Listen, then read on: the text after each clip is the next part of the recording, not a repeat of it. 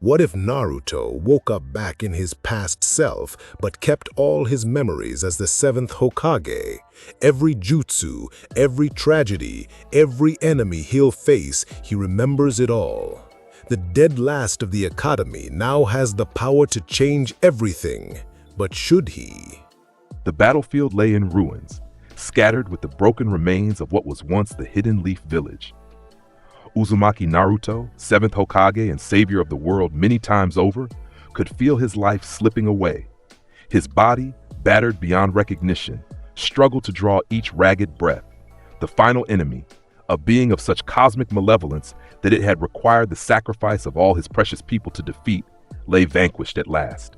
Blood pooled beneath him as he stared at the crimson sky. The cost had been too high. Hinata, Sakura, Sasuke, Kakashi, Shikamaru, Boruto, Himawari, all gone. Was it worth it? He whispered to the empty battlefield. Within him, Kurama's chakra flickered weakly. Kit, don't waste your breath. You did what no one else could. Naruto closed his eyes, feeling the weight of 70 years pressing down on him. But in the end, I couldn't protect them. Any of them. The air shimmered before him, and Naruto forced his eyes open. A figure materialized, neither man nor woman, neither young nor old, radiating such pure energy that even in his dying state, Naruto felt overwhelmed. Uzumaki Naruto, the being spoke, its voice resonating through reality itself. The thread of your life unravels, yet your work remains unfinished. Naruto coughed, blood speckling his lips. Who? I have been called many names. Kami, the sage, the origin. It matters not. The being moved closer, studying him with eyes that contained galaxies. What matters is that your victory today is hollow. The enemy you defeated was merely a symptom of a greater cosmic calamity, one that will consume not just this world, but all worlds across all dimensions. Then, it was all for nothing, Naruto whispered, grief threatening to consume him. Not necessarily. The being extended a hand, touching Naruto's forehead. Instantly, visions flooded his mind, countless realities crumbling, the fabric of existence unraveling from a point of origin he recognized with horror. The true threat begins earlier than you imagine, with choices made before you were born. This timeline is doomed, but there exists a possibility to create another. Understanding dawned on Naruto's face. You want to send me back. Not your body, but your consciousness, your memories, knowledge, and the blueprint of all you have mastered. You will return to the moment of your creation with the nine tails newly sealed within you. Naruto's eyes widened. I could save them all, prevent everything from happening. But beware, the being cautioned, altering fate carries consequences. The timeline will resist your changes. New threats may arise from your interference, and the true enemy, the cosmic destroyer, will sense your tampering. Naruto's dying body somehow found the strength for a final smile. When have I ever backed down from impossible odds? The divine being inclined its head. Then it is decided. Remember this moment, Naruto, when all was lost. Let it guide your hand when difficult choices must be made. The world began dissolving around him, reality fragmenting into particles of light. Wait, Naruto gasped. How will I know if I'm succeeding? How do I stop the cosmic destroyer? You already possess the key. The being's voice faded as everything turned white. Look for the connections that transcend time itself. Pain erupted through Naruto's consciousness, searing, blinding pain as his adult mind was compressed, folded, and thrust backward through the corridors of time. He screamed but had no voice. He reached out but had no hands. He was everywhere and nowhere, tumbling through the void between moments, and then suddenly he was small, so very small, and helpless and in pain. The first sensation was overwhelming. The burn of foreign chakra coursing through infant pathways. The nine-tailed ceiling, just completed. Around him, chaos reigned, shouting voices, the smell of blood and smoke, the distant roar of a beast being contained. Naruto's infant body wailed, but his mind, his 70-year-old mind, struggled to comprehend the shock. Every memory, every technique, every life lesson learned across decades crashed into his consciousness at once. It was too much. He couldn't process it. Kurama, he called instinctively into his mindscape. Kurama, are you there? But only rage answered him. Primal, uncontrolled fury of a beast freshly caged. This wasn't his partner. Not yet. Tiny hands flailed uselessly as masked Anbu members appeared above him. He recognized them through the haze of infant vision. So young, so alive. people who would die in wars yet to come. I can save them, Naruto thought desperately, trying to control his infant body's reflexive crying. I can save everyone. Memories assaulted him, Sasuke falling to the curse mark, Gaara's anguish, pain destroying the village, the Fourth Shinobi War, Kaguya, Momoshiki, the Cosmic Destroyer, each one crystal clear despite having never happened in this timeline.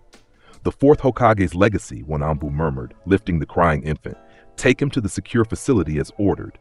Through his tears, infant Naruto caught a glimpse of a face he'd never thought to see again.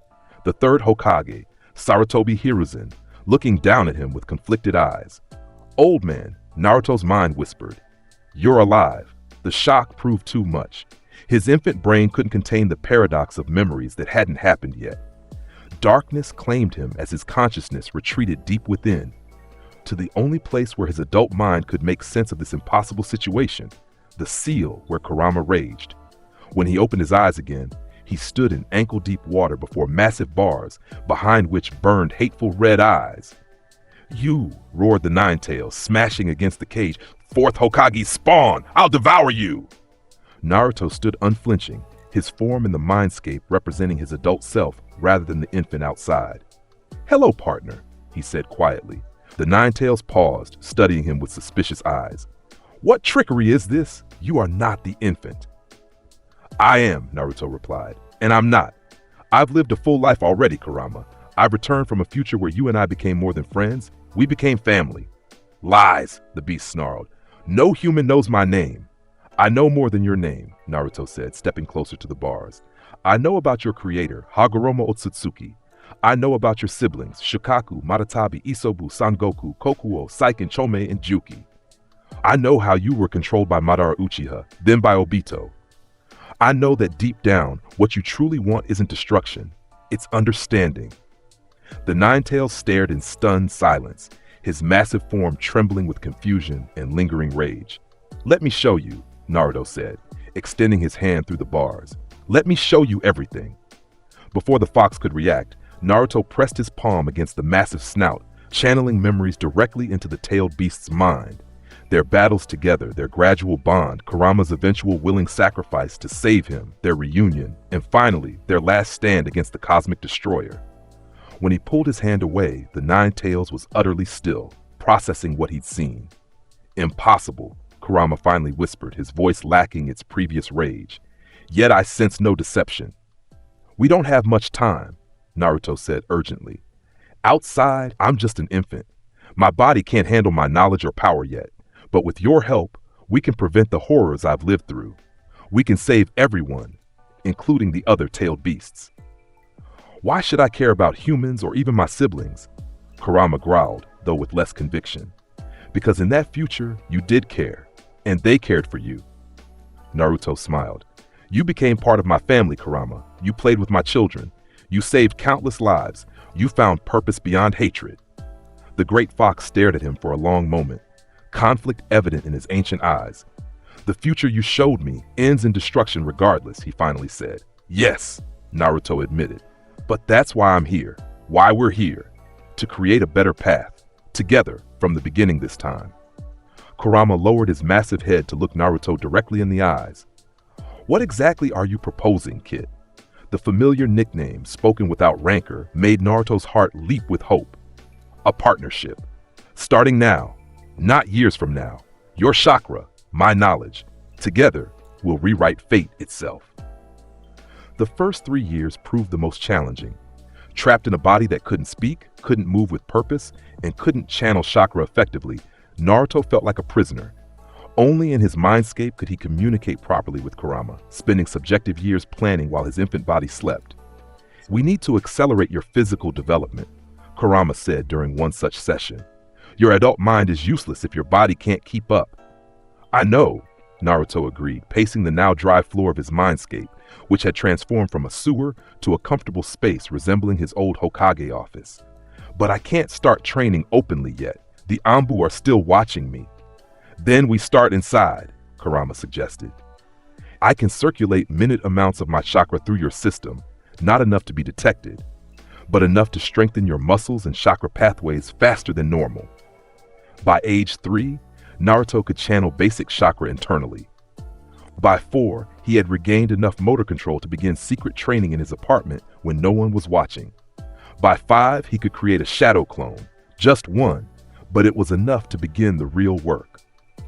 Perfect, Naruto whispered after successfully creating his first clone in this new timeline. Now we can accelerate everything. Don't get cocky, Kurama warned in his mind. Your body is still developing. Push too hard and you'll damage your chakra network permanently. I've waited 5 years already, Naruto replied, instructing his clone to begin the first of many chakra control exercises while his original body pretended to play with toys whenever the Anbu checked on him. I can be patient a little longer. That night, while his body slept, Naruto and Kurama refined their long-term strategy. We need to prevent key events, Naruto said, creating a mental timeline that hovered in the air of his mindscape. Sasuke's clan massacre, Gaara's isolation, Orochimaru's invasion, Akatsuki's formation, each one builds upon the last. Some events may be beyond your influence for now, Kurama noted. The Uchiha massacre, for instance. You're still a child with no political power. Naruto frowned, considering. Then we need contingencies. If I can't prevent the massacre, I need to be prepared to handle Sasuke differently afterward. Keep him from the path of vengeance.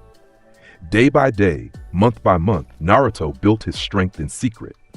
Shadow clone training allowed him to compress years of practice into months. Kurama's carefully regulated chakra strengthened his developing body beyond normal human limits. By age 6, he could maintain 3 shadow clones indefinitely, each one working on different aspects of his training. The third Hokage noticed changes during his occasional visits. You seem different lately, Naruto, Hiruzen observed during one such visit, watching the boy carefully arrange his toys in patterns that, had he recognized them, were actually training diagrams for advanced chakra flow. How so, old man? Naruto asked, maintaining his childish facade while inwardly calculating how much he could reveal. More focused, the Hokage said. The caretakers say you cry less, sleep better, and play more independently than other children your age. Naruto grinned his practiced childish grin. Maybe I'm just awesome. Hiruzen chuckled, but his keen eyes missed nothing.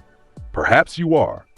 After the Hokage left, Kurama spoke within Naruto's mind. He suspects something. Good, Naruto replied mentally. I need him to see me as exceptional, but not impossible. It will make things easier when I need his trust later. At 7, Naruto made his first deliberate intervention in the timeline. Using a transformed shadow clone as distraction, he slipped into the Hyuga compound during the night of Hinata's attempted kidnapping. His small body couldn't confront the Cloud Ninja directly, but he didn't need to. Instead, he left a warning note where Hiyashi Hyuga would find it, then created enough noise to wake the guards earlier than in the original timeline. The result? The kidnapper was captured alive rather than killed, preventing the political crisis that had demanded Hizashi's sacrifice. One small change, Naruto whispered to himself as he watched from a distance. One life saved. You realize you've just altered the timeline significantly, Kurama commented. Neji will grow up with his father now. Good, Naruto said firmly. He deserves that happiness.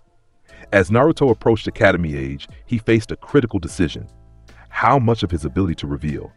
After long discussions with Kurama, they settled on a strategy. I'll still be the class clown, Naruto explained, but not the dead last. I'll show just enough skill to be taken seriously, but not enough to raise suspicions. And what about the villagers' hatred? Kurama asked. Naruto's expression hardened momentarily before softening into determination. I'll win them over again, one person at a time, starting with Iruka-sensei, then Tochi and Ayame at Ichiraku. I know exactly how to reach them now. The night before his first academy day, Naruto stood before his mirror, studying his 7-year-old reflection. Behind those child's eyes lay the wisdom and pain of a Hokage who had watched his world end. Tomorrow, he whispered to himself, everything begins again. Uzumaki Naruto? Iruka called, scanning the classroom. Here, Iruka-sensei, Naruto replied with practiced enthusiasm, raising his hand high. While outwardly projecting the image of an excited child, inwardly he fought the urge to embrace the man who had been his first true acknowledge, who in this timeline still regarded him with wary distance. Patience, he reminded himself. Build the relationships properly. The academy provided Naruto with his first real challenge, balancing his need to establish his presence in this timeline against revealing too much of his abilities. After careful consideration, he settled on a performance strategy: excel at physical tasks, where talent could be attributed to stamina and determination, while appearing average in theoretical work despite knowing all the answers. "Your taijutsu form is surprisingly good, Naruto," Iruka noted during their first evaluation. "Have you been practicing on your own?" "A little," Naruto replied with his trademark grin, deliberately leaving a few obvious openings in his stance that concealed the true mastery underneath. "I'm gonna be Hokage someday, so I gotta start training now, right?" Iruka smiled slightly, the first genuine smile Naruto had received from him in this timeline. "Well, that's a good attitude, even if your goal is ambitious." One connection rebuilt, Naruto thought with satisfaction. At night, Naruto's true training began. In a secluded forest clearing outside the village, protected by basic sensory barriers he'd learned from Hinata in his previous life, he pushed his limits with Kurama's guidance. "Shadow Clone Jutsu," he called out, forming 10 perfect clones, the maximum his current chakra network could safely maintain for extended periods. "Better," Kurama acknowledged. "Your control is improving." Each clone took up a different task, one practicing basic Rasengan formation, another working on wind chakra manipulation, others drilling taijutsu sequences from various masters Naruto had learned from in his previous life. His original body sat in meditation, working on the hardest skill of all, adapting sage mode techniques for his underdeveloped chakra network. "It's still too much for this body," Naruto admitted after another failed attempt at gathering natural energy. "I can feel the pathways straining." "You're trying to run before you can walk," Kurama admonished. "Focus on the foundation techniques. Perfect chakra control first, nature transformation second, sage energy last." During his academy years, Naruto methodically rebuilt relationships while carefully observing his future comrades. Shikamaru's strategic mind, Kiba's heightened senses, Hinata's gentle determination, he appreciated them with new eyes, seeing not just who they were, but who they could become. With Sasuke, he took a particularly calculated approach. Rather than challenge him directly as he had in his first life, Naruto maintained a respectful distance, occasionally offering subtle words of support that penetrated the Uchiha's isolation without threatening his pride. "Good spar today," Naruto said casually after they were paired in taijutsu practice, deliberately having shown just enough skill to make Sasuke work for his victory. Sasuke merely grunted, but Naruto caught the momentary flash of acknowledgement in his eyes. Small steps, Naruto reminded himself. The massacre hasn't happened yet. There's still time. But time was the one luxury Naruto couldn't control. Despite his foreknowledge, he couldn't be everywhere at once, couldn't prevent every tragedy. When the Uchiha massacre occurred right on schedule, Naruto felt the failure keenly. "I should have found a way," he agonized in his mindscape that night. "Some events are fixed points," Kurama replied solemnly. Danzo and the elders had been planning this for years. Even the third Hokage couldn't prevent it. "Then I need to be ready for Sasuke's return to the academy," Naruto resolved. "Last time, I was too immature to understand his pain. This time, I'll approach him differently." When Sasuke returned, visibly transformed by grief and hatred, Naruto was prepared. Rather than challenge him or seek attention, he simply placed a wrapped onigiri on the desk beside the last Uchiha during lunch break, then walked away without a word. Sasuke never acknowledged the gesture directly, but Naruto noticed him watching with confused interest afterward. It wasn't friendship, not yet, but it was a beginning. By his final academy year, Naruto had established himself as a mid-tier student with flashes of unexpected brilliance. Good enough to pass, not exceptional enough to draw undue attention. Meanwhile, his shadow clone training had progressed exponentially. In the privacy of his training ground, Naruto demonstrated his true progress to Kurama. "Rasengan!" he called, forming a perfect sphere of spiraling chakra in his palm, smaller than his adult version had been, but flawlessly executed. Next, he channeled wind chakra, creating the beginning structure of a Rasen Shuriken before deliberately allowing it to dissipate before completion. "Still can't maintain it fully, but the framework is there." "Your chakra capacity is nearly Jonin level," Kurama observed with approval. and your control exceeds most Chunin. You're ready for graduation." Naruto nodded, his young face momentarily showing the determination of his older self. "And after graduation, we can finally begin the real changes." The night before the graduation exam, Naruto sat atop the Hokage monument, gazing at the peaceful village that had no idea what future calamities awaited, calamities he was determined to prevent. "I won't fail you this time," he whispered to the stone faces in the sleeping village beyond. "Any of you." The graduation exam approached, presenting Naruto with a strategic dilemma. In his original timeline, his failure and subsequent manipulation by Mizuki had led to learning the Shadow Clone Jutsu, a technique he now mastered far beyond academy level. Should he maintain the timeline and allow Mizuki's betrayal, or change course entirely? After consulting with Kurama, Naruto chose a middle path. "I'll pass the exam this time," he decided, "but ensure Mizuki's treachery is still exposed." During the exam, when asked to perform a basic clone jutsu, Naruto deliberately produced a single perfect clone rather than the 3 requested. "Naruto," Iruka said with disappointment, "the requirement was 3 clones." "Sorry, Iruka-sensei," Naruto replied, scratching his head sheepishly. "I put too much chakra into one instead of spreading it out." After a moment's consideration, Iruka sighed. "It's not perfect, but it's technically a passing performance. You graduate, barely." The slight adjustment worked perfectly. Mizuki, deprived of his easy target, approached another struggling student with his false offer of help.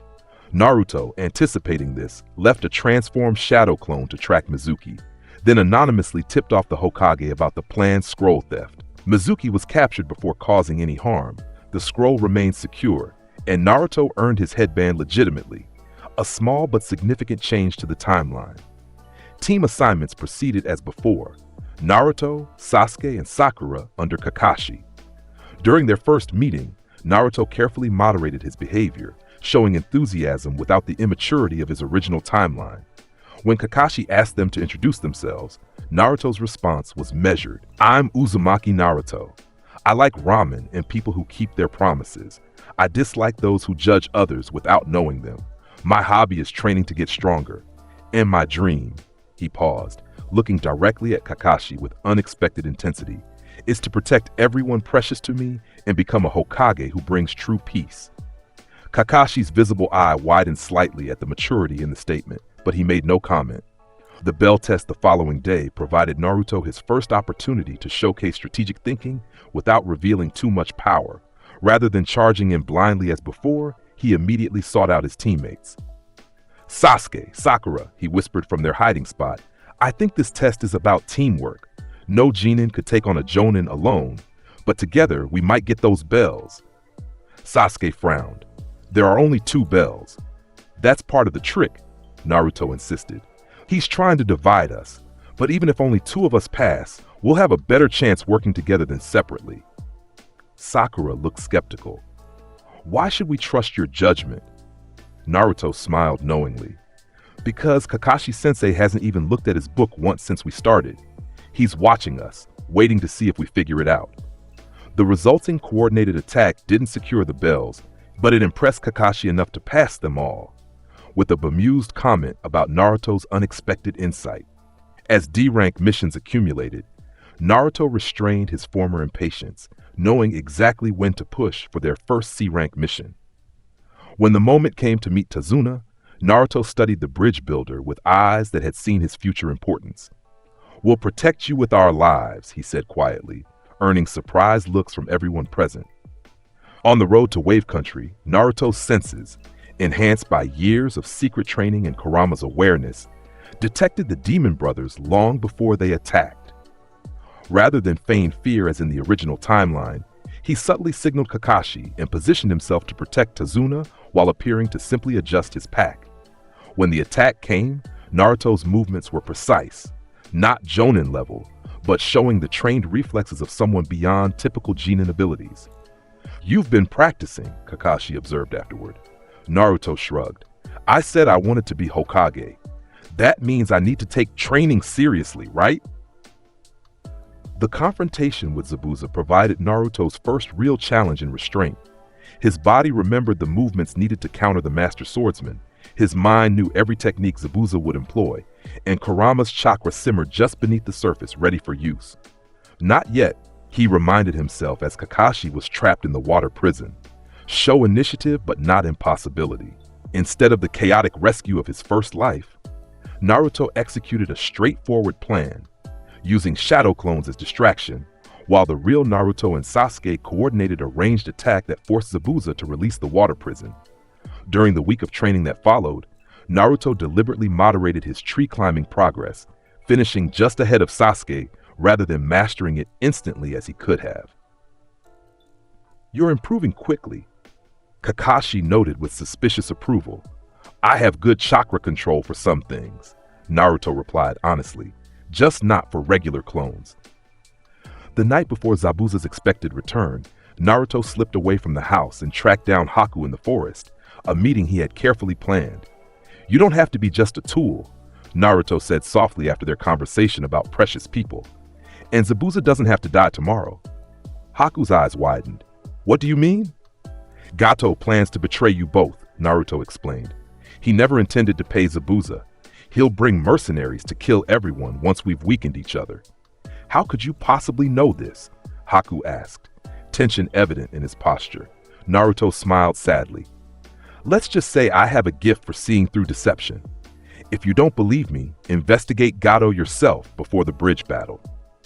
The next day, as Team 7 prepared to escort Tazuna to the bridge, Naruto created a shadow clone to remain behind, knowing Inari would need protection and inspiration when Gato's men arrived. On the mist-covered bridge, events unfolded differently. When Zabuza and Haku appeared, the missing nine's first words were unexpected. "Kakashi," Zabuza called through the mist. "It seems we've both been played for fools." The boy was right. Kakashi tensed. "What are you talking about?" "Your blonde genin somehow knew Gato planned to double-cross me." Zabuza stepped forward, Kubikirabocho resting on his shoulder. "I confirmed it myself last night. The question is, how did he know?" All eyes turned to Naruto, who maintained a carefully neutral expression. "I overheard some of Gato's men in town," he improvised. "They were drunk and talking about how their boss never pays missing nin what he promises." Zabuza studied him with narrowed eyes, clearly not fully convinced but unable to disprove the explanation. "In any case," the swordsman continued, "I'm not here to fight you anymore. My contract is void. But Gato will be coming with his mercenaries, and I wouldn't mind cutting him down." "A temporary alliance, then?" Kakashi suggested cautiously. Zabuza's bandaged face suggested a hidden smile. "Why not? It's been boring just hunting bounties." The battle that followed was nothing like the tragic confrontation of Naruto's first life. When Gato arrived with his mercenaries, he faced not exhausted, wounded shinobi, but the combined might of Team 7, Zabuza, and Haku at full strength. The outcome was never in doubt. Afterward, as they prepared to return to Konoha, Naruto approached Zabuza and Haku privately. "What will you do now?" he asked, though he had already prepared a suggestion. Zabuza shrugged. "Keep moving. Missing nin don't have many options." "What if you did?" Naruto pressed. "What if you could start fresh somewhere, maybe even eventually return to a hidden village?" "Impossible," Zabuza scoffed. "My face is in every bingo book." Naruto smiled. "Things change, especially when you have the right advocate." He handed Zabuza a sealed scroll. "This contains information about a contact in the Land of Spring, formerly the Land of Snow, someone who needs protection and could use shinobi of your caliber." Haku accepted the scroll with curious eyes. "Why would you help us?" Naruto's expression turned momentarily distant, as if seeing ghosts. "Because everyone deserves a second chance at the life they truly want." As the newly completed bridge faded into the distance behind them, Kakashi fell into step beside Naruto. "That was an unusually sophisticated bit of diplomacy for a genin," he observed casually. "Almost as if you knew exactly what to say to Zabuza." Naruto shrugged, his childish grin firmly in place. "I just thought about what I would want if I were him." Kakashi's visible eye crinkled in what might have been a smile or a frown. "You're becoming quite interesting, Naruto." "He suspects something," Kurama noted within Naruto's mind. "Good," Naruto replied silently. "I need him curious, not alarmed. The more he watches me, the more he'll trust my judgment when it really matters." As they walked toward Konoha, Naruto mentally reviewed the changes he'd already made to the timeline. Zabuza and Haku alive. The land of waves freed without unnecessary bloodshed. His teammates seeing him as reliable rather than reckless. Small ripples now, but they would become tidal waves of change. And the Chunin exams, the next major turning point, were fast approaching. The weeks following their return from Wave Country marked a critical preparation period. Naruto knew the Chunin exams would bring Orochimaru's first move against the village, and he needed to be ready without revealing too much of his hand. Training with his team took on new importance, not for himself, but for strengthening Sasuke and Sakura beyond their original timeline capabilities. "Sasuke," Naruto called out during one training session, "want to try combining our techniques? I've been working on a wind-style jutsu that might amplify your fire techniques." Sasuke raised an eyebrow, intrigued despite himself. "You know wind style already?" "That's just the basics," Naruto replied modestly, though he had mastered wind manipulation decades ago in his previous life. "But even basic wind can strengthen fire, right?" The resulting combination, Sasuke's fireball jutsu enhanced by Naruto's carefully controlled wind chakra, produced a spectacular flame that impressed even Kakashi. "That's high-level coordination," their sensei remarked. "Elemental combination techniques are usually Chunin level or above." With Sakura, Naruto took a different approach, knowing her future potential as a medical ninja and genjutsu specialist. "Your chakra control is amazing, Sakura-chan," he said during a break. "Way better than mine or Sasuke's." She blinked in surprise. "Really?" "Definitely. Kakashi-sensei mentioned that perfect chakra control was essential for medical ninjutsu and genjutsu. Have you ever thought about specializing in either?"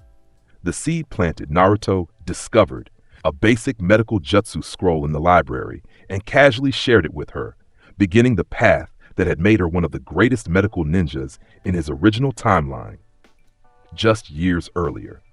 When Kakashi nominated them for the Chunin exams, Naruto feigned appropriate excitement while mentally preparing for the dangers ahead.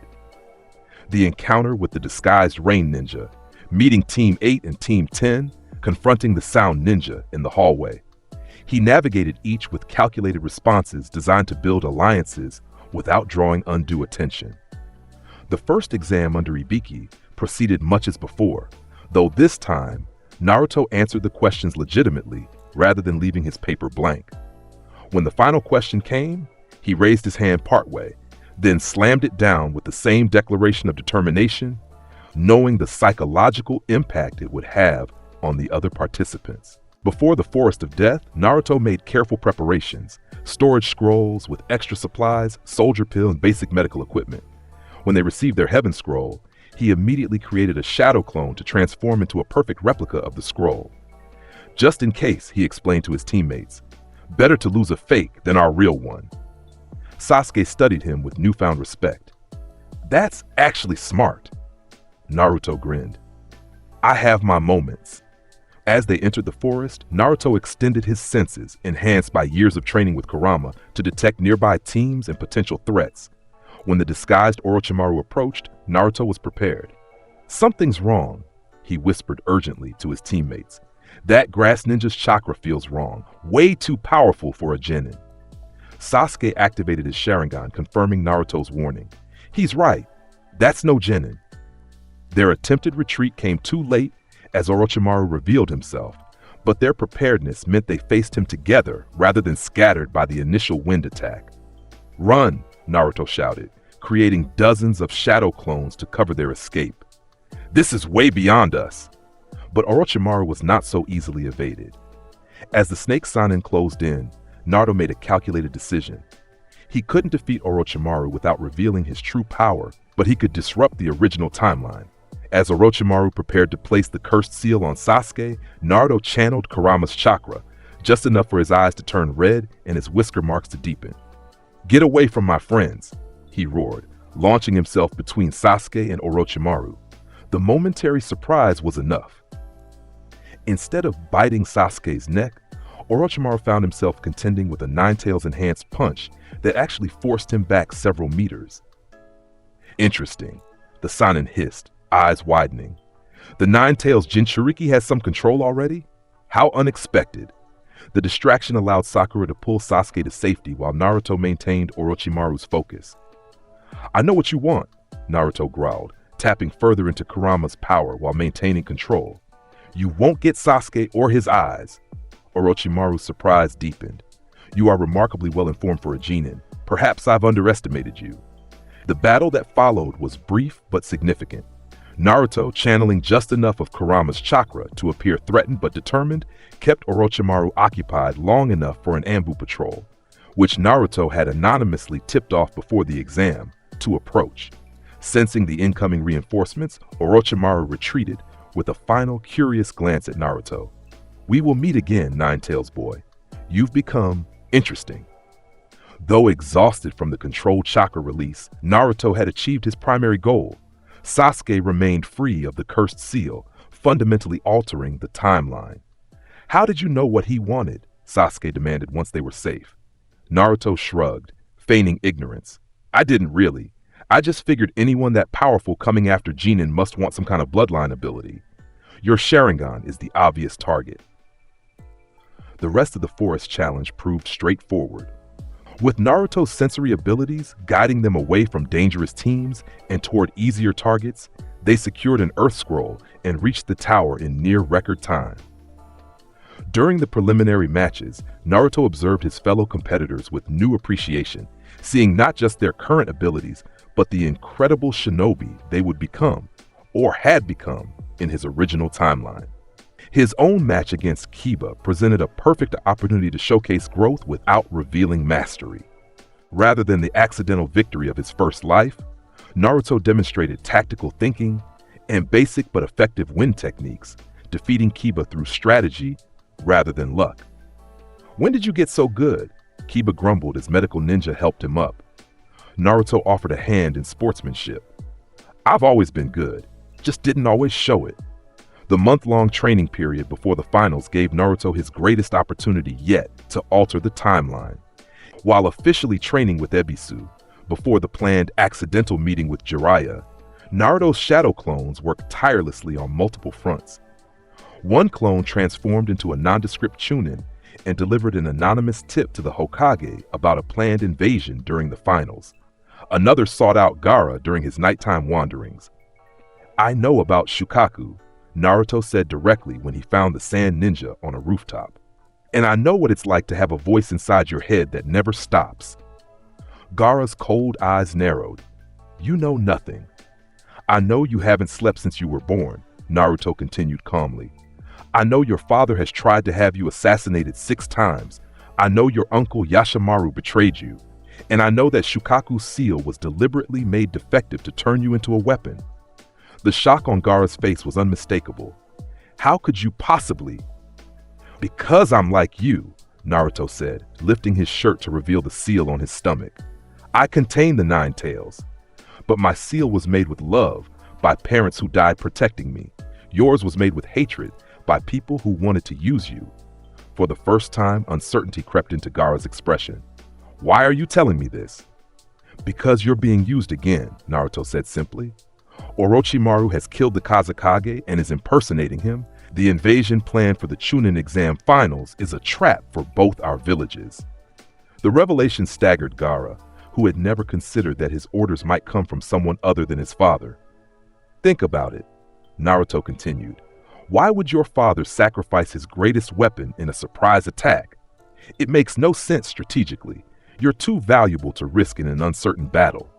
Doubt visibly warred with conditioning in Gaara's eyes. "I exist only to kill." "No," Naruto said firmly. "You exist to protect what's precious to you. You just haven't found it yet. But you will. Your siblings, your village, your friends." "Friends?" Gaara echoed the unfamiliar concept. "I'll be the first," Naruto offered with a genuine smile. "And I promise, I won't betray you." He extended his hand, and after a long, tense moment, Gaara tentatively reached out to take it, the first voluntary human contact he'd initiated in years. By the time the finals arrived, Naruto had set multiple contingencies in motion. The Hokage had increased security based on the anonymous tip. Gaara was questioning the invasion orders. Jiraiya, after discovering Naruto's talent with the Rasengan, was keeping closer watch on proceedings than in the original timeline. For his match against Neji, Naruto chose a different approach than his first life's brute force victory. This time, he systematically dismantled Neji's belief in fate through both words and technique. "You talk about destiny as if it's fixed," Naruto said as they exchanged blows, his movements precise and efficient rather than wild. "But we make our own fate with every choice." Using subtle wind manipulation to disrupt Neji's gentle fist strikes and shadow clones to analyze the Hyuga's fighting pattern, Naruto demonstrated not raw power but tactical superiority, winning through strategy rather than endurance. As Neji lay defeated, Naruto knelt beside him. "Your father chose to die protecting his brother and the village. He turned what could have been fate into a choice made from love. That's true strength." Neji's eyes widened. "How could you know about my father?" Naruto smiled mysteriously. "Because some of us can see beyond what others call destiny." When Sasuke's match against Gaara began, the key moment arrived. In the stands, disguised Sound and Sand Ninja prepared to launch the invasion. But two critical differences changed everything. The increased security forces were ready, and Gaara himself hesitated to initiate his transformation. As feathers began falling, the genjutsu meant to put civilians to sleep, Naruto quickly formed a chakra disruption seal he learned from Jiraiya in his previous life, protecting those around him. "It's starting," he warned Sakura and the other rookies. "Stay together and protect the civilians." The invasion that followed was dramatically different from the original timeline. With forewarning, Konoha's forces were prepared. With doubt planted in his mind, Gaara refused to fully transform, leaving the Sand's primary weapon neutralized. And with Naruto's anonymous tip specifically highlighting the danger to the third Hokage, additional Anbu guarded the Kage box. When Orochimaru revealed himself and attempted to trap Hiruzen in the barrier technique, he found not one but 3 Hokage-level shinobi waiting: Hiruzen, Jiraiya, and several Anbu squads who breached the barrier using counter seals Jiraiya had prepared. "It seems you're not the only one who can plan ahead, Orochimaru," Hiruzen said grimly as they surrounded the Snake Sannin. Realizing his advantage lost, Orochimaru retreated with his Sound Four, vowing vengeance, but failing to land the fatal blow that had killed the third Hokage in the original timeline. In the village below, Naruto tracked down Gaara, who was fighting his own internal battle against Shukaku's influence. "You were right," Gaara said through gritted teeth. "This invasion, it makes no sense." "Let me help you," Naruto offered, approaching slowly. "I know how to speak to the tailed beasts. I can help you reach an understanding with Shukaku." In a secluded clearing away from the fighting, Naruto guided Gaara through a modified meditation technique, using his knowledge as a perfect Jinchuriki to help Gaara establish the first tentative connection with his tailed beast that wasn't based on domination or submission. "He's afraid," Gaara whispered in shock after their meditation. "Shukaku is actually afraid of being controlled and used. Just like you," Naruto pointed out gently, "you're more alike than different." As the failed invasion wound down, with far fewer casualties than the original timeline, Naruto watched the third Hokage addressing the village with profound relief. One major death averted, one crucial piece of the future rewritten. "You've changed things significantly now," Kurama observed within him. "The ripples will grow larger." "Good," Naruto replied. "The bigger the changes, the more likely we'll avoid the final disaster." But even as he celebrated this victory, Naruto knew greater challenges lay ahead. Akatsuki was still moving in the shadows. Danzo still plotted within the village. And somewhere beyond current understanding, the cosmic destroyer continued its inevitable approach. The timeline was changing, but was it changing enough? The aftermath of the failed invasion brought Naruto both opportunities and new challenges. With the third Hokage alive and Orochimaru's plans thwarted, the village recovered far more quickly than in the original timeline. However, the ripples of change were creating new currents that even Naruto couldn't fully predict. The Sand delegation is requesting a formal peace conference. Hiruzen informed the assembled Jonin and Special Jonin, with Naruto listening through a carefully hidden shadow clone transformed into a fly on the wall. It seems they were genuinely unaware their Kazekage had been replaced by Orochimaru. "Can we trust them?" Asuma asked skeptically. Interestingly, The Hokage continued. Their young Jinchuriki, Gaara, was the one who exposed the deception. According to their report, he refused direct orders during the invasion, claiming they came from an imposter. Murmurs filled the room. The idea of the Sand's human weapon showing such independent judgment was unprecedented. Even more curious, Hiruzen added, glancing at Kakashi, he specifically mentioned conversations with our own Jinchuriki that led to his suspicions. All eyes turned to Kakashi, who thoughtfully rubbed his masked chin. Naruto did disappear several times during the month of training. I assumed he was with Jiraiya-sama. Perfect, Naruto thought as his clone observed the proceedings. The seeds of a stronger Sandleaf alliance are planted. With the third Hokage still alive, many of the leadership problems that had plagued Konoha in the original timeline were avoided. However, Naruto knew Hiruzen's advanced age meant Tsunade would still be needed, and sooner rather than later. Creating the opportunity for that transition became Naruto's next objective. After careful consideration, he implemented a subtle plan during a routine mission briefing. "Old man," Naruto said with calculated casualness after their team received a simple escort assignment, "you seem tired lately. Maybe you should take a vacation." The Hokage chuckled. "The position doesn't allow for vacations, Naruto." "Then, maybe you need a successor," Naruto pressed, his childish suggestion carrying weight beyond his apparent years. "Someone really strong who could help you out.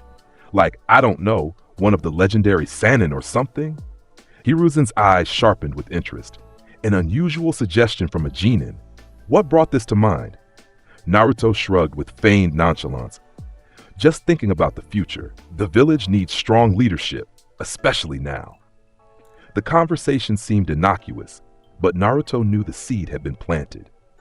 Combined with carefully arranged coincidences, scrolls about succession planning left visible in the Hokage's office by transformed shadow clones, whispered concerns about the Hokage's health from respected jonin, the idea gained momentum. 2 weeks after the failed invasion, Hiruzen summoned Jiraiya officially.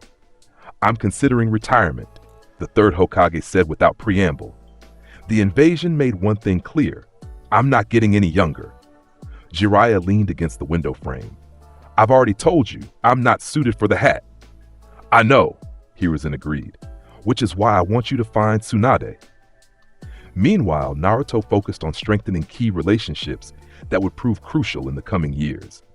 With Gaara and his siblings still in Konoha for diplomatic purposes, he arranged regular meetings, ostensibly for Jinchuriki training, but actually cementing the friendship that had eventually defined both their lives.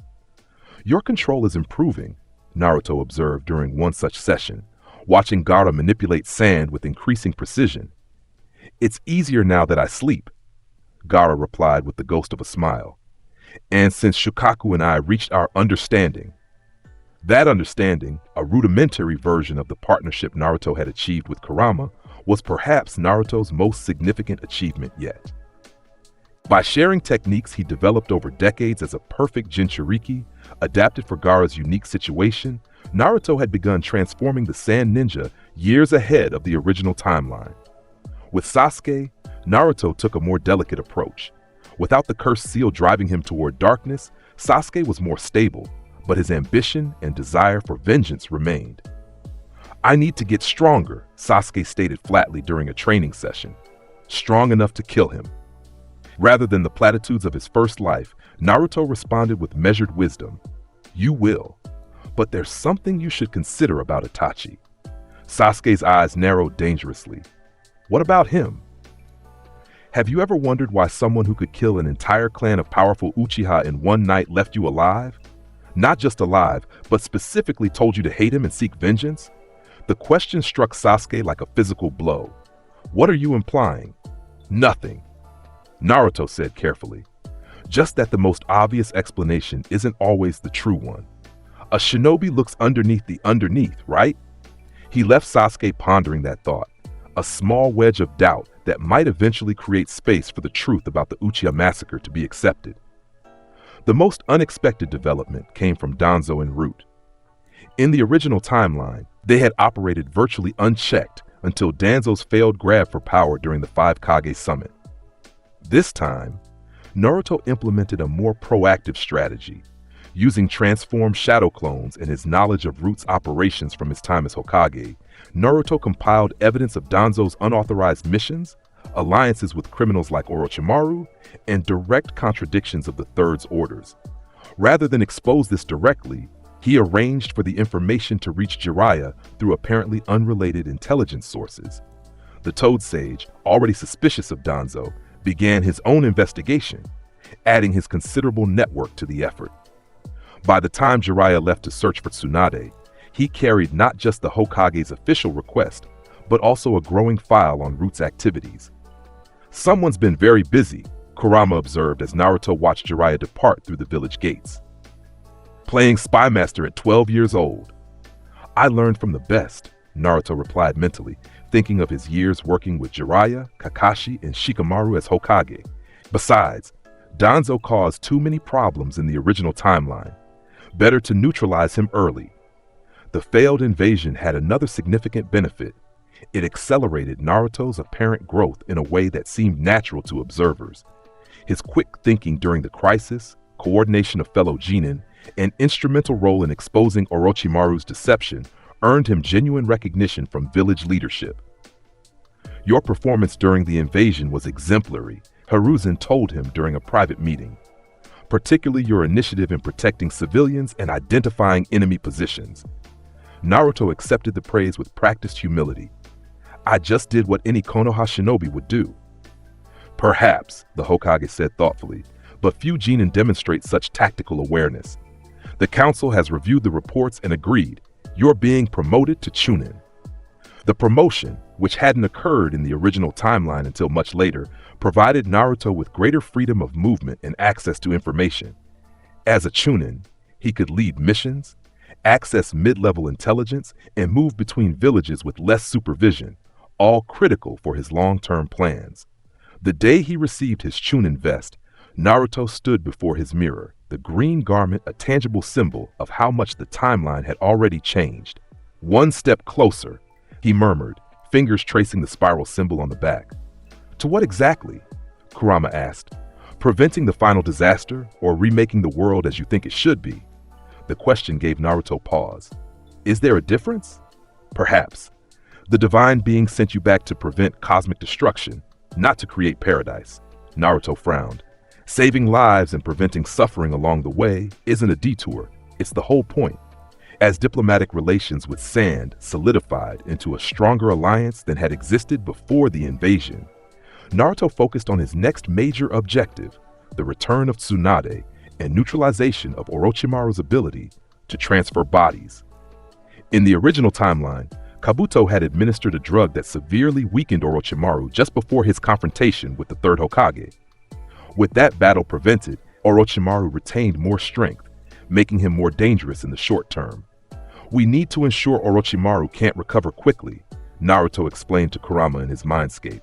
In the original timeline, his arms were sealed by the third's jutsu, delaying his body transfer and giving us time to bring Sasuke back.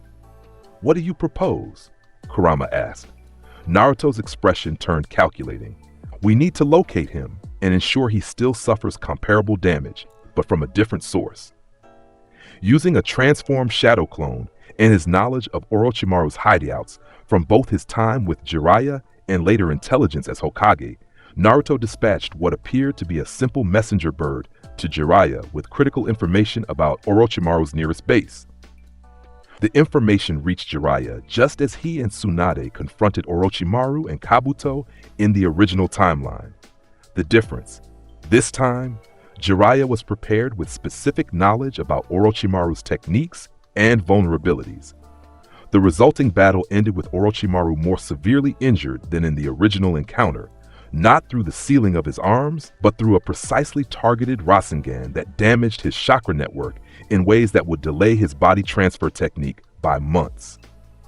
When Jiraiya returned with Tsunade and Shizune, Naruto greeted them with perfectly feigned excitement that masked his relief at seeing his once-and-future Hokage alive again. "So you're the brat Jiraiya won't stop talking about," Tsunade said, studying him with arms crossed. "He says you mastered the Rasengan in just 3 weeks." "It wasn't that impressive," Naruto replied with deliberate modesty. "I just have good chakra control for some things."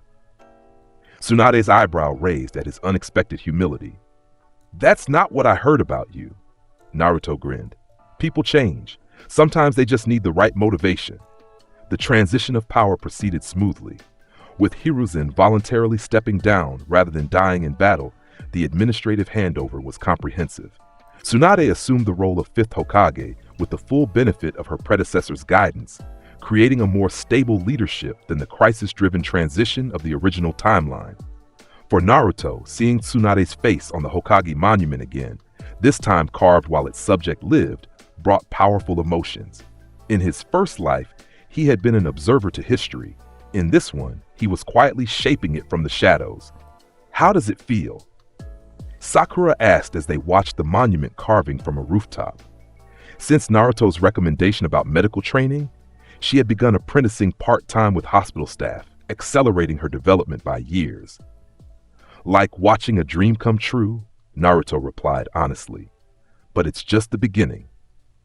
With Tsunade installed as the fifth Hokage under far more favorable circumstances than in the original timeline, Naruto focused on the next critical juncture, the first appearance of Akatsuki in Konoha and its consequences for Sasuke. In his original life, Itachi and Kasame's brief incursion had triggered Sasuke's crushing defeat by his brother, reinforcing his feelings of inadequacy and pushing him further toward Orochimaru. Without the cursed seal driving him, Sasuke was more stable, but that confrontation could still prove devastating. "I need to prepare Sasuke," Naruto explained to Kurama during a meditative session. "Not prevent the meeting, that needs to happen, but change how it affects him." "A delicate balance," Kurama observed. "Too much interference might make Itachi change his approach entirely." "Exactly. Itachi's plans were intricate. I don't want to disrupt them, just modify their impact on Sasuke." Over the following weeks, Naruto carefully laid groundwork through training sessions and casual conversations with his teammate. "You know," Naruto mentioned during a break, "I've been reading about famous shinobi in the library. The accounts of Itachi are interesting." Sasuke tensed immediately. "What about him?" "Just that the reports don't always match up. Some describe him as cold-blooded and power-hungry. Others mention his pacifist tendencies and loyalty to the village before, well, you know." "That's absurd," Sasuke snapped. "He murdered our entire clan." Naruto shrugged. "I'm just saying history isn't always straightforward. The Third Great Ninja War had heroes who were enemies' villains. Perspective matters." He let the conversation drop, but the seed was planted, just as he sensed the approaching chakra signatures that signaled Akatsuki's arrival was imminent. When Itachi and Kasame entered Konoha, Naruto was prepared. Rather than the accidental encounter of his first life, he deliberately placed himself in their path while ensuring Sasuke would be nearby, but not immediately present. "Well, this makes our job easier," Kasame grinned as they cornered Naruto in a tea house. "The Nine-Tails Jinchuriki just walking right up to us." "Naruto Uzumaki," Itachi stated flatly. "You'll need to come with us." Naruto maintained a calm demeanor that contrasted sharply with his panicked reaction in the original timeline. "Itachi Uchiha and Kasame Hoshigaki of Akatsuki. You're collecting tailed beasts for a project that will fail spectacularly." Both missing nin showed momentary surprise at his knowledge. "You're well informed for a child," Itachi observed, his Sharingan studying Naruto intensely. "I'm full of surprises," Naruto replied, subtly channeling chakra to alert nearby sensors, like knowing that your true loyalty was never to Akatsuki Itachi.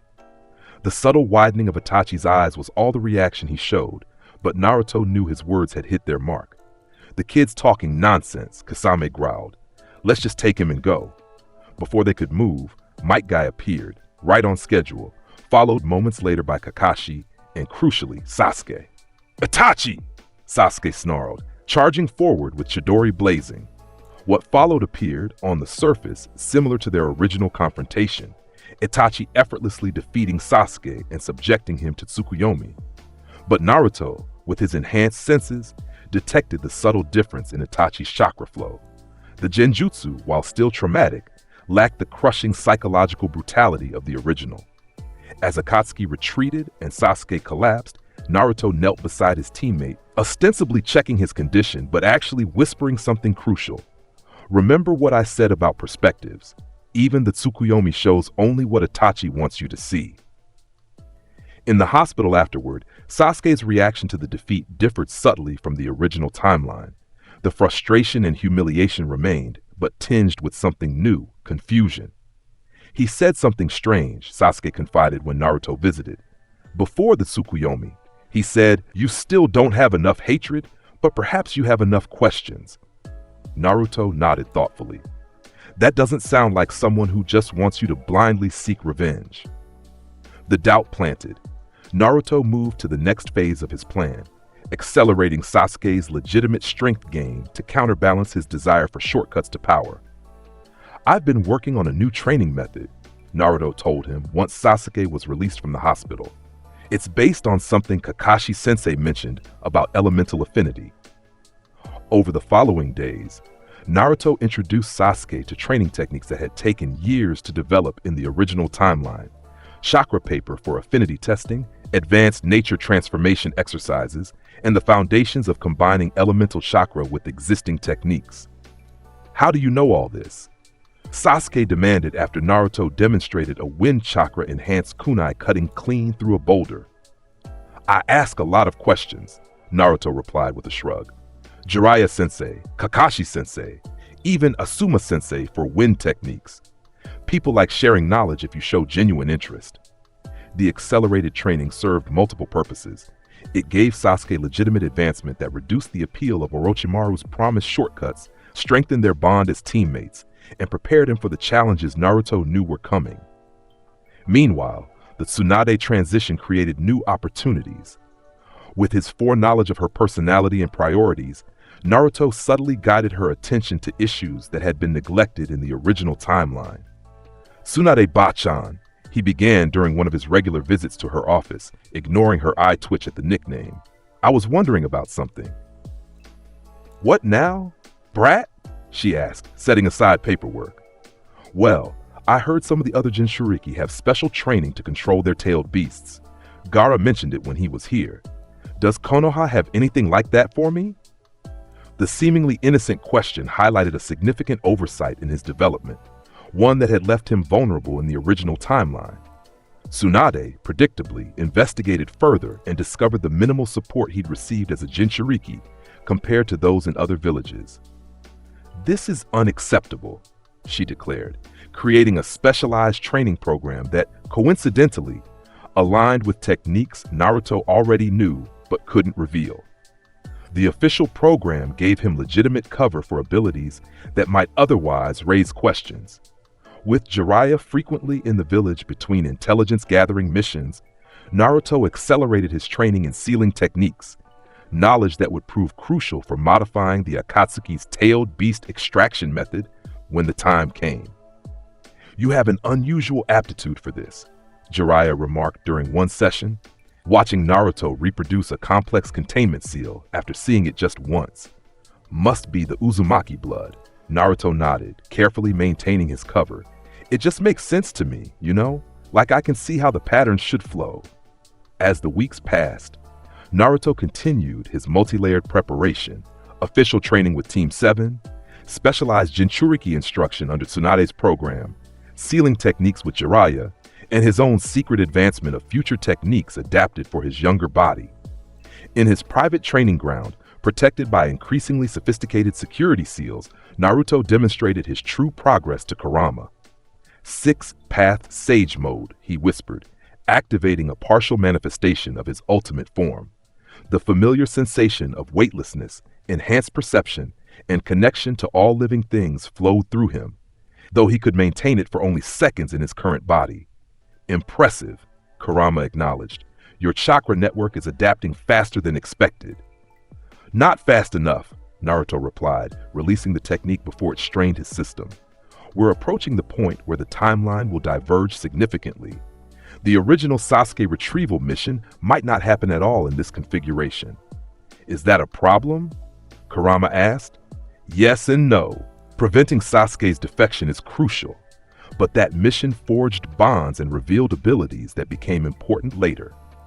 I need to ensure those developments still occur, even without the original catalyst." The solution came in the form of intelligence about Orochimaru's continued interest in Sasuke. Using his shadow clone network and knowledge of the Snake Sanin's methods, Naruto confirmed that despite the timeline changes, Orochimaru still planned to acquire Sasuke, just through different means than the Sound Four.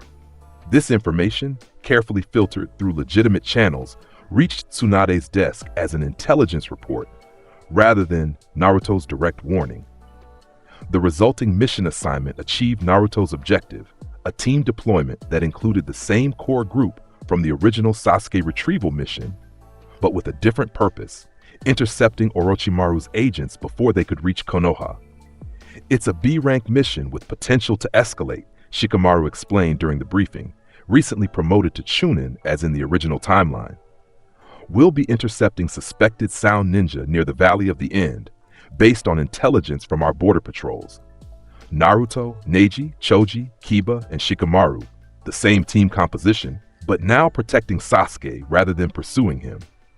Better still, because of the mission's preventative nature, Tsunade assigned an additional member, Sasuke himself.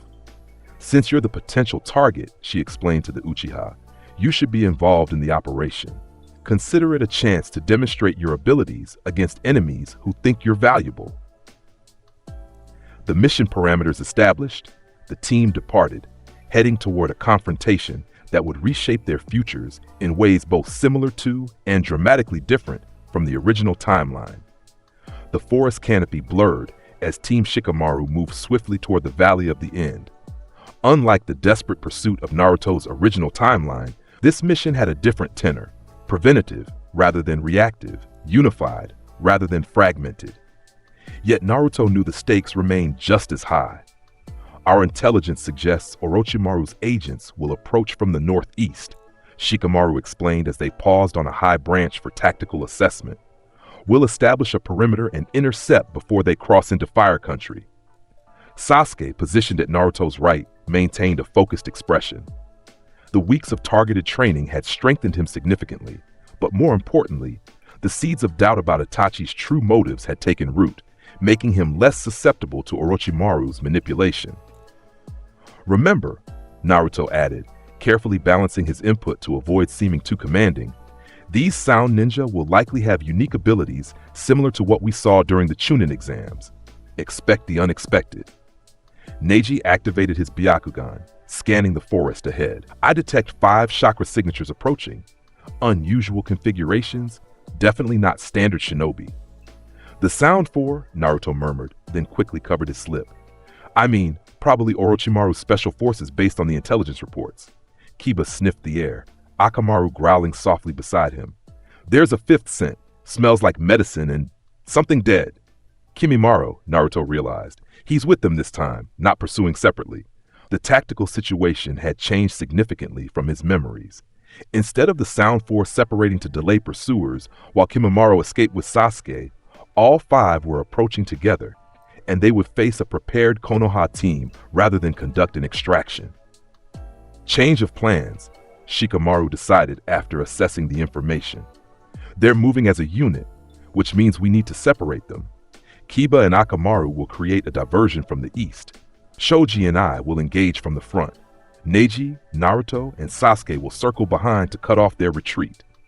Naruto nodded, recognizing Shikamaru's strategic brilliance, even as he calculated how to ensure the right matchups occurred, the battles that had been formative in his original timeline. As they separated into teams, Naruto created a shadow clone that transformed into a small bird, allowing him to monitor all engagements simultaneously, a technique he perfected as Hokage for battlefield coordination. The interception proceeded with precision.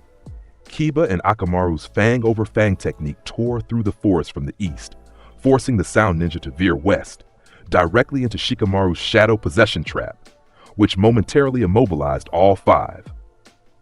Konoha Shinobi, Sukun snarled as they broke free from the technique through their curse marks. How did they know we were coming? It doesn't matter, Kimimaro stated coldly, his sickly appearance belying his deadly ability. Orochimaru-sama needs the Uchiha. Failure is not an option.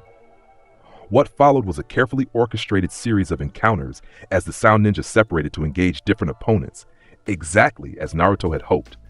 Choji faced Jirobo, the hulking sound ninja absorbing his expansion jutsu attacks with chakra-draining barriers. "You're nothing but a fat weakling," Jirobo taunted, echoing the same words that had triggered Choji's determination in the original timeline. Through his shadow clone's observation, Naruto watched with satisfaction as Choji's expression hardened with resolve. "I'm not fat," he growled, reaching for the soldier pills in his pouch. "I'm pleasantly plump." Elsewhere, Neji engaged Kidomaru, the six-armed ninja, whose arrows and webs had nearly killed him before. This time, however, Neji was fresh and prepared, his Byakugan active from the start. "A Hyuga, how interesting," Kidomaru observed, launching his first wave of hardened web projectiles. "Let's test the limits of those famous eyes." Shikamaru found himself facing Tayuya, the genjutsu specialist whose summoned demons had nearly overwhelmed him in the original mission. "Your shadow techniques are useless against my sound-based genjutsu," she sneered, raising her flute. Shikamaru's lazy expression masked his tactical assessment. "Troublesome woman, I should have stayed home." Kiba and Akamaru confronted Sakon and Nukon, the twins whose cellular fusion ability had proven so dangerous before. "2 against 2, Sakon smiled cruelly. "But we're 2 in one body. You're already outnumbered." The most significant change came in the final pairing. Instead of Lee arriving later to face Kimimaro alone, it was Naruto and Sasuke together who confronted the Kaguya clan's last survivor. "Sasuke Uchiha," Kimimaro acknowledged, bones sliding ominously from his palms. "Orochimaru-sama awaits you. This loud one is unnecessary." Sasuke stepped forward, Sharingan active. "I make my own choices about who I align with." Naruto moved to his teammate's side. "And he chooses Konoha." As the battles unfolded across the forest, Naruto faced a complex challenge, ensuring his friends experienced the growth-inducing struggles of the original timeline, while preventing the life-threatening injuries that had nearly claimed them. Through his shadow clone network, he made subtle interventions. A well-timed kunai to disrupt Kidomaru's most lethal arrow before it reached Neji. A transformed clone dropping soldier pills near Choji at a crucial moment. A wind technique that diverted the worst of Tayuya's sound attacks from Shikamaru. Small nudges, not enough to rob his friends of their hard-earned victories, but sufficient to ensure they all survived with the wisdom those battles provided. His own confrontation alongside Sasuke against Kimimaro proved the most challenging. The bone-manipulating ninja was, in many ways, the perfect counter to both their fighting styles. Sasuke's Sharingan-predicted attacks could be blocked by spontaneously erupted bone shields, while Naruto's overwhelming force could be redirected through Kimimaro's flexible skeletal structure. "He's on another level," Sasuke admitted, after a bone spike narrowly missed his throat.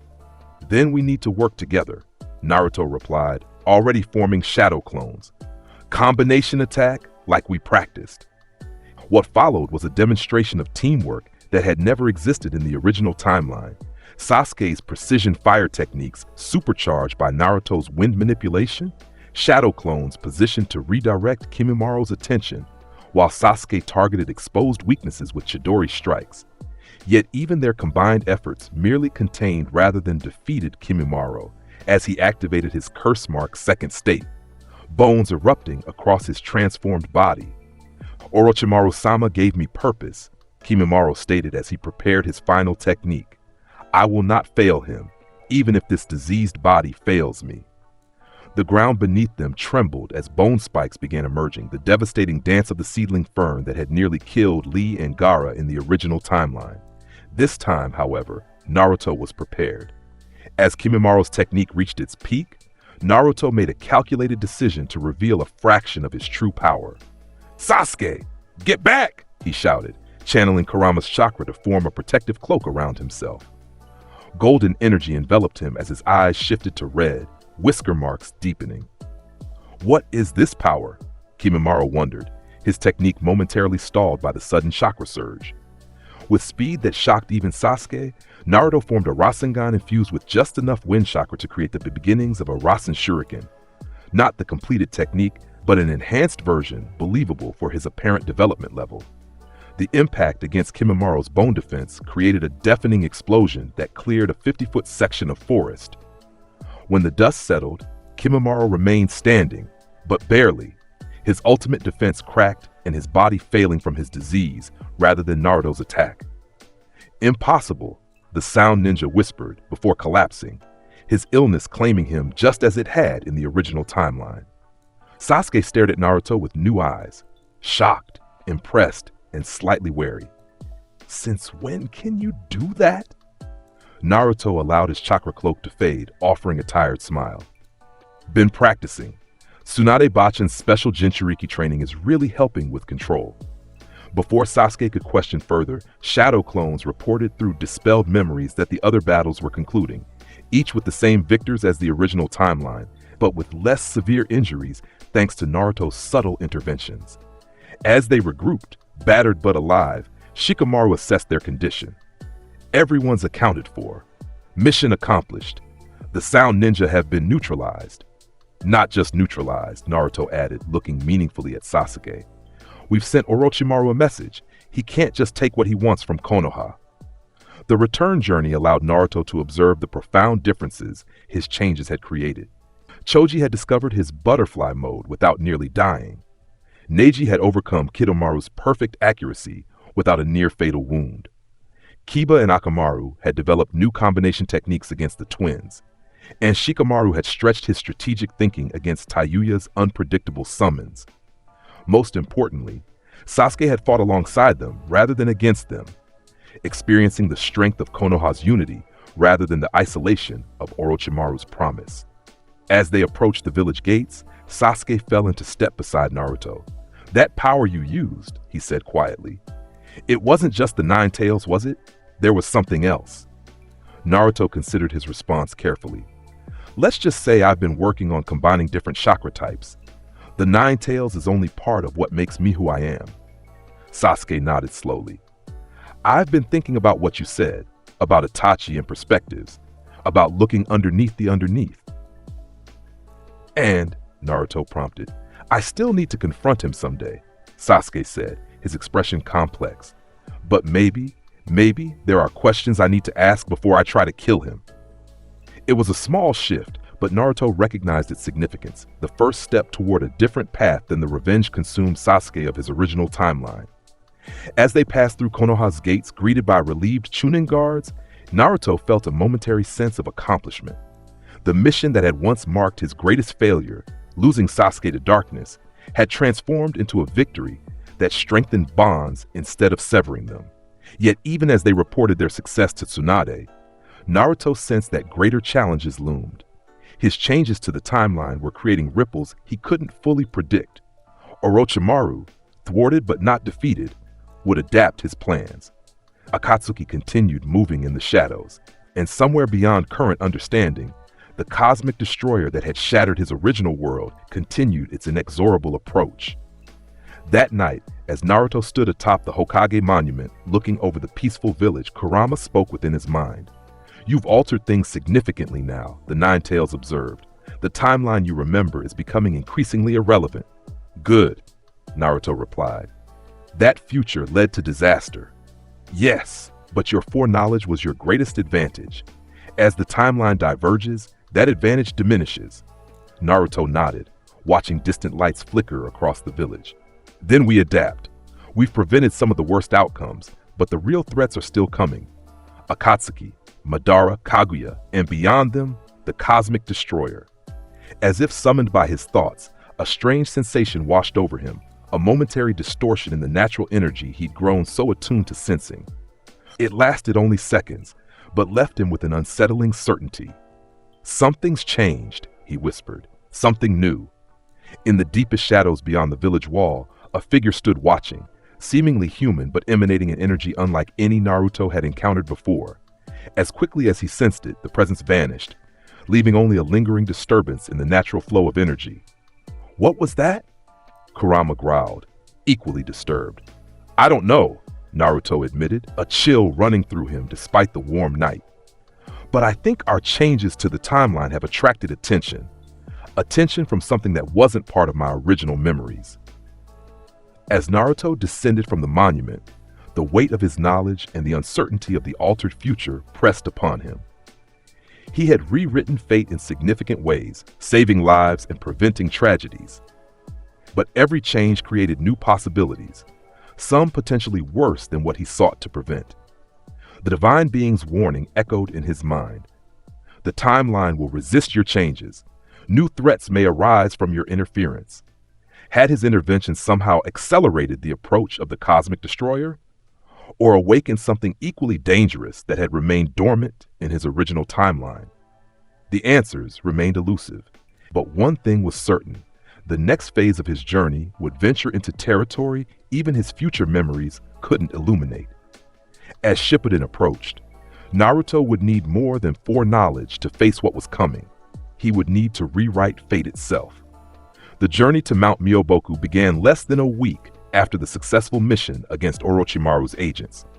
Unlike his first life, where Jiraiya had taken him away from the village primarily to protect him from Akatsuki, this departure had been Naruto's carefully orchestrated plan, a critical period to master techniques that had taken him decades in his original timeline. "You're sure about this?" Tsunade had asked when he proposed the extended training journey. 3 years is a long time to be away from the village. "I need this," Naruto had replied with uncharacteristic seriousness. "The Nine Tails chakra I used against Kimimaro, it was barely controlled. If I'm going to master it, I need specialized training away from populated areas." What he didn't mention was his true objective: accelerating his development far beyond what had been possible in his original timeline, with none of the constraints or hesitations that had limited him before. The sacred Toad Mountain provided the perfect environment. Isolated from prying eyes and rich with natural energy, it allowed Naruto to progress through stages of training that had originally taken years in mere months. "You're advancing unnaturally fast," Fukasaku observed after Naruto mastered Sage Mode in a fraction of the time it had taken originally. "Even Jiraiya Boy wasn't this quick." Naruto offered a knowing smile. "I've got good motivation." "More than good motivation," the elderly Toad Sage countered. "It's almost as if you've done this before." That perceptiveness was why Naruto had chosen to bring Fukasaku partially into his confidence, revealing just enough about his premonitions and visions to explain his accelerated progress without divulging the full truth of his time travel. "The future I've glimpsed," he told the Toad Sage one evening, "contains threats beyond anything this world has faced. I need to be ready." With Jiraiya frequently traveling to maintain his spy network, Naruto had ample opportunity to train independently, pushing boundaries that would have alarmed even his godfather. In secluded valleys, he refined techniques that had once taken wars to perfect. Rasen Shuriken variants that manipulated elemental chakra at the molecular level, shadow clone training methods that compressed decades of experience into months, and increasingly sophisticated communication with Kurama. "Your chakra network is evolving rapidly," Kurama observed during one of their inner world sessions. "Faster than in our original timeline. My younger body is adapting to techniques I'd mastered as an adult," Naruto explained, examining the golden glow that now surrounded him, even in his mindscape. "The cellular memory is there. We just need to reactivate it." The most challenging aspect was re-establishing his connection to Six-Path Sage Mode, the divine power granted by Hagoromo in the final battle against Madara. Without that catalyst, Naruto had to forge a different path, combining his perfect understanding of natural energy with Kurama's refined chakra and his Uzumaki heritage. The original method required the chakra of all nine-tailed beasts, Naruto mused, floating cross-legged in the air above a secluded mountain peak. But there must be another way. "Perhaps," Kurama suggested, "the divine entity that sent you back left traces of that power within your soul, fragments you can access through deep meditation." The theory proved correct. Through months of intensive meditation techniques developed across multiple lifetimes, Naruto discovered ethereal threads of six-path chakra interwoven with his spiritual energy, remnants of his connection to Hagoromo and the divine mission that had returned him to the past. By carefully cultivating these energy fragments, Naruto established a nascent version of Six-Path Sage Mode, not the full manifestation he'd wielded against Kaguya, but a foundation that grew stronger each day. 2 years into their journey, Jiraiya witnessed a demonstration that left him speechless. Naruto hovering above a lake, surrounded by a golden chakra cloak, multiple truth-seeking orbs floating behind him in perfect formation. "What exactly have you been doing when I'm away?" the Toad Sage asked, uncharacteristically serious. Naruto descended slowly, allowing the most visible manifestations of his power to fade, preparing for what's coming. And what exactly is coming that requires this? Jiraiya gestured at the residual golden glow still surrounding his godson. Akatsuki is just the beginning, Naruto replied. Behind them is Madara, behind him Kaguya, and beyond even her. He paused, meeting Jiraiya's eyes directly, something that could end everything. Rather than dismissing these claims as paranoid fantasies, Jiraiya studied his godson with newfound respect. Something had changed in the boy, a depth of understanding and purpose that transcended his years. You know more than you're saying, Jiraiya concluded. Naruto nodded. I've been having visions since I was a child, detailed glimpses of possible futures. I didn't understand them at first, but now, this partial truth had become Naruto's established cover, visions, explaining his improbable knowledge without revealing his true nature as a time traveler. It provided just enough explanation to satisfy those closest to him while maintaining the secrecy his mission required. The final year of training focused on preparations specific to the challenges Naruto knew awaited them. He created and memorized detailed maps of all Akatsuki hideouts, developed counters for every technique his future enemies would employ, and established a global network of shadow clones, transformed and stationed strategically in locations critical to future events. When the 3-year mark approached, Naruto felt a complex mixture of anticipation and apprehension. His power had grown far beyond what it had been at this point in his original timeline, but the true test lay ahead, not just preventing catastrophes, but navigating the unpredictable consequences of his alterations. Are you ready to return? Jiraiya asked as they packed their supplies. Naruto looked toward the horizon, sensing the distant chakra signatures of the friends and enemies that awaited him. As ready as I'll ever be. The journey back to Konoha took them through territories Naruto had once walked as Hokage, now viewed through the eyes of his younger self with the wisdom of decades. Each village, each landmark carried memories of both triumph and tragedy, a future he was determined to rewrite. As the great gates of Konoha appeared on the horizon, Naruto felt a surge of emotion. This village, his home, had been destroyed twice in his original lifetime. This time, he would ensure it remained standing, its people protected from the shadows that sought to engulf them. Home sweet home, Jiraiya remarked casually, unaware of the profound significance the simple phrase held for his student. Naruto's return caused the expected stir, friends gathering to welcome him, marveling at his growth and changed appearance. Yet those closest to him noticed something beyond physical maturity, a presence that commanded attention, wisdom beyond his years reflected in eyes that had witnessed lifetimes. You've changed, Sakura observed during their first team meeting, studying him with medical precision. Not just taller or stronger, there's something different about your chakra. Kakashi, perceptive as ever, noted similar changes. Your energy signature has evolved considerably. Jiraiya must have put you through quite the regimen. Naruto offered the practiced smile he'd perfected, revealing enough enthusiasm to seem familiar while concealing the depths of his transformation. You could say that. I've learned a few new tricks. The understatement of centuries, Kurama commented dryly within their shared mindscape. Their first training exercise, a repeat of the bell test, provided Naruto his first opportunity to showcase a fraction of his true capabilities while maintaining his cover. Rather than the straightforward approach of his original timeline, he employed a sophisticated combination of shadow clones, space-time awareness, and subtle sensory techniques that allowed him to secure both bells before Kakashi could fully activate his Sharingan. Impressive, Kakashi acknowledged, genuine surprise evident despite his masked features. Your tactical approach has improved dramatically. I had a good teacher, Naruto replied, thinking not of Jiraiya, but of the decades of leadership and warfare experience he carried within. That evening, as Naruto stood atop the Hage Monument, his customary spot for reflection, he sensed a familiar chakra signature approaching. Sasuke, who had advanced to Jonin during Naruto's absence, landed silently beside him. Your display today, Sasuke began without preamble, was deliberately restrained. Naruto smiled slightly. Trust Sasuke to see through the performance. I didn't want to show off too much on my first day back. Sasuke responded, the familiar sound carrying layers of meaning between them. The question is how much you're still hiding. Their relationship had evolved significantly since Naruto's interventions had prevented Sasuke's defection. Without Orochimaru's influence and with the seeds of doubt planted about Itachi's true motives, Sasuke had grown into a respected Konoha shinobi, still driven, still serious, but anchored by loyalty rather than vengeance. I've learned some things during my training, Naruto admitted, deciding to offer a partial truth.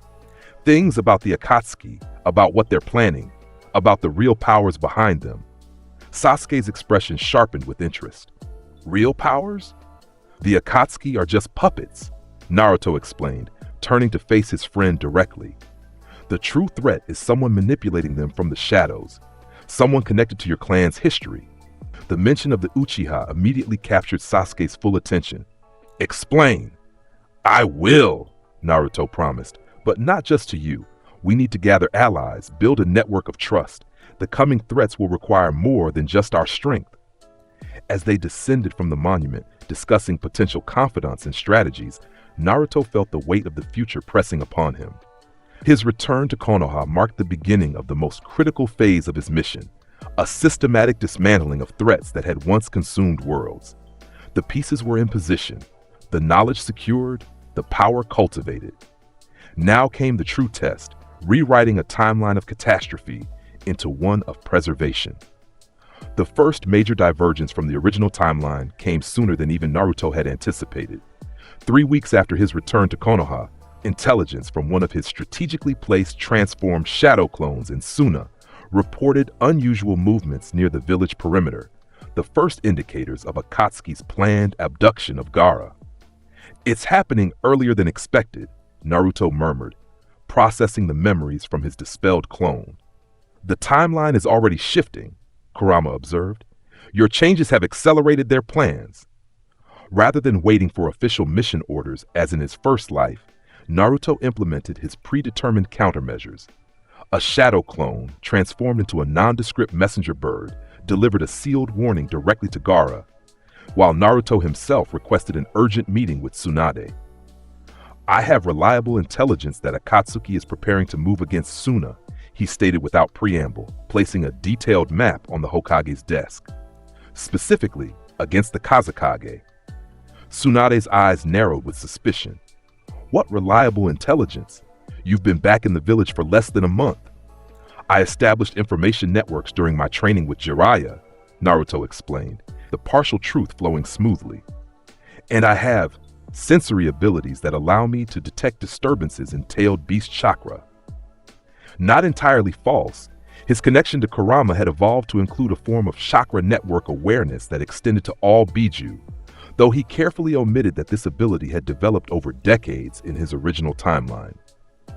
You're suggesting a preemptive response, Tsunade observed, studying the tactical annotations he'd added to the map.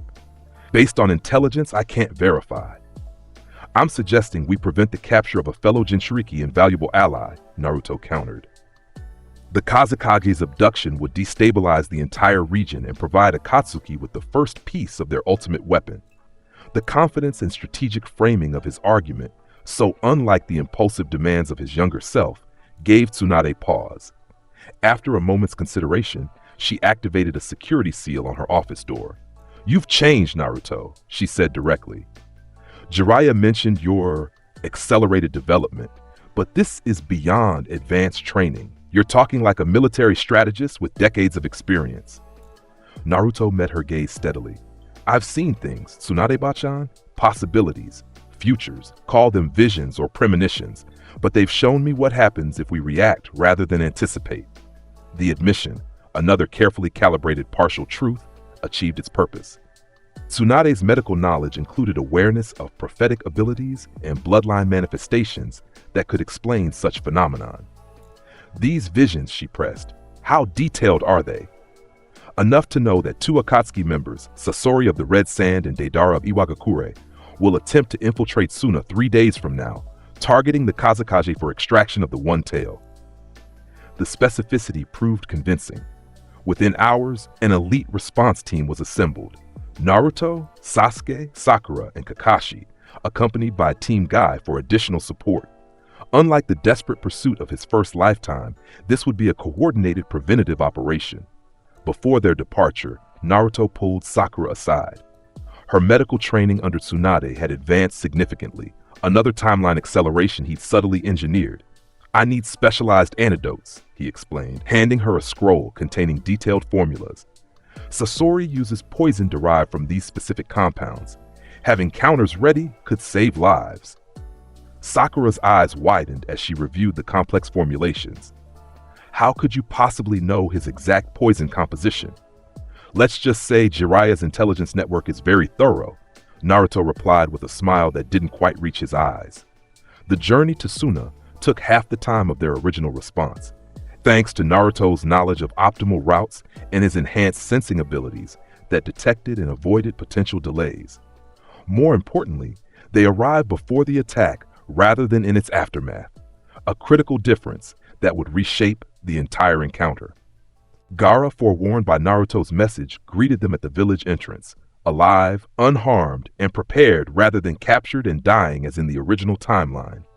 "Your warning was precise," the young Kazekage acknowledged, clasping Naruto's hand in a gesture of trust that surprised their companions. "Our sensors detected two powerful chakra signatures approaching from the north exactly as you predicted." The bond between the two Jinchuriki had deepened through correspondence during Naruto's training years, another carefully cultivated relationship that differed significantly from the original timeline. "We need to set a trap rather than wait for their attack," Naruto suggested, addressing both Gaara and the assembled shinobi. "Draw them into terrain that neutralizes their advantages." The plan they developed combined Naruto's perfect knowledge of the Akatsuki members' abilities with Gaara's intimate understanding of the desert environment. Rather than a defensive battle within Suna's walls, which had resulted in civilian casualties and Gaara's capture, they would engage the enemies in a prepared battleground of their choosing. When Deidara and Sasori approached the following day, they found not an unsuspecting target, but a meticulously orchestrated ambush. Naruto, channeling just enough of Kurama's chakra to enhance his sensory abilities, tracked their approach with precision. 3 minutes until they reached the first perimeter, he reported, his eyes briefly flashing red. "Everyone in position?" The coordinated attack that followed bore little resemblance to the desperate battle of his original timeline. As the Akatsuki members entered the designated zone, they found themselves simultaneously contending with Gaara's sand from below, Sasuke's lightning techniques from the east, Team Guy's coordinated assault from the west, and Kakashi's tactical support from the north. Most significantly, Naruto implemented knowledge that had taken years to gather in his first life, the specific weaknesses of each Akatsuki member. Deidara's clay explosives are earth-based and vulnerable to lightning, he called to Sasuke, who immediately modified his approach to target the bomber's pouches directly. Sasori's puppet body has a single vulnerable point, a cylinder containing his heart on the right chest cavity, he informed Sakura and Kakashi, who coordinated their attacks to exploit this critical weakness. The battle that had once stretched over days and cost Gaara's life concluded in hours, with both Akatsuki members neutralized, but, critically, captured alive rather than killed. "How did you know exactly where to strike?" Sasuke asked afterward, watching as specialized sealing teams secured the prisoners. "Research," Naruto replied simply. "Know your enemy better than they know themselves." The interrogation that followed yielded intelligence that had taken years to piece together in the original timeline. The locations of multiple Akatsuki hideouts, details of their extraction technique, and confirmation of the organization's true leadership. But Naruto's most significant deviation came in his approach to the captured missing nin. Rather than allowing their elimination, he requested private audience with each, beginning with Sasori.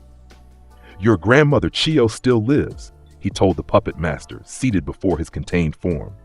"She regrets every day the distance between you, the misunderstandings that drove you away." Sasori's expression remained impassive, though something flickered in his eyes. "You know nothing of my past. I know you created puppets of your parents to fill the void their death left," Naruto continued softly, I know your art stems from a desire to create something eternal in a world where everything precious is temporary. I know Akatsuki promised you meaning, but delivered only emptiness. The puppet master's carefully constructed emotional walls showed the first hairline fractures. What could you possibly understand about emptiness, Jinchuriki? More than you might think, Naruto answered, allowing a glimpse of his true age to surface in his eyes. I've seen what awaits at the end of Akatsuki's path, not art or eternity, just exploitation and destruction, including yours. The conversation lasted hours, Naruto systematically addressing the core wounds that had driven Sasori's descent into inhumanity, not through conventional interrogation techniques, but through the perfect psychological understanding of someone who had spent decades healing the broken souls of an entire shinobi world. With Deidara, he took a different approach, acknowledging the bomber's artistic philosophy while revealing the true disposability of Akatsuki's members in the organization's ultimate plan. You believe your explosions represent the beauty of fleeting moments, Naruto observed. Yet you're being used as nothing but a tool by people who see you as utterly expendable, a contradiction of everything your art stands for. By the time Chiyo arrived from Suna's council chambers to see her grandson, Sasori was already experiencing the first genuine emotional awakening since his childhood, not fully redeemed but cracked open to possibilities beyond hatred and isolation. What did you say to him? The elderly puppeteer asked, astonished by changes in her grandson she'd thought impossible. Naruto smiled gently. I just reminded him of what he's forgotten, that immortality through art is a poor substitute for human connection. The resolution of the Kazekage rescue mission, transformed into the Kazekage protection operation, rippled across the shinobi world. Suna's alliance with Konoha strengthened immeasurably. Gaara's position as Kazekage was reinforced rather than interrupted. And most significantly, Akatsuki suffered their first major setback years ahead of the original timeline. As they prepared to return to Konoha with their prisoners, Gaara pulled Naruto aside for a private conversation. The things you knew, he said quietly, about their abilities, their exact plans, they go beyond intelligence gathering. Naruto considered his friend carefully. Among all his precious people, Gaara was perhaps most prepared to understand the truth, or at least part of it. I see possibilities, he admitted. Paths the future might take. The one where we failed to stop them, where they took you and extracted Shikaku, was unacceptable. Gaara studied him with the penetrating intensity that had once made him such a fearsome opponent. These possibilities? How far ahead do they extend? Far enough to know we're facing threats beyond anything the 5 great nations have encountered before, Naruto replied. And that facing them divided would lead to destruction. The Kazekage nodded slowly. Then we must ensure we face them united. As they clasped hands in farewell, Naruto felt the timeline shifting further. Alliances forming years ahead of schedule. Preparations beginning for conflicts that might now unfold entirely differently. Upon their return to Konoha, the success of the mission elevated Naruto's standing considerably. Tsunade, reviewing their report with Jiraiya present, asked the question directly. These visions of yours, how reliable are they going forward? Naruto met their gaze steadily. Reliable enough to know our next moves should target the Akatsuki leadership directly rather than responding to their attacks. Reliable enough to know there are traitors within Konoha's highest ranks feeding information to our enemies. The statement sent a shock through the room. Jiraiya's expression darkened with recognition. The investigation into Danzo's activities that Naruto had subtly initiated before his training journey.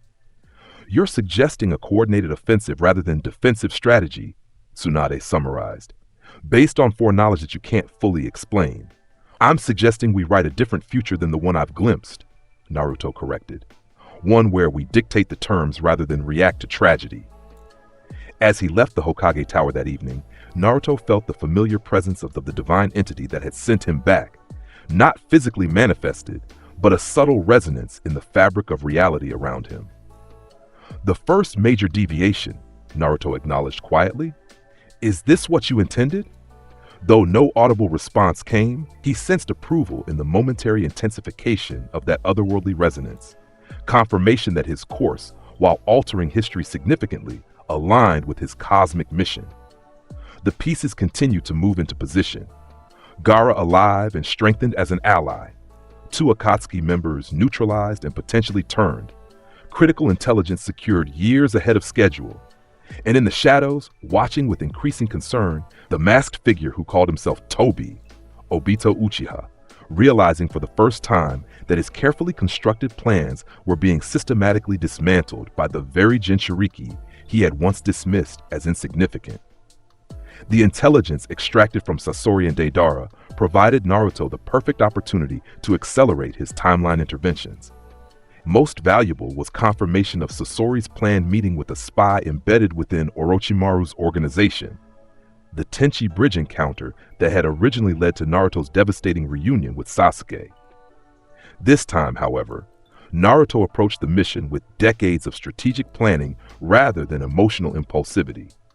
Sasori's intelligence identifies the spy as Kabuto Yakushi, Naruto explained during the mission briefing, standing before a tactical map with confidence that surprised even veteran Jonin. He's scheduled to meet Sasori's contact at the Tenchi Bridge in 10 days. We could use this opportunity to infiltrate Orochimaru's organization, Yamato suggested, just as he had in the original timeline. Naruto smiled knowingly. Or we could use it to eliminate both Kabuto and Orochimaru in one operation. The boldness of the statement drew sharp looks from the assembled shinobi. Kakashi studied his former student with renewed interest. You sound very confident for someone proposing to take down one of the legendary Sannin. Because I know his weaknesses, Naruto replied simply. Orochimaru is currently vulnerable. The injuries Jiraiya inflicted during their last encounter disrupted his body transfer technique, forcing him to remain in a deteriorating vessel. His chakra network is compromised, and he's desperate for a solution. The level of detail, information that even Konoha's intelligence division didn't fully possess, raised eyebrows around the room. Tsunade leaned forward at her desk. And how exactly did you come by this assessment? The same way I knew about Akatsuki's move against Gaara, Naruto replied evenly. I see possibilities, connections, patterns that others miss. While not fully convinced, Tsunade had witnessed enough of Naruto's uncanny predictions to authorize the operation, with modifications. Rather than the small team of his original timeline, she assigned an expanded force, Team Kakashi, including Yamato and Sai, Team 8 for tracking, and a specialized Anbu unit for containment. Before their departure, Naruto sought out Sasuke, who had been assigned a separate mission despite his request to join the Orochimaru operation. I need you to trust me on this, Naruto told him, meeting under the cover of nightfall at their regular training ground. Your absence from this mission is deliberate. Sasuke's expression tightened with frustration. Orochimaru has answers about Itachi that I need. I know, Naruto acknowledged. But confronting him now would complicate things in ways you don't understand yet. I promise you'll get those answers soon, just not through Orochimaru. The cryptic response did little to satisfy Sasuke, but the trust they'd built since Naruto's interventions held firm. Fine, but when you return, you owe me a full explanation. You'll get more than that, Naruto promised. You'll get the truth about that night, the whole truth. As the expanded team departed for the Tenchi Bridge, Naruto implemented the next phase of his plan, activating a network of shadow clones he'd positioned months earlier around Orochimaru's primary hideouts. These clones, transformed to avoid detection, had been systematically mapping entry points, guard rotations, and, most importantly, locating Orochimaru's reach subjects. The bridge meeting is a diversion, Naruto explained to Kakashi and Yamato as they traveled. Orochimaru will almost certainly have Kabuto under surveillance. He'll know we're coming. Then why proceed with a mission that's compromised before it begins? Yamato questioned. Because we want him to think he's in control, Naruto replied, a strategy born from decades of experience rather than youthful bravado. While his attention is focused on the bridge, our secondary teams will target his main laboratory directly. The sophisticated, multi-pronged approach impressed even Kakashi, who had served in Anbu's tactical division. This goes beyond standard Chunin strategic training. Naruto offered a knowing smile. Let's just say I had good teachers. Upon reaching the rendezvous point near the Tenchi Bridge, Naruto implemented the final preparations. Team 8's sensory specialist confirmed what he already knew. Orochimaru's forces positioned to observe the bridge, with the snake Sannin himself nearby, rather than at his main base. Perfect, Naruto murmured. He's taken the bait. The operation that unfolded bore little resemblance to the chaotic confrontation of his first lifetime. Rather than impulsively revealing themselves, Naruto's team implemented a sophisticated deception. A transformed shadow clone impersonating Sasori made contact with Kabuto, while the real strike force surrounded the area in a carefully coordinated containment formation. When Orochimaru inevitably appeared, exactly as Naruto had predicted, he found not an emotionally compromised Jinchuriki, but a precision tactical operation designed specifically to counter his abilities. My, the snake Sannin observed with his characteristic unsettling smile. It seems the Nine-Tails boy has grown more interesting since our last encounter. More than interesting, Naruto replied calmly, stepping forward while signaling the hidden teams to maintain position. I know exactly what you're planning, Orochimaru. The experiments on Taka, the preparations at the mountain graveyard facility, your research into the first Hokage's cells, all of it. The flicker of genuine surprise that crossed Orochimaru's features confirmed Naruto had struck a nerve, mentioning research facilities and projects that should have been impossible for anyone outside his organization to know about. Fascinating, Orochimaru hissed, his casual demeanor masking heightened alertness. Perhaps I should dissect you to discover how you came by such specific information. Or perhaps, Naruto countered, you should consider that I know not just your past actions, but your future ones, including your inevitable defeat. As he spoke, Naruto activated the first stage of his six-path sage mode, not the full manifestation, but enough for his eyes to take on their characteristic cross-shaped pupils and for his sensory perception to expand dramatically. The display of power, far beyond what Orochimaru would have expected from the Jinchuriki at this stage, was calculated to create uncertainty. The battle that followed demonstrated the gulf between Naruto's apparent age and his true capabilities. When Orochimaru attacked with his signature snake techniques, Naruto countered with precision Rasen Shuriken variants that targeted the Sannin's already compromised chakra network. When Kabuto attempted medical interventions, Naruto disrupted them with sealing techniques that shouldn't have been possible for a shinobi his age. Most significantly, Naruto deliberately held back from a killing blow, a decision that confused his teammates but served his longer strategy. Instead, he systematically disabled Orochimaru's techniques while Yamato and the Ainbu team secured Kabuto.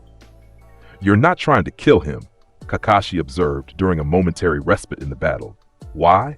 Because dead, he's just a martyr to his cause, Naruto explained, tracking Orochimaru's movements with sage-enhanced perception. Alive and contained, he's a source of intelligence and potentially a valuable research asset for the village. The maturity of the assessment, prioritizing strategic value over emotional vengeance, reflected Naruto's decades of leadership experience rather than the impulsive genin Kakashi remembered.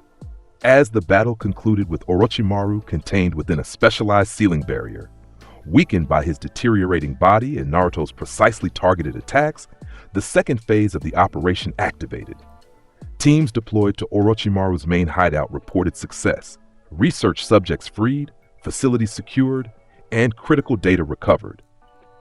Among the rescued prisoners was Karen Uzumaki, a connection to Naruto's clan who, in the original timeline, had remained with Orochimaru far longer and subsequently joined Sasuke's Taka team.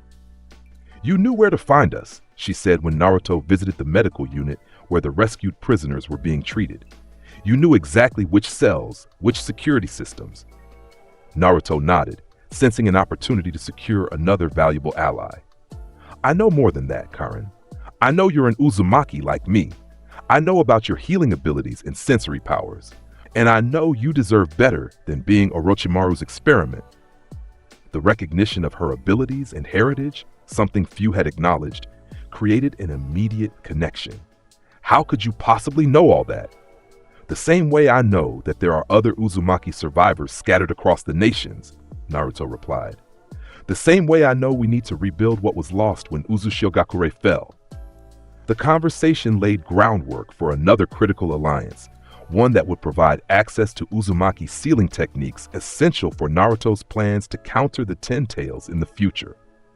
The most challenging conversation, however, came with Kabuto, the spy whose identity crisis had made him particularly vulnerable to Orochimaru's manipulation and eventually led to the reanimation jutsu that powered the Fourth Great Ninja War. Unlike the conventional interrogation techniques that would have been employed, Naruto requested private audience with the medic Nin, implementing psychological insights gained through decades of leadership and conflict resolution. "I know about the orphanage," Naruto began without preamble, seated across from the restrained spy. "About Mother Nano and how Danzo manipulated both of you into destroying your bond. I know your search for identity led you to Orochimaru, hoping his body modification techniques would finally give you a sense of self." Kabuto's normally controlled expression faltered. "How could you possibly?" "I know what it's like to grow up without knowing who you are," Naruto continued, his voice softening with genuine empathy. "To have others define you, to wear masks for so long, you forget what's underneath." The approach, addressing the core wound that had driven Kabuto's actions rather than focusing on the actions themselves, created an opening that conventional interrogation never could have achieved. "In another timeline," Naruto said carefully, "you become one of the most dangerous shinobi alive, not through raw power, but through brilliance corrupted by desperation. You revive the dead to fight a war that devastates the Five Nations. All because you never found the answer to one question: who is Kabuto Yakushi?" The specificity of the statement, delivered with absolute certainty, broke through Kabuto's remaining defenses. "You're speaking as if you've seen this future." "I have," Naruto acknowledged simply, "and I'm here to offer a different path." By the time the teams returned to Konoha with their prisoners and rescued subjects, Naruto had laid groundwork for Kabuto's eventual rehabilitation, not through conventional means, but through addressing the identity crisis at the core of his vulnerability to manipulation. The debriefing with Tsunade and the council revealed the full scope of their success. Orochimaru contained and his experimentation network dismantled, dozens of test subjects rescued and returned to their villages, and critical intelligence about both Akatsuki and Orochimaru's operations secured. "This went well beyond the parameters of the original mission," Tsunade observed, reviewing the extensive operation reports, "almost as if it had been planned in advance." "Sometimes opportunities present themselves," Naruto replied carefully, "and sometimes," Jiraiya added, studying his godson with increasing awareness, "those opportunities are created by people who see further ahead than others." As the meeting concluded, Tsunade held Naruto back for a private conversation. "These visions of yours," she began directly, "they're becoming increasingly specific and accurate. At what point do I need to be concerned about how you're obtaining this information?" Naruto considered his response carefully. Tsunade had been one of his closest advisors and friends in his original timeline, someone who might eventually be brought into his confidence more fully. "I'm on Konoha's side," he assured her. "Everything I've done, everything I know, is in service of protecting this village and preventing catastrophes that would destroy everything we care about." "That doesn't actually answer my question," she noted shrewdly. Naruto smiled. "Let's just say that some knowledge comes at great personal cost, but sharing the burden of that knowledge too widely could create more problems than it solves." The cryptic response didn't satisfy her completely, but she recognized the sincerity behind it. "Just remember, Naruto, even you can't carry the future alone. When you're ready to share that burden more fully, my door is open." The success of the Tenchi Bridge operation accelerated Naruto's timeline interventions dramatically. With Orochimaru neutralized years ahead of schedule, Sasuke's potential defection path completely eliminated, and key figures like Kabuto and Karin secured as allies rather than enemies, the dominoes continued to fall in new patterns. That night, Naruto fulfilled his promise to Sasuke, meeting at their training ground with a scroll containing information that would change everything for the last loyal Uchiha. The complete truth about the Uchiha massacre, Itachi's sacrifice, and Danzo's manipulation. "How did you get this information?" Sasuke demanded, hands trembling as he reviewed documents that should have been impossible to obtain. Ambu mission records, route operational directives, transcripts of closed council meetings. The same way I knew about Orochimaru's hideouts, Naruto replied quietly. The same way I've known about many things that were supposed to remain hidden. The question is, what will you do with this truth? Sasuke's expression shifted through rage, disbelief, and finally a cold determination that Naruto recognized from both timelines. Danzo needs to answer for this. He will, Naruto promised, but not through assassination or vengeance, through justice and systematic reform, the mistakes of the past exposed to prevent their repetition. As Sasuke struggled with emotions that threatened to overwhelm him, Naruto placed a hand on his shoulder, a gesture of support between brothers rather than merely teammates. In another life, Naruto said softly, this truth came too late after you traveled too far down a path of darkness to turn back. This time, we face it together, and we change the system that made it possible. The conversation marked another critical divergence from the original timeline. Sasuke receiving the truth about Itachi years earlier, with support systems in place and a path toward justice that didn't require abandoning everything he cared about. As the Tenchi Bridge mission rippled outward, affecting multiple future events, Naruto sensed the divine presence briefly intensifying.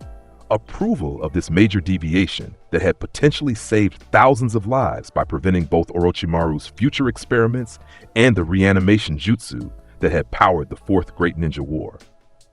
The chess pieces continued to move, the timeline shifting further from its original course. And somewhere in the shadows, observing with growing concern, Obito Uchiha realized that his plans were being systematically dismantled by a Jinchuriki who somehow knew far too much about things that should have been impossible for him to discover. The systematic dismantling of Akatsuki became Naruto's next strategic priority. With Sasori and Deidara neutralized and Orochimaru contained, he turned his attention to the remaining members, particularly the immortal duo of Hidan and Kakuzu, whose rampage had claimed Asuma's life in the original timeline. Unlike his reactive approach in his first life, Naruto implemented a proactive strategy based on perfect intelligence. Shadow clones transformed into wildlife had been tracking Akatsuki movements for months, providing real-time updates on their positions and activities. They're targeting the Two-Tails Jinchuriki, Yugito Ni, in the Land of Lightning. Naruto reported during a classified briefing with Tsunade and selected Jonin. Based on their movement patterns, they'll intercept her near the Frost Country border in approximately 5 days. And you're suggesting we intercept them first? Shikaku Nara observed, studying the tactical map Naruto had prepared. A preemptive strike rather than waiting for them to enter Fire Country. Exactly, Naruto confirmed. We have a critical advantage. They don't know we're tracking them. If we position our forces correctly, we can not only prevent the Two-Tails capture, but eliminate 2 more Akatsuki members. The level of strategic planning impressed even veteran tacticians like Shikaku. The operation Naruto proposed included detailed contingencies for Hidan's immortality, Kakuzu's 5 hearts, and extraction plans that accounted for their unique abilities. This goes beyond standard intelligence gathering, Shikaku noted, echoing observations that were becoming increasingly common among Konoha's leadership. Your assessment of their abilities is remarkably specific. Naruto maintained his practiced cover. Jiraiya Sensei's network is extensive, and the intelligence from Sasori has filled many gaps in our understanding. While not fully convinced, the tactical soundness of the plan won approval. A specialized strike team was assembled. Naruto, Shikamaru, Kakashi, and Asuma, the same core group that had faced the immortal duo in the original timeline, but now with perfect foreknowledge and extensive preparation rather than responding to tragedy. Before their departure, Naruto sought out Shikamaru for a private conversation. Their friendship had deepened significantly since Naruto's return, with the Nara heir being one of the few who seemed to intuitively sense the changes in Naruto went beyond mere training. This mission is personal for you, Shikamaru observed as they reviewed the tactical approach. Even more than usual. Naruto nodded, allowing a glimpse of his true emotions to surface. In another possibility I've seen, Asuma dies at Hidan's hands. The aftermath changes you fundamentally, makes you both stronger and harder. I'd prefer you gain the strength without experiencing that particular loss. Shikamaru studied him with characteristic intensity. These possibilities you keep referencing, they're more than hypotheticals, aren't they? You speak of them with the certainty of memory, not prediction. The observation came dangerously close to the truth, demonstrating why Shikamaru had been his closest advisor as Hokage. Naruto chose his response carefully. Let's just say that some futures feel more real than others, more detailed, more certain, and the one where we lose Asuma is one I'm determined to prevent. The answer wasn't quite a confirmation, but provided enough for Shikamaru's brilliant mind to work with. Troublesome, he muttered, his standard response masking deeper thoughts. Just remember that changing one outcome inevitably affects others. The shogi board never remains static after a piece moves. Trust me, Naruto replied with the weight of decades behind his words. I'm very aware of the ripple effects. The interception operation proceeded with precision that would have been impossible without Naruto's foreknowledge. Positioned along Yugito's expected route days before the Akatsuki arrived, the Konoha team established a layered ambush, incorporating specializations perfectly countering their target's abilities. When Hidan and Kakuzu appeared, tracking the Two-Tails Jinchuriki, they found not an unsuspecting victim, but a carefully orchestrated trap. Shikamaru's shadows, enhanced by specialized ceiling tags Naruto had prepared, immobilized Hidan before he could complete his ritual circle. Kakashi and Asuma, briefed extensively on Kakuzu's heart locations and abilities, coordinated lightning-based attacks targeting his vital points with surgical precision.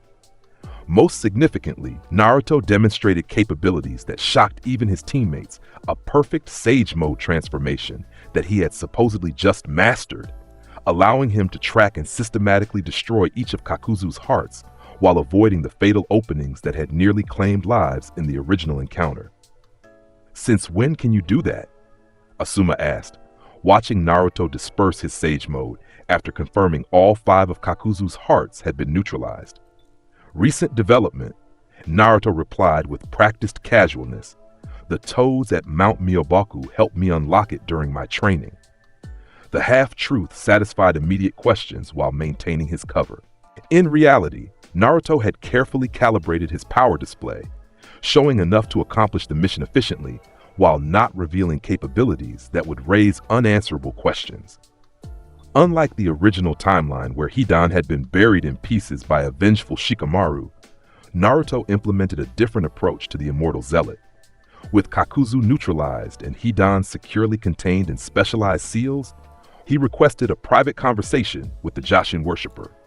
"Your god is a fraud," Naruto stated bluntly once they were alone, his eyes reflecting knowledge no 16-year-old should possess. Jashin isn't divine. It's a parasitic entity that feeds on death energy. Your immortality isn't a blessing, but a modified curse mark similar to Orochimaru's techniques. Hidan's typical profanity-laden retorts faltered at the specificity of the statement. How could you possibly know about the nature of Jashin? The sacred texts are only accessible to the highest priests. Because I've seen entities far more powerful than Jashin, Naruto replied, allowing a fraction of his 6 paths energy to manifest, golden chakra illuminating his features. I've witnessed true divinity, and it has nothing to do with endless slaughter and everything to do with balance and protection. The theological challenge, delivered with absolute certainty and backed by tangible power, created the first crack in Hidan's fanatical devotion. Unlike conventional interrogation techniques that would have reinforced his martyrdom complex, Naruto's approach targeted the foundational beliefs that motivated his actions. Your immortality can be broken, Naruto continued, sharing knowledge from decades beyond their current time. But it can also be repurposed. The question is whether you're devoted to Jashin itself or merely to the concept of transcending death. The conversation planted seeds that would take months to fully develop, but established another potential conversion rather than merely eliminating an enemy, a pattern becoming characteristic of Naruto's approach to former adversaries. Upon their return to Konoha, with both Akatsuki members contained rather than destroyed, Naruto implemented the next phase of his strategic plan, a coordinated information exchange with other villages affected by Akatsuki. We should share specific intelligence about Akatsuki's abilities and movements with Kumo he suggested during the mission debriefing. The attempt on their Jinchuriki creates a diplomatic opportunity to strengthen inter-village cooperation against a common threat. The proposal, reflecting Naruto's experience as Hokage rather than his apparent age and rank, initially met resistance from security traditionalists on the council. However, Tsunade, increasingly trusting Naruto's judgment, approved a modified version of the plan. "We'll send a diplomatic delegation to Kumo with selected intelligence," she decided. "Not everything we know, but enough to demonstrate good faith and encourage reciprocal sharing." The diplomatic mission that followed, led by Kakashi with Naruto, coincidentally assigned as support, established the first tentative information sharing protocols between villages that had historically operated in isolation, laying groundwork for the alliance that would eventually become essential in facing greater threats. The real purpose of Naruto's inclusion became apparent when they met with the Raikage and his brother Killer Bee, the Eight Tails Jinchuriki, who had become one of Naruto's closest allies in the original timeline. "You feel different from other Jinchuriki," Bee observed during their first private conversation, away from the formal diplomatic meetings. "Like you and your tailed beast are already in harmony, yeah." Naruto smiled, dropping his practiced facade slightly in the presence of a fellow perfect Jinchuriki. "Kurama and I have an understanding that goes beyond the typical host-Biju relationship." "Kurama?" Bee repeated, surprised by Naruto's use of the Nine-Tails' true name. "You're on a first-name basis with the fox? That's some serious progress, no doubt." "More than you know," Naruto replied, before deliberately activating his chakra cloak, a golden manifestation far more advanced than Bee would have expected from a teenage Jinchuriki. "And I think it's time we discuss the real threat behind Akatsuki, information your brother needs to hear." The revelation of Obito's manipulation of Akatsuki, Madara's ultimate plan for the Ten Tails, and the threat that extended beyond even the legendary Uchiha created a paradigm shift in Kumo's understanding of the conflict, elevating it from a series of criminal activities to an existential threat requiring unprecedented cooperation. "How could you possibly know all this?" the Raikage demanded during the subsequent classified briefing, skepticism warring with the undeniable specificity of Naruto's intelligence. "The same way I knew exactly when and where Hidan and Kakuzu would attempt to capture Yugito," Naruto replied evenly. "The same way I know that isolationism between the five great nations is exactly what our common enemy is counting on." The diplomatic mission concluded with a preliminary alliance framework, modest by the standards of Naruto's original timeline, but revolutionary in a world where villages had operated in isolation for generations. Most importantly, it established direct communication channels between Jinchuriki across village boundaries, connections that would prove crucial in the coordinated defense Naruto was systematically building. Upon their return to Konoha, Naruto faced increasing questions about his knowledge and abilities, questions he navigated with careful partial truths while maintaining focus on the next critical interventions. 4 Akatsuki members neutralized, Orochimaru contained, and preliminary alliance frameworks established with Suna and Kumo, Jiraiya summarized during a private meeting in Tsunade's office. "All within months of your return, and all following strategies you either suggested or directly implemented." "We're making progress," Naruto acknowledged, "but the greatest threats remain. The masked man calling himself Tobi, actually Obito Uchiha, is far more dangerous than the Akatsuki members we've faced so far. And behind him stands Madara, using both as pawns in a game spanning generations." The casual revelation of Tobi's true identity, information that had taken years to uncover in the original timeline, drew sharp looks from both Sannin. "You're certain of this?" Tsunade pressed. "Absolutely," Naruto confirmed. "Obito didn't die during the Kanabi Bridge mission, as everyone believed. He was saved and subsequently corrupted by Madara, who has been manipulating events from the shadows for decades, including the Nine Tails attack 16 years ago." The disclosure of information that had been classified at the highest levels demonstrated the extent of Naruto's knowledge, far beyond what could be explained by conventional intelligence gathering.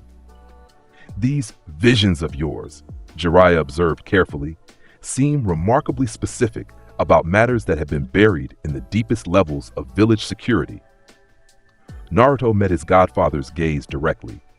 The question you should be asking isn't how I know these things, but whether acting on this knowledge is protecting the village and preventing greater tragedies.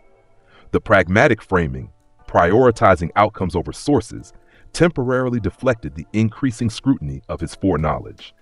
However, Naruto recognized that as his interventions grew more significant, maintaining his cover story would become increasingly challenging. That evening, as he meditated atop the Hokage monument, Naruto sensed the now familiar resonance of the divine entity that had sent him back, a presence that manifested not physically, but as subtle distortions in the natural energy surrounding him. The timeline is diverging significantly, he acknowledged quietly. 4 Akatsuki neutralized, Orochimaru contained, alliances forming years ahead of schedule. Is this the path you intended? The response came not in words but in impressions, approval of the trajectory combined with caution about unforeseen consequences. New ripples were forming in the fabric of time, possibilities that hadn't existed in his original timeline emerging from the changes he'd implemented. As Naruto extended his senses beyond the village, he detected something troubling, a disturbance in the natural energy patterns near the former location of Uzushiogakure, his ancestral homeland. Something or someone was disturbing ancient seals that had remained dormant for generations, perhaps responding to the timeline alterations he had set in motion. I sense it too, Kurama confirmed within their shared mindscape. Something awakening that remained dormant in our original timeline. A new threat? Naruto wondered. Or an opportunity? Perhaps both, the Nine-Tails replied. The divine entity warned that changing fate would have consequences beyond what you could anticipate. As Naruto descended from the monument, he mentally adjusted his strategic timeline. The systematic dismantling of Akatsuki was proceeding ahead of schedule, creating bandwidth to address emerging variables like the Uzushiogakure disturbance. Most importantly, the foundations for what would become the allied shinobi forces were being laid years before the original catalyst of shared trauma, built instead on proactive cooperation and strategic alliance against identified threats. The chess pieces continued to move across the board, the timeline diverging further from its original course with each intervention. And in the shadows, watching with increasing alarm, Obito Uchiha realized that his carefully constructed plans spanning decades were being systematically exposed and dismantled by a Jinchuriki who somehow possessed knowledge that should have been impossible to obtain. The game had changed fundamentally, and for the first time since Ren's death, the man behind the mask felt something he had almost forgotten: uncertainty about the path ahead. The disturbance near Uzushiogakure required investigation, but another critical timeline divergence demanded Naruto's immediate attention: the emergence of the 3 tails in a lake near Kirigakure. In his original timeline, this Biju had been captured by Akatsuki after Orochimaru's failed attempt to secure it, eventually becoming part of the 10 tails that powered Madara's infinite Tsukuyomi. We have reports of unusual chakra disturbances in a remote lake within the Land of Water's borders, Naruto explained during a mission briefing, presenting intelligence that his shadow clone network had gathered. Based on the energy signature and local phenomena, I believe it's the 3 tails manifesting without a Jinchuriki host. Tsunade studied the reports with a thoughtful frown. This would technically fall under Kirigakure's jurisdiction. Under normal circumstances, yes, Naruto agreed. But with Akatsuki actively hunting tailed beasts and the unstable political situation in Kiri, this presents both a threat and an opportunity. The assessment reflected geopolitical awareness beyond his apparent years, knowledge of Kirigakure's bloody civil war, and the precarious position of the Mizukage that should have been beyond a typical Chunin's intelligence access. You're suggesting we secure the 3 tails before either Akatsuki or Kiri can claim it, Shikaku Nara observed, quickly grasping the strategic implications. I'm suggesting we protect it, Naruto clarified, not capture or exploit it. The Biju aren't weapons to be controlled. They're sentient beings who've been enslaved and misused for generations. The philosophical stance, so different from conventional village thinking about tailed beasts, reflected Naruto's decades of experience and relationship with Kurama rather than the perspective expected from a 16-year-old shinobi. After careful consideration, Tsunade authorized a specialized team: Naruto, Shikamaru, Hinata, and Yamato, with Kakashi as commander, a group assembled specifically for tracking, containment, and protection rather than capture. Before their departure, Naruto sought out Hinata for a private conversation. Their relationship had evolved significantly since return, not yet the romance of his original timeline, but a deepening friendship built on mutual respect and carefully cultivated connections. "Your Byakugan will be essential for this mission," he explained as they walked through Konoha's training grounds. The Three Tails can manipulate dimensional space around its lake, creating genjutsu-like effects that disorient and trap intruders. Hinata nodded, her confidence having grown substantially through Naruto's subtle encouragement over the years. "I've been practicing the extended range techniques you suggested. I should be able to see through most distortions." The training recommendations Naruto had coincidentally proposed, actually techniques she had mastered decades later in his original timeline, had accelerated her development considerably. The timid girl who had once struggled with self-confidence was evolving into the formidable kunoichi he remembered, the woman who had stood beside him against gods and monsters. "There's something else you should know," Naruto added, choosing his words carefully. The Three Tails, Isobu, was once bonded to Yagura, the fourth Mizukage. After his death, it returned to the wild. It's not inherently aggressive, but it has experienced significant trauma and betrayal from humans. The level of detail, including the Biju's name, which was classified information known to very few outside Jinchuriki circles, caught Hinata's attention. "How do you know so much about the tailed beasts?" she asked, her perceptive nature seeing beyond his practiced explanations.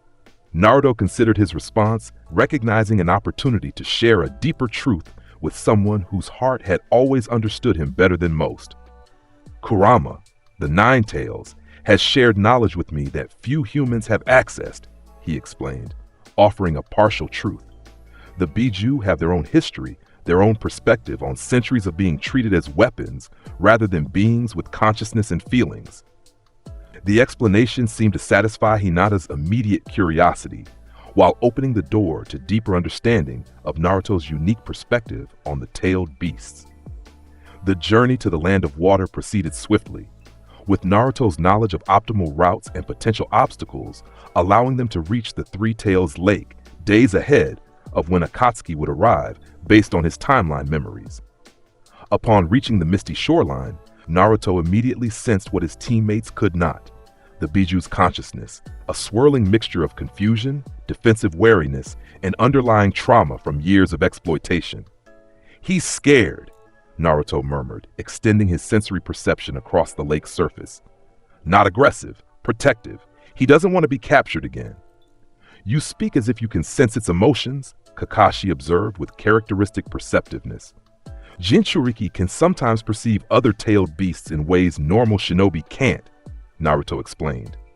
Another partial truth that satisfied immediate questions while concealing his true capabilities. The operation Naruto proposed differed fundamentally from conventional approaches to tailed beasts. Rather than attempting capture or containment, he suggested a protection parameter, a sophisticated ceiling barrier that would prevent unwanted access while allowing the Three Tails to remain free. "This design is unusual," Yamato noted, studying the complex ceiling array Naruto had sketched. "It's not meant to trap the Biju, but to create a sanctuary." "Exactly," Naruto confirmed. "Traditional containment has always failed eventually. A different approach might yield better results, one based on respect rather than domination." The sophisticated ceiling techniques, incorporating elements of Uzumaki clan designs that should have been beyond Naruto's knowledge, raised eyebrows among his teammates. However, the practical advantages of his approach were clear enough that questions about its origin remained secondary. As they began establishing the ceiling perimeter around the lake, Naruto implemented the next phase of his plan: direct communication with Isobu itself. While his teammates focused on the outer barriers, he created a shadow clone to maintain his visible presence, while his true self entered a meditative state at the water's edge. Extending his consciousness toward the Biju required techniques he had mastered decades into his original future, abilities that combined his perfect Jinchuriki status with six paths awareness to bridge the gap between human and tailed beast consciousness. Isobu, he called mentally, his awareness extending beneath the lake's surface. I am not here to capture or control you. I come with respect, as an equal. The initial response was defensive withdrawal. Understandable given centuries of exploitation, but Naruto persisted, sharing glimpses of his true nature, his partnership with Kurama, his knowledge of the Biju's origins as fragments of the Ten Tails, his understanding of their creator Hagoromo's original intention. Gradually, cautiously, Isobu's consciousness engaged. You are different, the three-tailed turtle observed. Your energy contains something familiar, something of father. The reference to Hagoromo confirmed what Naruto had suspected. The Biju retained their connection to their creator across time and transformations. More importantly, it created an opening for genuine communication rather than the conflict that had characterized most human Biju interactions. I'm here because others will come seeking to capture you, Naruto explained. Those who would use you as a weapon or sacrifice you to revive an ancient evil. I offer protection and freedom instead of chains. The conversation continued as Naruto's teammates established the outer ceiling perimeter, unaware of the profound exchange occurring beneath the misty lake surface. By the time they completed the basic protection framework, Naruto had achieved what would have seemed impossible to conventional shinobi wisdom, a tentative alliance with a free-tailed beast based on mutual respect rather than dominance. The preliminary barriers are in place, Kakashi reported as Naruto rejoined the group, having ended his meditation. But they won't hold against a determined Akatsuki assault. They don't need to hold indefinitely, Naruto replied. Just long enough for reinforcements to arrive if needed. He gestured towards specialized communication seals he had integrated into the barrier design, modifications of techniques he had developed as Hokage for rapid response coordination. These will alert us immediately if the barriers are breached, allowing response times measured in minutes rather than days. The sophistication of the system impressed even veteran specialists like Yamato and Kakashi.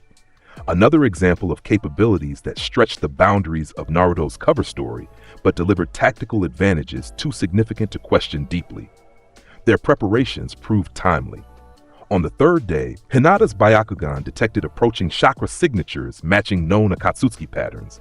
Tobi and Deidara in the original timeline, but now only Tobi given Deidara's earlier capture during the Kazekage protection mission.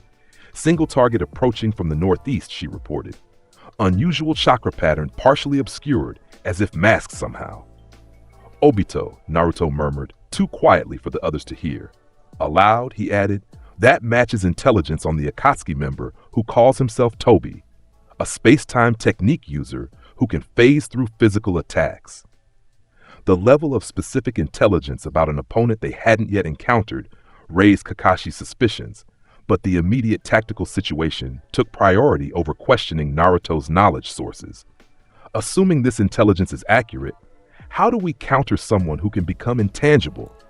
Shikamaru asked, already formulating strategies.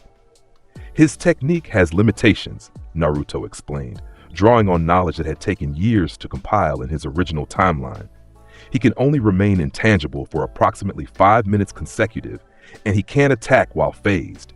Most importantly, he becomes solid the instant he attempts to strike or transport something.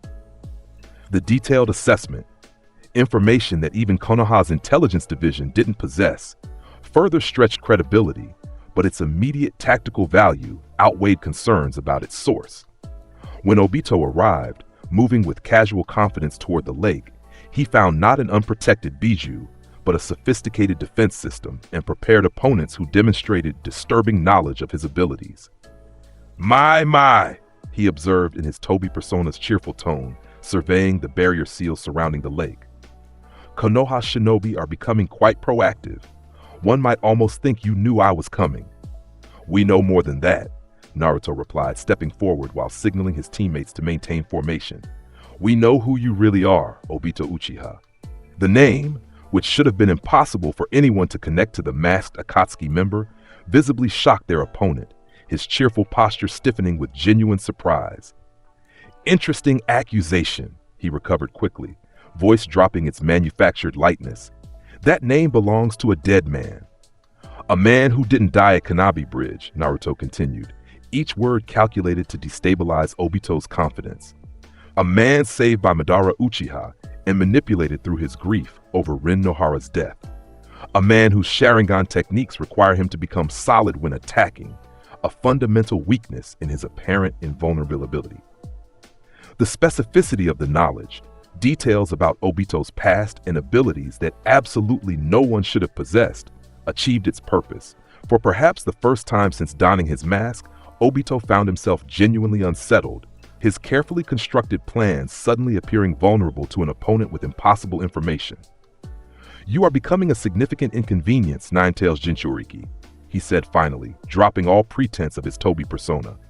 "First Sasori and Deidara, then Hidan and Kakuzu, now this.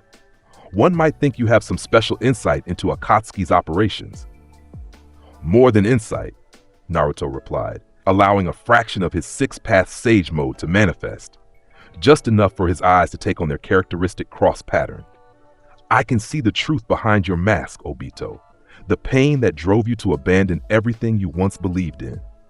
The manipulation Madara used to turn Kakashi's friend into a weapon for his own purposes. The confrontation that followed differed fundamentally from any encounter with Obito in the original timeline. Rather than a straightforward battle, it became a psychological chess match.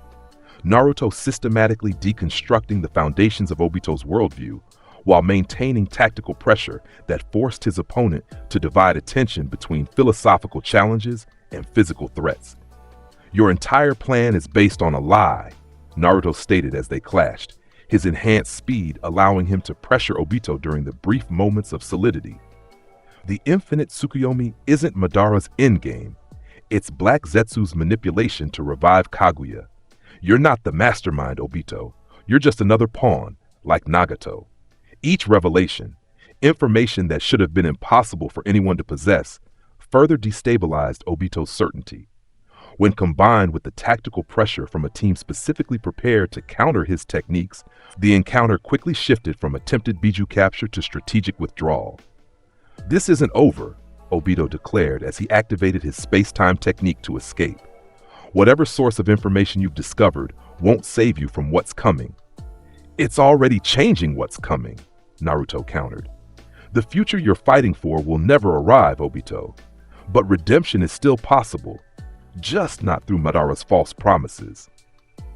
As their opponent vanished into his dimensional vortex, Naruto's teammates turned to him with expressions ranging from confusion to outright suspicion. "How could you possibly know all that about him?" Kakashi demanded, his normally composed demeanor shaken by references to his presumed dead teammate and details of his past that were supposed to be buried. Naruto had prepared for this inevitable confrontation, recognizing that each major intervention made maintaining his cover story more challenging. "The same way I've known about other threats before they materialized," he replied carefully. "The same way I knew about Gaara's planned abduction and Orochimaru's hideouts.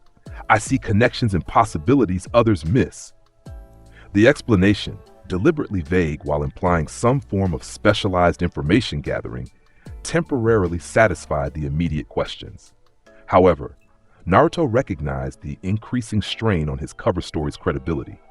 The remainder of the mission focused on reinforcing the protection barriers around Isobu's lake, not traditional containment seals, but a new type of boundary that respected the Biju's autonomy while providing security against future capture attempts. "This isn't how villages typically approach tailed beasts," Yamato observed as they completed the final sealing matrix. "The standard protocol would be capture and assignment to a Jinchuriki." "Standard protocols are what created the cycle of hatred and exploitation in the first place," Naruto replied, his words carrying the weight of wisdom beyond his years.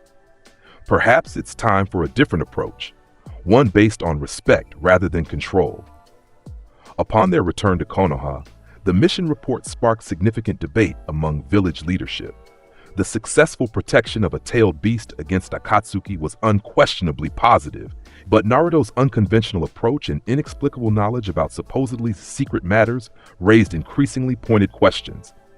Your operational successes are undeniable, Tsunade acknowledged during a private debriefing.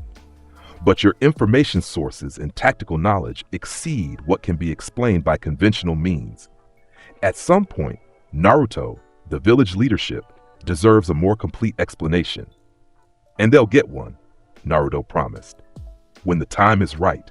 For now, I'd ask you to judge me by results rather than methods. Every intervention has saved lives and strengthened Konoha's position against emerging threats. The pragmatic framing, prioritizing outcomes over explanations, bought additional time for Naruto's increasingly visible divergence from expected capabilities. However, he recognized that maintaining the balance between effective intervention and plausible deniability was becoming more challenging with each major timeline alteration. That evening, as Naruto reviewed progress against his mental timeline, he sensed a now familiar resonance, the divine entity that had sent him back, manifesting not physically, but as subtle distortions in the natural energy surrounding him. The timeline has diverged significantly, he acknowledged quietly. Akatsuki systematically weakened, Orochimaru contained, Biju protected rather than captured. Is this path still aligned with your purpose? The response came not in words, but impressions. Approval of the trajectory combined with caution about emerging variables that hadn't existed in the original timeline. The protection of Isabu represented a fundamental philosophical shift in how tailed beasts were approached, a change that would ripple across all aspects of the shinobi world's power structure. Most significantly, Naruto sensed a subtle shift in the cosmic threat that had destroyed his original world, not weakening, but perhaps changing course or approach in response to the altered conditions he was creating. The ultimate danger remained, but its manifestation might take a different form than he had experienced before. As these impressions faded, Naruto sensed another presence approaching. Hinata, her chakra signature as familiar to him as his own after decades of partnership in his original timeline. Naruto-kun, she greeted softly, joining him on the hillside overlooking the village. May I join you? Always, he replied with a smile that carried more meaning than she could possibly understand. Decades of shared life, love, and partnership compressed into a single expression. They sat in comfortable silence for several minutes before Hinata spoke again, her perceptiveness once again penetrating closer to the truth than others could manage. You carry something heavy, she observed, something beyond what you show others. I've noticed it since you returned from your training. A weight behind your eyes when you think no one is watching. The insight, so characteristic of the woman who had always seen him most clearly, momentarily stripped away Naruto's carefully maintained facade. For just an instant, the full weight of his mission, his memories, and his responsibilities showed in his expression. You've always been able to see me, he acknowledged softly, even when others couldn't. Is it something you can share? She asked. No pressure in her gentle question, only an offer of support. Naruto considered carefully. Of all his precious people, Hinata had been his most steadfast supporter across both timelines. The one who had loved him before fame or power, who had stood beside him against gods and monsters. If anyone might understand the full truth of his mission without being overwhelmed by it, perhaps it was her. What would you say, he began carefully, if I told you I sometimes see things that haven't happened yet? Possibilities that feel as real as memories? It wasn't the complete truth, but it opened the door to deeper sharing than he had allowed himself with anyone since his return. Hinata considered his words thoughtfully. I would say that explains much about how you've changed, how you seem to anticipate events before they occur, how you understand people's motivations so completely.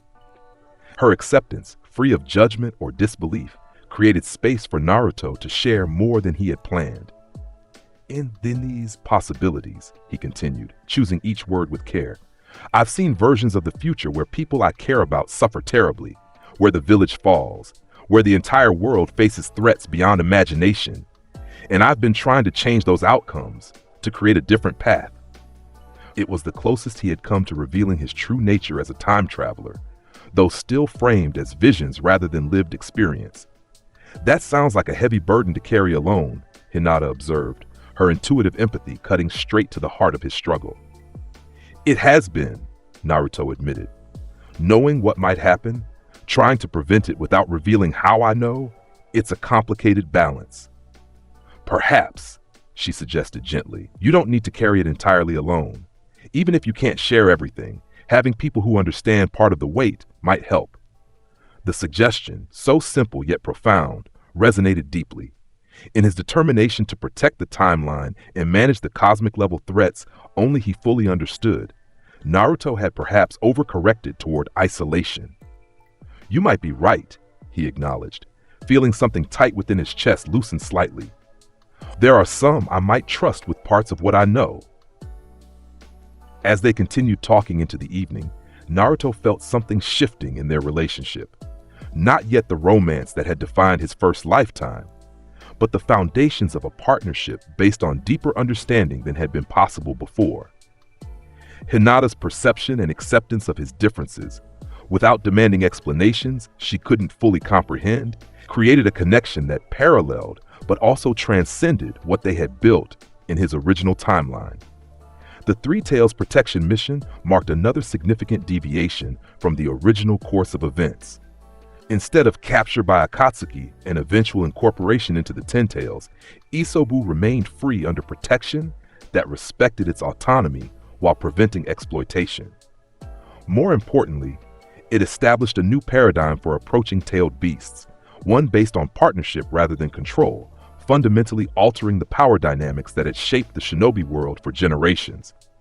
As these changes rippled outward, affecting systems and relationships across the elemental nations, Naruto sensed both opportunity and danger in the accelerating divergence from his original timeline.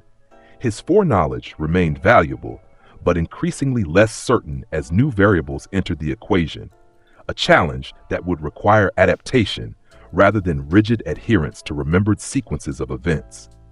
The chess pieces continued to move across the board, the timeline shifting further with each intervention. And somewhere in the shadows, Obito Uchiha faced an unprecedented crisis of confidence. His carefully constructed plans systematically exposed by an opponent who somehow possessed knowledge that should have been impossible to obtain. For the first time since Ren's death, the foundation of his convictions had been shaken, not by force, but by precise psychological insights that targeted the wounded heart behind the mask. The systematic dismantling of Akatsuki and protection of the tailed beasts created space for Naruto to address perhaps the most personally significant timeline divergence, healing the rift between Sasuke and Itachi before tragedy made reconciliation impossible. In the original timeline, Itachi had died at Sasuke's hands, the truth of his sacrifice revealed only after it was too late for understanding or forgiveness. This time, Naruto was determined to orchestrate a different outcome, one that preserved both brothers and healed wounds that had festered for generations. The process had begun months earlier, when Naruto shared evidence of the true circumstances behind the Uchiha massacre with Sasuke.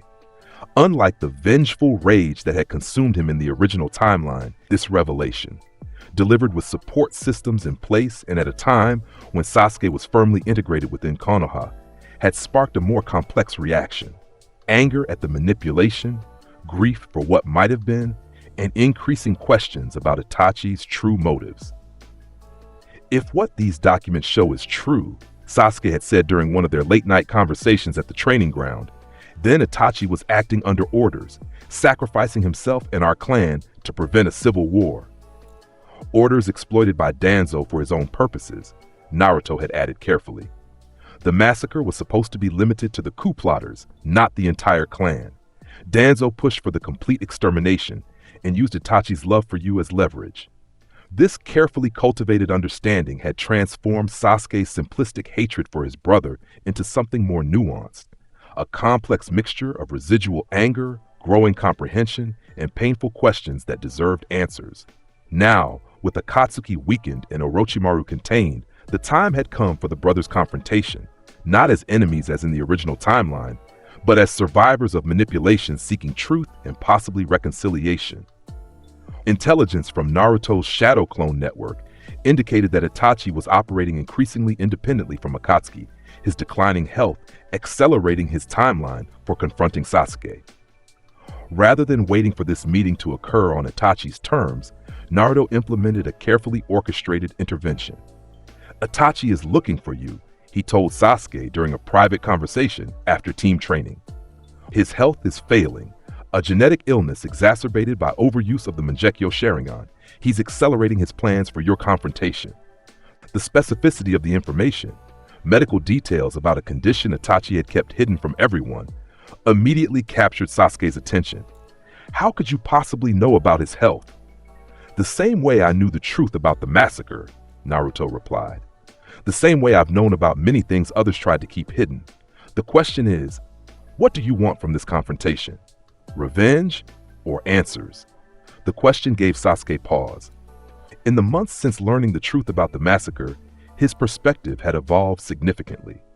"Both," he admitted finally. "I need to understand why he chose the village over our clan, why he left me alive but tormented with false hatred." "Then let's ensure you get those answers," Naruto suggested, "but on our terms, not his." The plan they developed differed fundamentally from the deadly confrontation of the original timeline.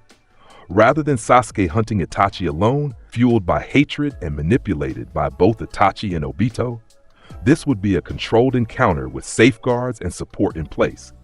Most significantly, Naruto proposed something that would have seemed impossible in the original sequence of events, bringing Tsunade into the operation to address Itachi's illness. "You want me to treat a missing nin who participated in the Uchiha massacre and joined a terrorist organization?" Tsunade had asked incredulously when Naruto proposed the idea. "I want you to treat a Konoha operative who has been working as a deep cover agent within Akatsuki for years," Naruto countered, presenting classified documents he had discovered that confirmed Itachi's ongoing intelligence provision to Jiraiya's network. "A shinobi who sacrificed everything, including his reputation and family, on orders from Konoha leadership. The evidence, some genuinely recovered from sealed archives, others carefully created by Naruto based on perfect knowledge of events, was compelling enough to convince Tsunade that Itachi's case warranted at least investigation rather than summary judgment. If, and that's a significant if, these records are accurate, why is this only coming to light now?" she had demanded. "Because those who gave the original orders wanted the truth buried," Naruto explained. "Danzo and the elders never intended for their role in the massacre to be exposed. Itachi's villainization protected them from scrutiny." The revelation had initiated a classified internal investigation into the circumstances surrounding the Uchiha massacre, a process that would eventually expose Danzo's manipulation and unauthorized operations, but more immediately created space for the controlled reunion Naruto was orchestrating. The operation was designated as a high-priority S-rank mission with limited clearance. Naruto, Sasuke, Kakashi, and a specialized medical team led by Tsunade herself would intercept Itachi at a predetermined location, offering medical intervention in exchange for full disclosure about the massacre and Akatsuki's operations. "This is unprecedented," Kakashi observed during the final mission briefing. "Offering medical treatment to an S-rank missing nin in exchange for intelligence. Unprecedented circumstances require unprecedented approaches," Naruto replied, the response reflecting wisdom gained through decades of leadership rather than his apparent age. "Traditional methods created the tragedy we're trying to resolve." The interception occurred at an abandoned Uchiha outpost near the Fire Country border, a location Naruto knew Itachi occasionally used for private meditation away from his Akatsuki partner. As anticipated, the elder Uchiha was initially suspicious of the unusual delegation approaching without hostile intent. "This is an unexpected gathering," Itachi observed, his deteriorating condition visible despite his efforts to conceal it. "The Nine-Tails Jinchuriki, my brother, the copy ninja, and the Hokage herself. Should I be honored or concerned?"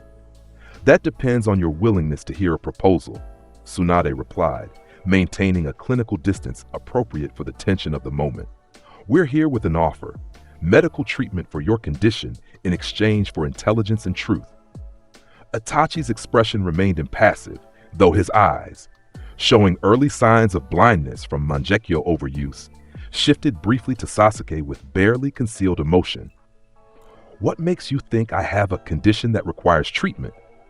The same source that revealed your continuing provision of intelligence to Jiraiya's network, Naruto interjected, stepping forward.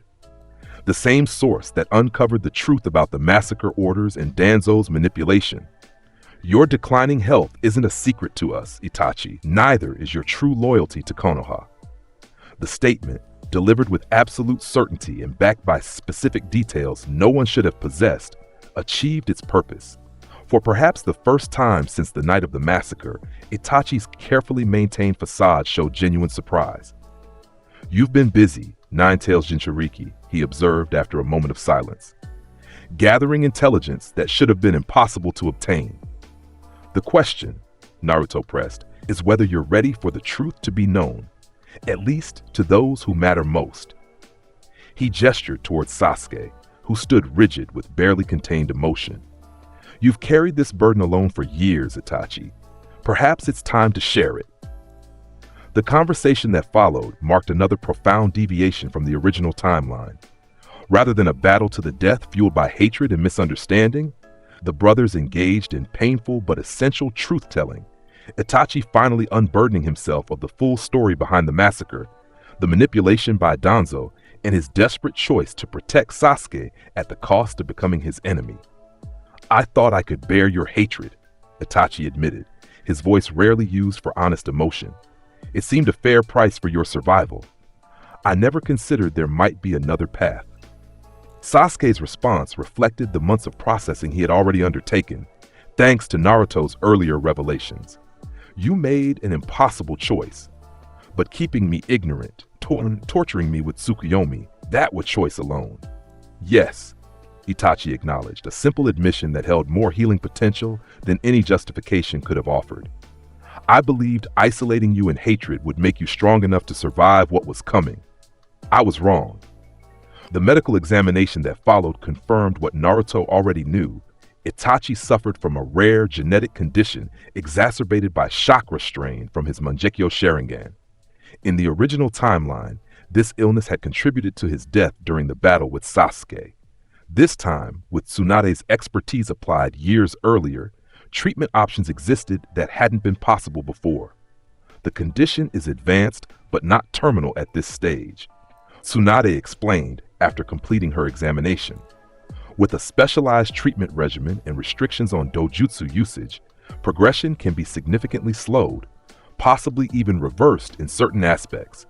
The medical intervention represented another critical timeline divergence, preserving Itachi's life and capabilities for the greater challenges Naruto knew lay ahead. More importantly, it created space for the brothers to begin rebuilding what had been shattered on that terrible night years ago. The intelligence exchange that followed provided Konoha with invaluable information about Akatsuki's remaining members, operations, and true leadership, confirmation of what Naruto had been systematically revealing, but now with the credibility of Itachi's first-hand testimony. "Obito Uchiha survived the Kanabi Bridge mission," Itachi confirmed, validating Naruto's earlier claims. "He now operates as the masked member called Tobi, though within Akatsuki's inner circle, he's known as Madara, a fiction he maintains to inspire fear and obedience." "And the real Madara?" Naruto prompted, knowing the answer but needing it officially documented. "Alive after a fashion," Itachi replied. "Sustained by chakra from the Gedo statue, the husk of the Ten Tails, he saved and subsequently manipulated Obito, using the boy's trauma over Rin Nohara's death to create a willing pawn." Each revelation, information that aligned perfectly with what Naruto had been gradually introducing through his intelligence network, further validated his credibility while providing official confirmation that could be acted upon without revealing his true nature as a time traveler. The most significant outcome, however, was the beginning of healing between the brothers. Not instant forgiveness or simplified reconciliation, but the first tentative steps toward understanding that had been impossible in the original timeline. "What happens now?" Sasuke asked as the initial debriefing concluded, the question directed as much to Naruto and Tsunade as to his brother. "That depends on several factors," Tsunade replied pragmatically. "Itachi's official status remains complicated. His actions as Akatsuki, regardless of deeper motivations, cannot be simply erased. I propose a specialized classification," Naruto suggested, drawing on his experience as Hokage in handling complex political situations. Deep cover operative with restricted movement and ongoing intelligence consultation responsibilities. Not free, but not imprisoned. A transitional status while his case undergoes full review. The suggestion, reflecting sophisticated understanding of village political realities rather than the simplistic thinking expected from someone Naruto's age, drew thoughtful consideration from Tsunade and a measuring look from Kakashi. An elegant compromise, Tsunade acknowledged, allowing access to medical treatment and contact with Sasuke while maintaining necessary security protocols. As they prepared to return to Konoha, Itachi requested a private moment with Naruto, a conversation that confirmed the elder Uchiha's perceptiveness matched his legendary abilities. "You're not what you appear to be, Naruto Uzumaki," he observed once they were alone. "Your knowledge, your strategies, your insights into matters that should be beyond your awareness, they suggest something beyond unusual intelligence or information gathering." Naruto met the Uchiha's gaze directly, recognizing an opportunity to secure another valuable ally in the challenges ahead. "Let's just say I have perspective others lack, perspective that has allowed me to prevent tragedies rather than merely respond to them. Including the tragedy of my death and Sasuke's subsequent descent into darkness," Itachi suggested shrewdly. The insight, so precise it could only come from someone connecting multiple data points into an impossible but correct conclusion, gave Naruto pause. Of all the people he had encountered, Itachi's analytical brilliance made him perhaps most capable of deducing the truth without explicit confirmation. That would have been a particularly significant tragedy, Naruto acknowledged carefully, one worth preventing, along with many others. Itachi studied him with eyes that saw far more than most, even with his vision deteriorating. "Whatever you are, Naruto Uzumaki, whoever you truly are, I find myself grateful for your intervention. The path I had set for Sasuke and myself was born of desperation and limited options. You've somehow created alternatives I couldn't imagine." The acknowledgement, coming from someone whose intelligence and perception Naruto had always respected, carried significant weight. Without explicitly confirming his nature as a time traveler, Naruto had secured Itachi's tacit understanding and cooperation, another valuable piece on the cosmic chessboard he was rearranging. The return to Konoha with Itachi, not as prisoner but as a complicated asset under specialized protocols, created significant ripples throughout the village power structure. The classified investigation into the circumstances of the Uchiha massacre accelerated, with testimony from both brothers providing evidence that implicated Danzo and the elders in extrajudicial actions beyond what had been officially sanctioned. Most significantly for Naruto's broader strategy, the presence of both Uchiha brothers within Konoha, one being treated for a previously terminal condition, both beginning a painful but essential reconciliation process, represented a fundamental alteration to the timeline that would have far-reaching consequences for the challenges ahead. "You've changed something fundamental," Kurama observed within their shared mindscape as Naruto meditated that evening. The Uchiha brothers were central to multiple pivotal events in our original timeline. Their altered path will create ripples we cannot fully predict. "That's the point," Naruto replied. "The original path led to suffering and eventually cosmic destruction. We need fundamental changes, not minor adjustments." The Nine-Tails consciousness shifted thoughtfully within their shared space. The divine entity that sent us back, have you sensed its reaction to these changes? Naruto extended his awareness, finding the now familiar resonance that indicated the cosmic being's attention, not physical presence but a subtle distortion in the fabric of reality around him. "Approval," he interpreted after a moment. "These changes align with its purpose in sending us back. But also, caution. Each major deviation creates new variables, new potential threats that didn't exist in our original timeline." As if confirming this assessment, Naruto sensed a disturbance in the natural energy patterns, similar to what he had detected near Uzushiogakure, but now closer, more defined. Something or someone was responding to the timeline alterations, forces awakening that had remained dormant in the original sequence of events. "We've disrupted the board so significantly that new players are entering the game," Naruto observed. entities that remained inactive in our original timeline because conditions never triggered their involvement. A risk we accepted when we began changing fate, Kurama acknowledged. The question is whether these new variables will prove allies or threats in the cosmic challenge ahead. The Itachi intervention marked another profound deviation from the original timeline. Instead of a tragic confrontation ending with Itachi's death and Sasuke's manipulation by Obito, both brothers now remained alive, their relationship damaged but healing, their combined potential preserved for the greater challenges ahead. More significantly, the truth about the Uchiha massacre was emerging through official channels rather than desperate post-mortem revelations, creating accountability for those who had exploited tragedy for personal power and beginning the process of addressing systemic issues that had enabled such manipulation. As these changes rippled outward, affecting systems and relationships across Konoha and beyond, Naruto sensed both opportunity and danger in the accelerating divergence from his original timeline. His foreknowledge remained valuable, but increasingly less certain as new variables entered the equation, a challenge that would require adaptation rather than rigid adherence to remembered sequences of events. The chess pieces continued to move across the board, the timeline shifting further with each intervention. And somewhere in the shadows, observing with increasing alarm, Obito Uchiha realized that his carefully constructed plans spanning decades were being systematically dismantled by a Jinchuriki who somehow possessed knowledge that should have been impossible to obtain.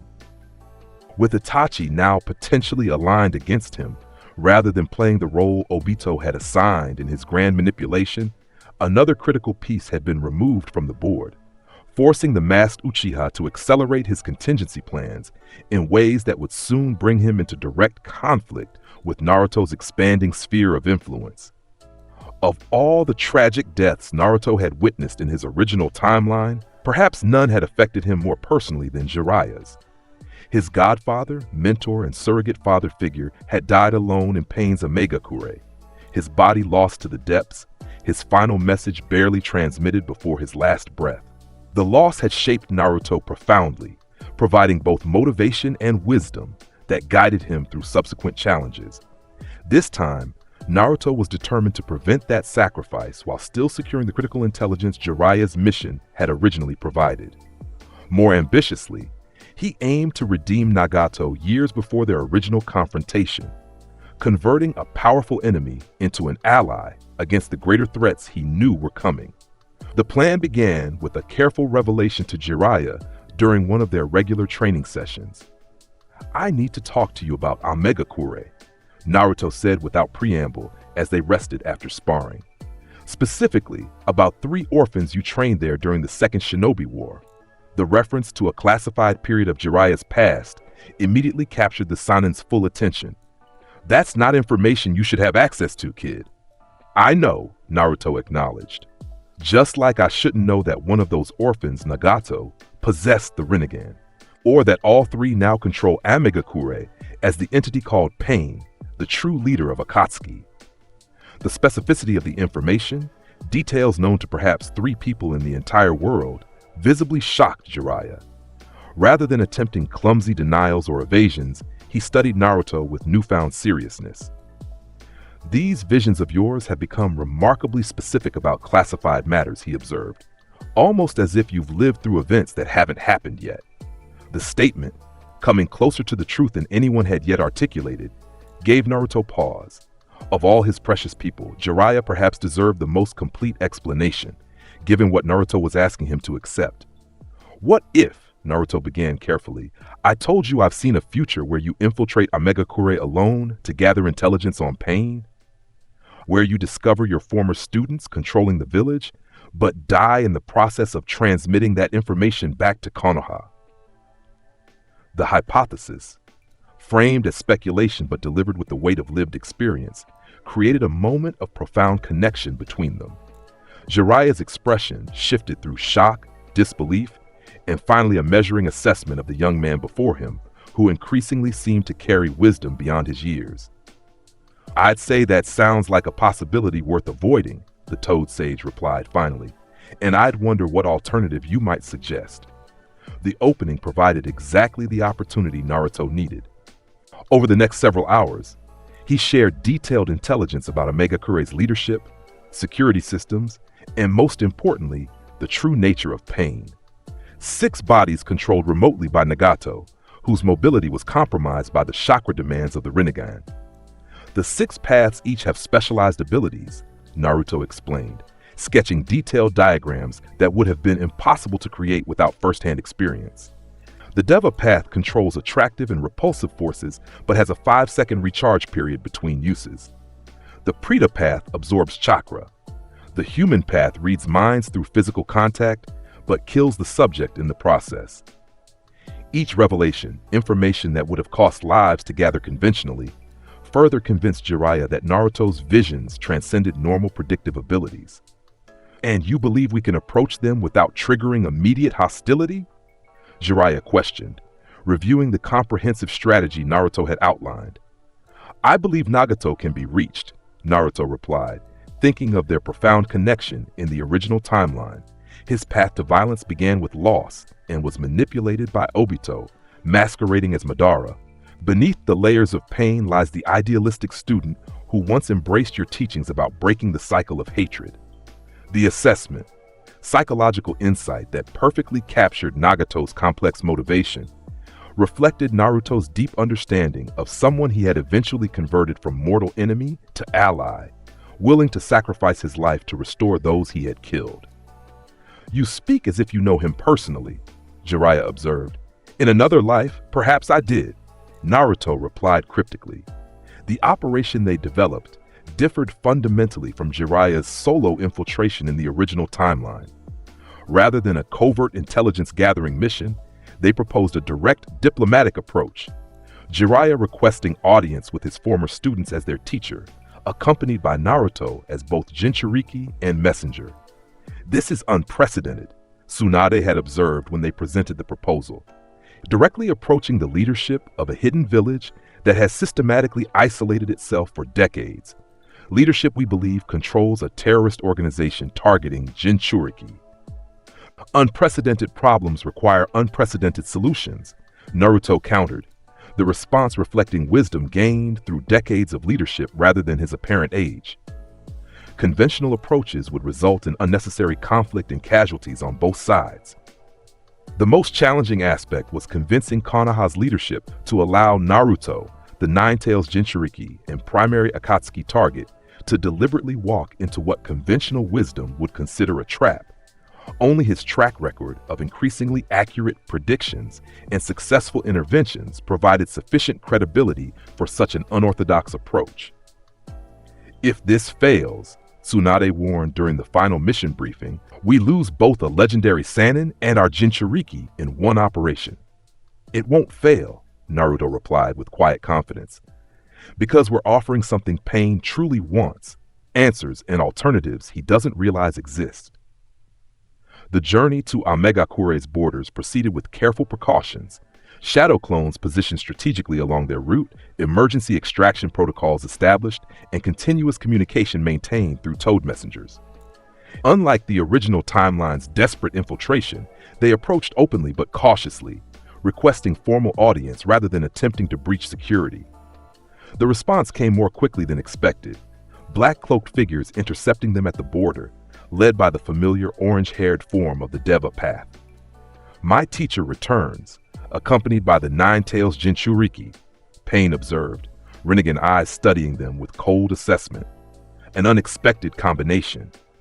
We come with a proposal, not conflict, Jiraiya replied, maintaining remarkable composure in the presence of his former student transformed into something barely recognizable. And with information you need to hear. Information. The Deva Path's expression remained impassive. What could you possibly know that would interest me? The truth about who has been manipulating you, Naruto interjected, meeting those ringed eyes directly. About the man calling himself Madara, who is actually Obito Uchiha. About how the infinite Tsukuyomi is not the path to peace, but a trap designed by Black Zetsu to revive Kaguya Otsutsuki. The specific references, names and concepts that should have been unknown to anyone outside Akatsuki's innermost circle achieved their purpose. For perhaps the first time since adopting his pain persona, Nagato's careful control showed cracks of genuine surprise. You speak of matters beyond your possible knowledge, Jinchuriki, the Devapath stated after a moment of tense silence, which makes you either a remarkably well-informed spy or something else entirely. I speak of the future you're creating, Naruto replied simply. A future where your Rinne Tensei technique exhausts your life force to resurrect those killed during your assault on Konoha, an assault that fails to capture me but succeeds in destroying much of the village. The reference to Nagato's most secret technique, one he had never revealed outside his closest circle, visibly shocked even the normally impassive Devapath. After a tense moment of consideration, he gestured toward the perpetually rainy village visible in the distance. Perhaps this conversation should continue somewhere more private. The escort into Omegakure proceeded with palpable tension, 6 paths surrounding them in formation that could shift from escort to execution in moments. Unlike Jiraiya's desperate infiltration in the original timeline, however, they entered with explicit invitation, observing security measures and architectural features that would have cost lives to discover conventionally.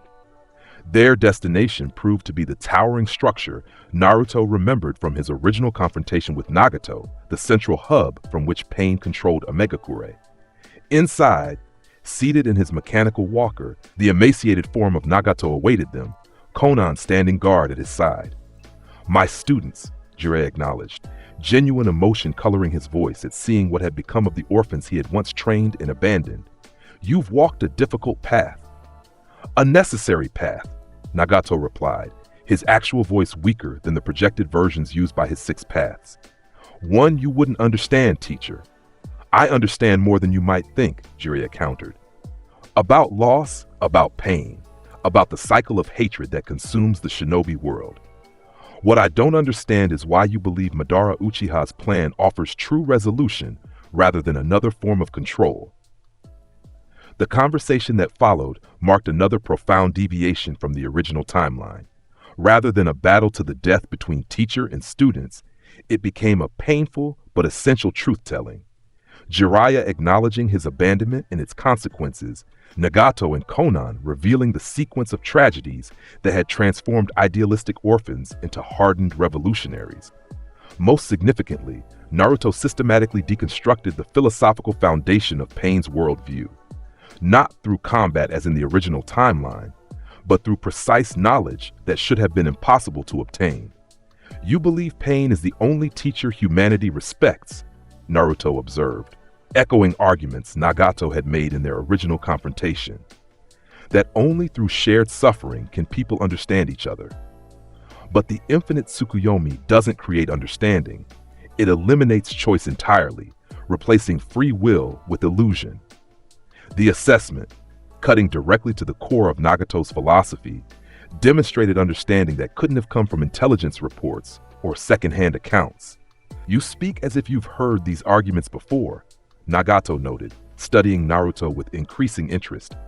"As if you know not just my techniques, but my thoughts. Because in another possibility, we have this conversation after you destroy much of Konoha," Naruto replied, allowing a glimpse of his true nature to surface. "After you kill many people I care about, including my mentor Kakashi.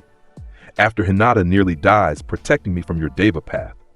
The specificity, references to events that hadn't occurred but described with the weight of lived experience, created an opening that conventional approaches never could have achieved. "These possibilities you reference," Nagato pressed, his analytical mind quickly grasping implications others might miss. "They're more than hypotheticals, aren't they? You speak of them as memories, not predictions." The insight, so similar to what Jiraiya had intuited, demonstrated why Nagato had been considered a prodigy even before awakening the Rinnegan. Rather than denying the observation, Naruto decided to offer a carefully measured truth, one that might create the breakthrough they needed. "Let's just say I've experienced a future where your path and mine intersect in tragedy," he acknowledged. "Where you eventually recognize the manipulation that led you to Akatsuki, but only after irreversible loss on both sides. The admission, framed to avoid explicit confirmation of time travel while offering substantial truth, achieved its purpose. For the first time, Naruto engaged directly rather than through his pain persona, genuine curiosity replacing cold calculation. "And you believe a different outcome is possible," he observed, not quite a question. "I know it is," Naruto replied with certainty born from decades of leadership experience. "Because I've seen what you truly want. Not dominance, not vengeance, but the peace Yahiko originally envisioned. The Akatsuki that began as a movement for positive change, not the weapon it became under Obito's manipulation." The reference to their organization's original purpose and the painful transformation following Yahiko's death struck a chord with both Nagato and Konan. The conversation that followed delved deeper into the manipulation that had led them from idealistic revolutionaries to pawns in Obito's grand design. Most convincingly, Naruto shared specific details about Madara's true plan, Black Zetsu's centuries-long manipulation, and the ultimate outcome of the infinite Tsukuyomi, information that aligned perfectly with discrepancies Nagato himself had noticed but dismissed in his pain-driven certainty. "If what you're saying is true," Konan interjected after hours of increasingly substantive exchange, "then everything we've worked for has been in service to a lie." "Not everything," Naruto countered, recognizing the dangerous precipice of nihilism such a revelation might create. "Your desire for systemic change, for breaking the cycle of hatred, those remain valid.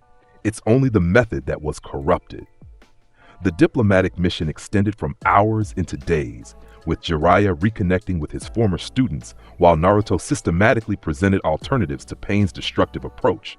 Rather than the compressed, desperate conversation of his original timeline, conducted amid rubble with Nagato at the point of death, this exchange unfolded with time for reflection, verification, and gradual trust building. Most significantly, Naruto offered something Pain had believed impossible: direct communication with the tailed beasts as conscious entities rather than merely weapons or energy sources.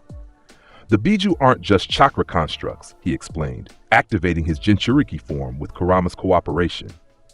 "They're sentient beings with their own perspectives, created by the Sage of Six Paths from the 10 Tails with specific purpose." The demonstration, Naruto transforming into his golden chakra mode and facilitating direct communication between Nagato's Rinnegan consciousness and Kurama's, provided experiential evidence that transcended intellectual arguments. "He speaks truth," Kurama confirmed, his voice projected through Naruto's transformed state. "The one you call Madara seeks to reunite us into the 10 Tails not for peace, but for power that will ultimately serve Kaguya's resurrection." This direct confirmation from a tailed beast, something Nagato had never experienced despite possessing the Rinnegan, created the breakthrough they had sought. The philosophical foundation of Pain's approach began to shift, not through defeat, but through expanded understanding. By the mission's conclusion, a framework had been established that would gradually transform Pain from Akatsuki's leader to a potential ally, not through instant conversion, but through a carefully structured process of verification, continued dialogue, and incremental trust building. Most immediately significant, Nagato agreed to suspend Biju collection operations while investigating Naruto's claims about Obito and Black Zetsu, creating critical breathing room for the tailed beasts and their Jinchuriki, while the broader alliance Naruto was building continued to strengthen. "This isn't peace," Nagato acknowledged as they prepared to depart. "But perhaps it's the beginning of understanding."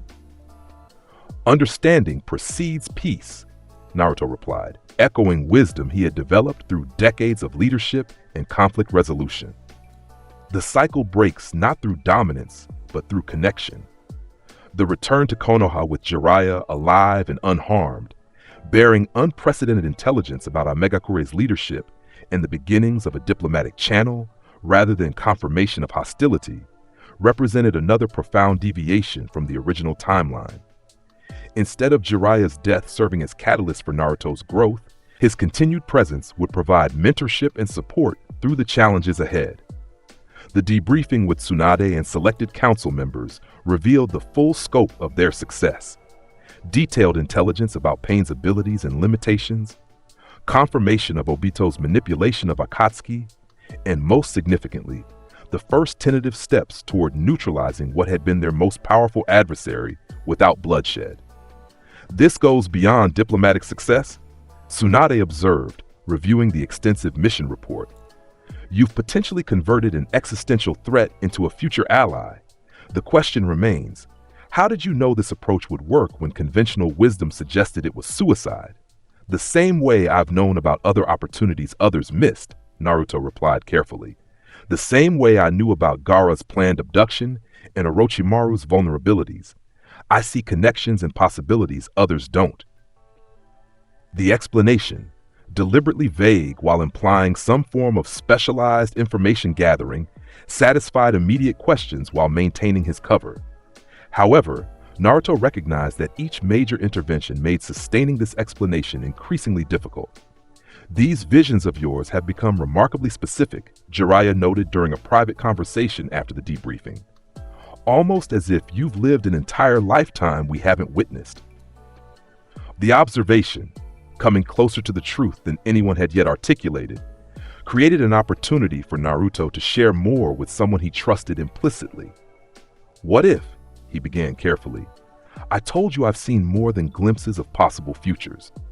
What if I've experienced a complete timeline different from the one we're creating? One where you died in Amigakure, where pain destroyed much of Konoha, where the Fourth Great Ninja War claimed thousands of lives. The hypothesis, framed as speculation but delivered with the weight of lived experience, created a moment of profound connection between them. I'd say that sounds like the kind of burden no one should carry alone, Jiraiya replied after studying him intently. And I'd wonder how much of the young man I've been training is actually young at all. The insight, delivered with characteristic perceptiveness, opened the door to deeper sharing than Naruto had allowed himself with anyone since his return. Over the hours that followed, he revealed more of his true nature than he had yet trusted anyone with. Not the complete truth of divine intervention in time travel, but enough to provide Jiraiya genuine understanding of the mission driving his seemingly impossible knowledge. So these interventions, Gaara, Sasuke, Itachi, now Pain, they're all part of systematically rewriting a future you've, let's say, foreseen, in extraordinary detail, Jiraiya summarized, carefully avoiding explicit language about time travel while acknowledging the reality they both now understood. Exactly, Naruto confirmed. Each change creates ripples that affect subsequent events, making the original sequence increasingly less relevant. But the core threats remain. Obito, Madara, eventually threats beyond even them. The partial disclosure created something Naruto had been missing since his return. A confidant who understood enough of his true nature to provide meaningful counsel without being overwhelmed by the cosmic implications of full disclosure. Kid, or whatever I should call someone who's apparently lived through decades we haven't experienced yet, Jiraiya said with a wry smile. You've been carrying this alone for too long. Some burdens need sharing, even if only with a select few who can handle the weight. The advice, so characteristic of his godfather's wisdom, resonated deeply. In his determination to protect the timeline and manage the cosmic-level threats only he fully understood, Naruto had perhaps overcorrected toward isolation. You might be right, he acknowledged. There are a few others who might be ready for parts of the truth. The conversation marked another turning point in Naruto's approach to his mission.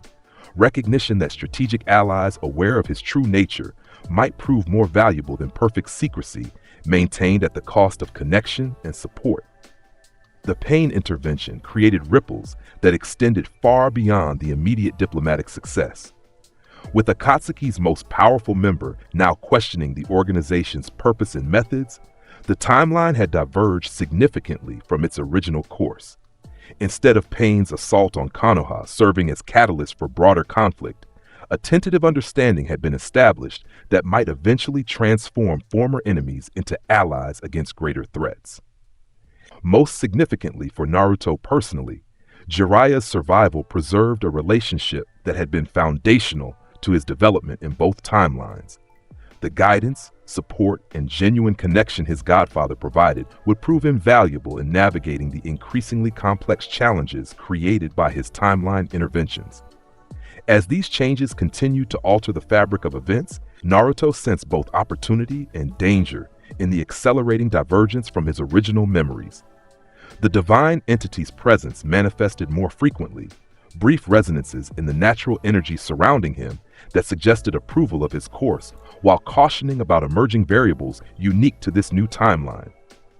Most concerning were the continued disturbances in the natural energy patterns, phenomena that hadn't occurred in his original lifetime, now manifesting with increasing frequency and intensity. Something or someone was responding to the timeline alterations, forces awakening that had remained dormant in the original sequence of events. We've disrupted the board so significantly that new players are entering the game, Naruto observed during a meditation session with Kurama. Entities that remained inactive in our original timeline because conditions never triggered their involvement. A risk we accepted when we began changing fate, Kurama acknowledged. The question is whether these new variables will prove allies or threats in the cosmic challenge ahead. The chess pieces continue to move across the board, the timeline shifting further with each intervention. And somewhere in the shadows, Obito Uchiha faced an unprecedented crisis as his carefully constructed plan disintegrated around him. Pain questioning the organization's purpose, Itachi aligned against him rather than playing his assigned role, and multiple Akatsuki members neutralized or converted. Most alarmingly, the Nine-Tails Jinchuriki somehow possessed knowledge that should have been impossible to obtain, not just techniques or capabilities, but specific insights into Obito's identity, motivation, and deepest vulnerabilities. For the first time since implementing Madara's grand design, the masked Uchiha faced not just tactical setbacks, but fundamental questions about whether his path remained viable at all. Seeds of doubt that would eventually grow into the possibility of redemption that had come too late in the original timeline. With pain neutralized as an immediate threat, and multiple Akatsuki members either contained or beginning potential rehabilitation, Naruto faced a strategic challenge unique to his position as a time traveler.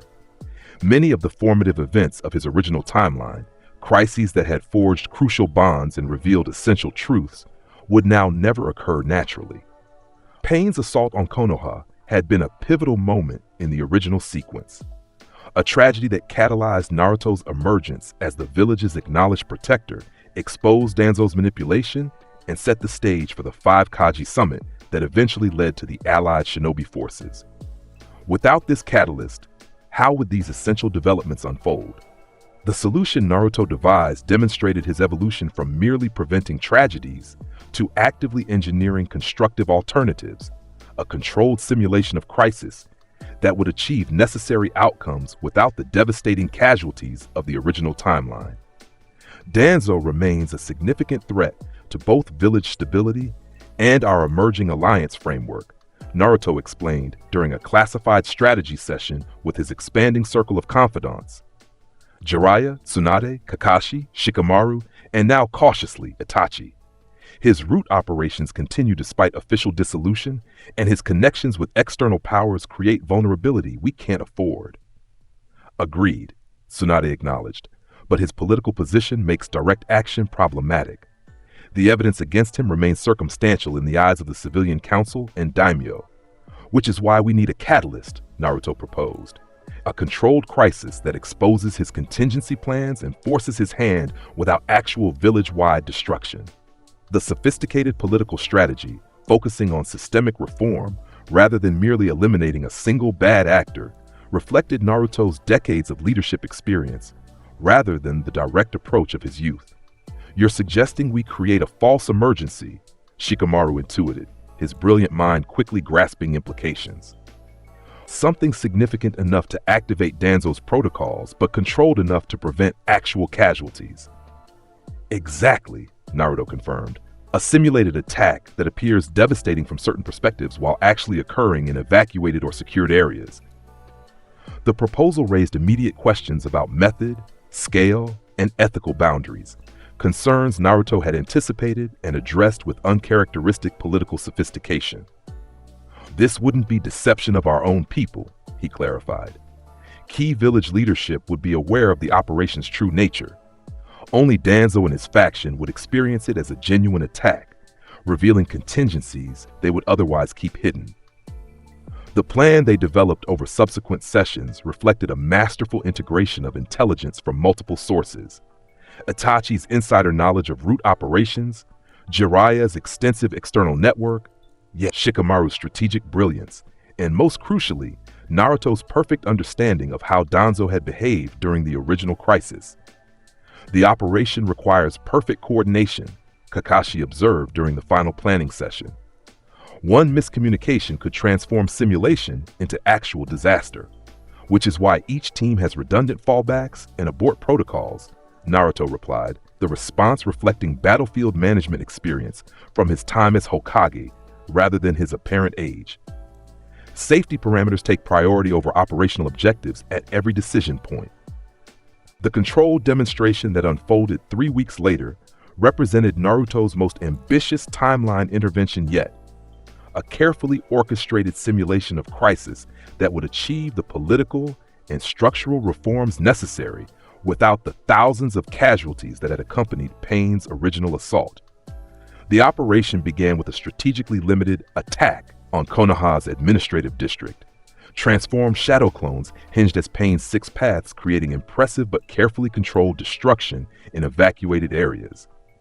Specialized genjutsu techniques developed by Itachi and implemented by a select Anbu team created the appearance of wider devastation while actually containing damage to designated zones.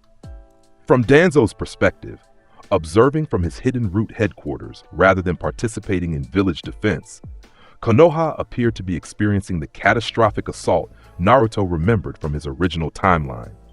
The Hokage Tower damaged, communication systems disrupted, and apparent casualties mounting rapidly.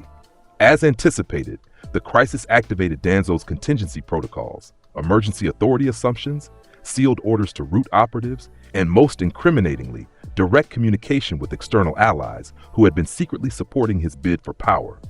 He's making his move, Naruto confirmed, monitoring developments from a secure command center alongside Tsunade and Jiraiya. Exactly as expected, using the crisis to implement authority transition protocols that bypass normal succession procedures. The counter-operation unfolded with precision timing. As root operatives moved to secure strategic locations under Danzo's emergency directives, they found themselves intercepted by Anbu teams specifically briefed on their approach vectors and methods.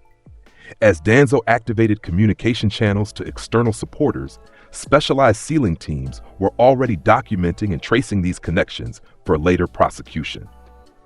Most significantly, when Danzo himself emerged from his hidden bunker to assist with village recovery, actually positioning himself to assume emergency powers, he found not a vulnerable leadership vacuum, but Tsunade and the full council waiting with documented evidence of his unauthorized power seizure attempt. Interesting response to a village crisis, Danzo, Tsunade observed coldly as Anbu surrounded the elder.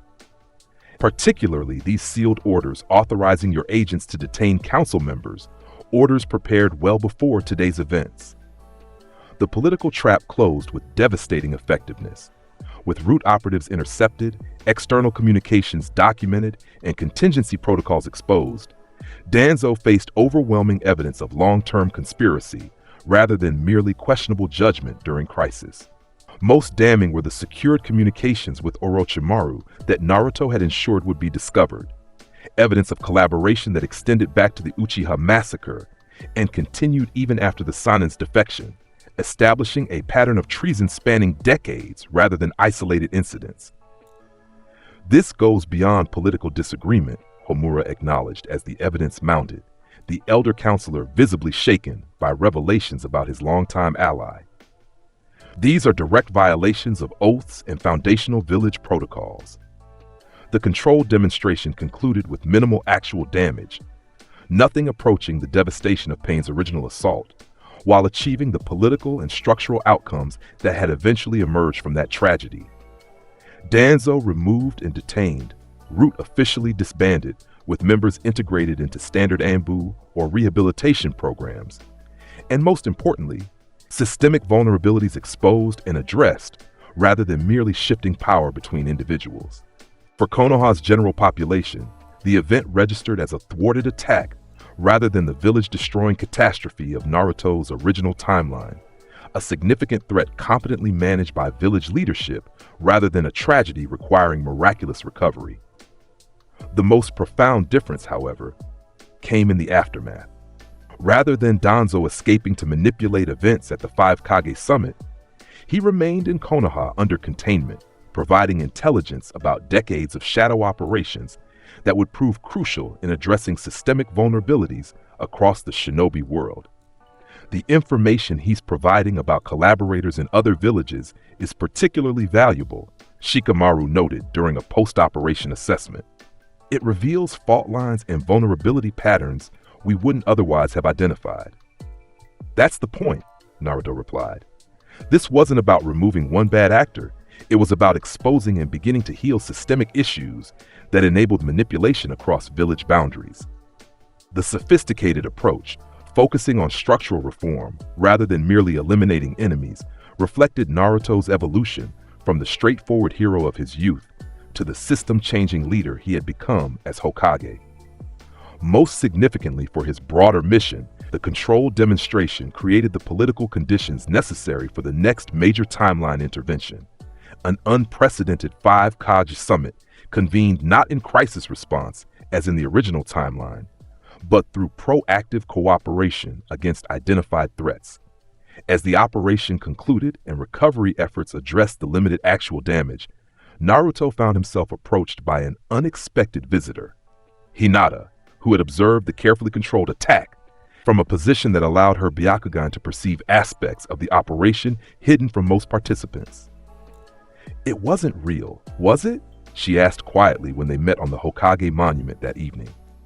"The destruction appeared genuine from most perspectives, but my eyes saw the underlying techniques, shadow clones, genjutsu layers, controlled demolition." The insight, demonstrating both her perceptiveness and growing confidence, created another opportunity for Naruto to share more of his true nature with someone whose heart had always understood him better than most. "It was a necessary illusion," he acknowledged, recognizing that deception would be both futile and counterproductive with someone whose perception had always cut through his masks.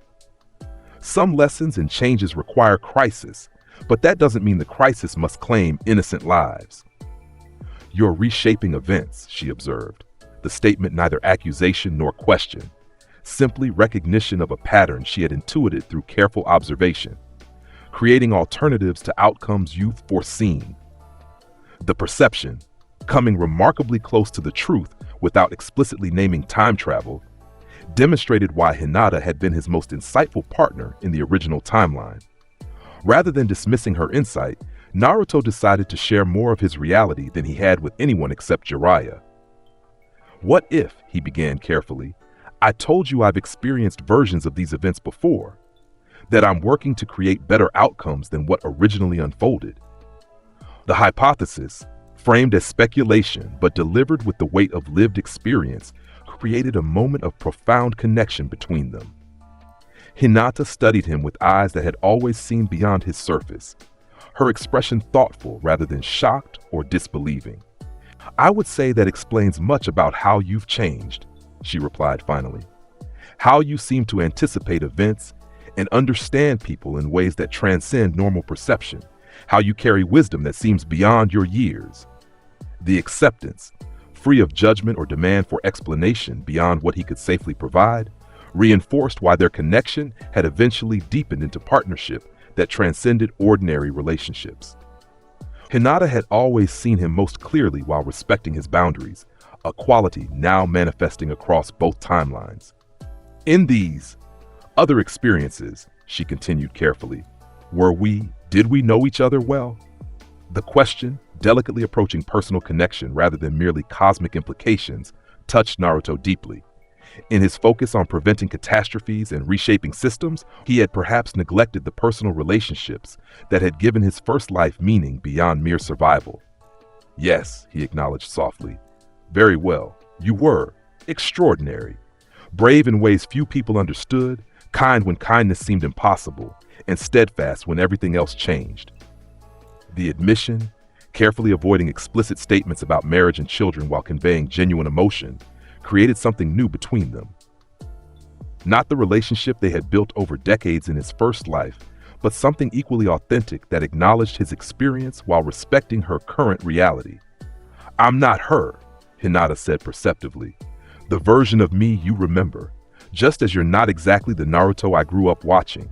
We're both different paths of the same souls." The insight, philosophical depth that many overlooked in the quiet Hyuga struck Naruto profoundly. She was right, of course. This Hinata had experienced a different path than her counterpart in his original timeline, just as he was fundamentally changed by his time travel experience. Different paths, he agreed, but perhaps leading to similar destinations, even if the journey looks nothing like before. The conversation marked another evolution in Naruto's approach to his mission. Recognition that reshaping events need not mean sacrificing the personal connections that had given his first life meaning. Different paths might indeed lead to similar destinations, even if the journey bore little resemblance to what he remembered. As the false pain assault rippled through Konoha's political landscape, creating space for structural reforms that had taken years in the original timeline, Naruto sensed both opportunity and challenge in the accelerating divergence from his original memories. His foreknowledge remained valuable, but increasingly less predictive as new variables entered the equation. A reality that would require adaptation rather than rigid adherence to remembered sequences. Most significantly, the controlled demonstration had achieved its primary strategic objective, creating conditions for the unprecedented 5 Kaji summit that would establish the foundation for what had eventually become the Allied shinobi forces. Without Pain's actual destruction of Konoha serving as catalyst, Naruto had engineered an alternative path to the same essential outcome: international cooperation against threats that transcended village boundaries. The chess pieces continued to move across the board, the timeline shifting further with each intervention. And somewhere in the shadows, watching with increasing alarm, Obito Uchiha realized that his carefully constructed plans spanning decades were unraveling faster than he could adapt. Pain questioning the organization's purpose, Itachi aligned against him, multiple Akatsuki members neutralized, and now Danzo contained rather than available as an unwitting ally in creating division between villages. Most disturbingly, the Nine Tails Jinchuriki somehow anticipated moves before they occurred, not merely reacting to threats, but systematically dismantling plans that shouldn't have been detectable until implementation. It was almost as if he possessed knowledge of a future that Obito himself was still working to create. For the first time since donning his mask and assuming Madara's legacy, Obito faced not just tactical setbacks, but existential questions about whether his path remained viable at all. And deep beneath layers of hatred and manufactured purpose, something long dormant stirred within the last student of Minato Namikaze, the first fragile seeds of doubt that would eventually blossom into the possibility of redemption. The 5 Cog Summit represented a critical juncture in both timelines, the gathering that had eventually laid groundwork for the Allied shinobi forces in Naruto's original experience, though only after Sasuke's disruptive attack, Danzo's manipulation, and Obito's declaration of war had forced cooperation through shared threat. This time, Naruto was determined to achieve the same essential outcome: unified response to transcendent threats, without the casualties and political manipulation that had characterized the original summit. More ambitiously, he aimed to establish this unified framework years ahead of schedule, creating space to address cosmic-level threats that had remained beyond their capacity in his first lifetime. The diplomatic groundwork had been laid through months of careful relationship building, the strengthened alliance with Suna through Gaara's protection, preliminary information sharing with Kumo following the Akatsuki confrontation, and most recently, tentative communication channels with Nagato's Amegakure.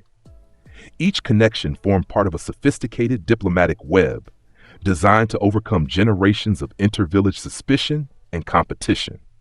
The intelligence we've gathered about Akatsuki, Orochimaru's operations, and most recently, Danzo's external connections demonstrates a pattern, Naruto explained during the proposal briefing with Tsunade and selected advisors. These threats exploit divisions between villages, operating in boundary spaces where jurisdiction is unclear and cooperation non-existent. True, Tsunade acknowledged, But historical attempts at meaningful inter-village alliances have always collapsed once immediate threats recede. The competitive nature of the hidden village system works against sustained cooperation. Because those alliances address symptoms rather than causes, Naruto countered, his response reflecting wisdom gained through decades of leadership rather than his apparent age. They maintained the underlying philosophy of villages as competitive entities occasionally cooperating against external threats, rather than reconceptualizing security as a shared responsibility. The sophisticated geopolitical analysis, focusing on systemic reconceptualization rather than merely tactical cooperation, drew thoughtful consideration from even veteran strategists like Shikaku Nara. You're proposing something more fundamental than a temporary alliance, the elder Nara observed. A structural shift in how villages relate to each other.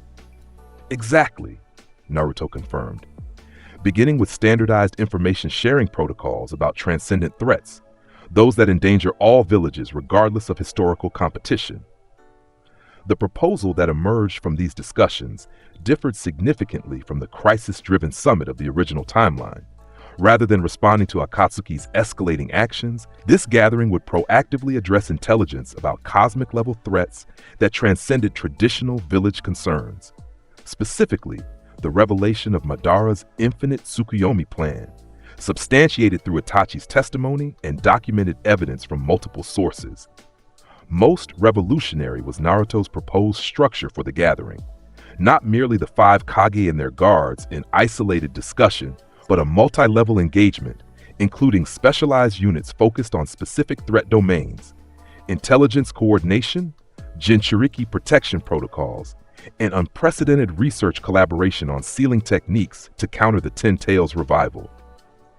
This goes beyond anything attempted since the Hidden Village system was established, Koharu observed during the council review. The level of information sharing you're proposing would have been considered treason in previous generations. Previous generations didn't face extinction-level threats, Naruto replied simply. The calculation changes when survival itself is at stake. The location selected for the summit reflected another careful deviation from the original timeline. Rather than the Land of Iron's neutral territory, Naruto proposed the ruins of Uzushiogakure, his ancestral homeland, and the former center of sealing knowledge that would prove crucial in addressing the Ten Tails threat. Symbolically appropriate, Tsunade noted, recognizing the significance of the location to her own Senju Uzumaki heritage, a village destroyed because others feared its knowledge, now potentially hosting the gathering that might prevent similar destruction on a global scale. The diplomatic outreach proceeded through carefully established channels, formal invitations coupled with specific intelligence packages tailored to each Kage's particular concerns and village history. For the Raikage, detailed information about Akatsuki's targeting of Jinchuriki, including his brother Killer Bee. For the Tsuchikage, evidence of Madara's manipulation of Iwagakure during previous conflicts. For the Mizukage, documentation of Obito's role in controlling Yagura during the Bloody Mist period. Each package addresses both general threats and village-specific vulnerabilities, Naruto explained to the diplomatic coordination team, creating both common cause and individualized motivation for participation. The sophisticated approach, psychological insight applied to geopolitical negotiation, reflected Naruto's evolution from straightforward hero to system-changing strategist. Each communication was calibrated to overcome specific historical barriers to cooperation, addressing unspoken concerns and long-standing grievances that had prevented meaningful alliance in previous generations. Most revolutionary was the proposed attendance of stabilized Jinchuriki, Gaara representing Suna, Killer Bee accompanying the Raikage, and Naruto himself representing Konoha's interests alongside Tsunade.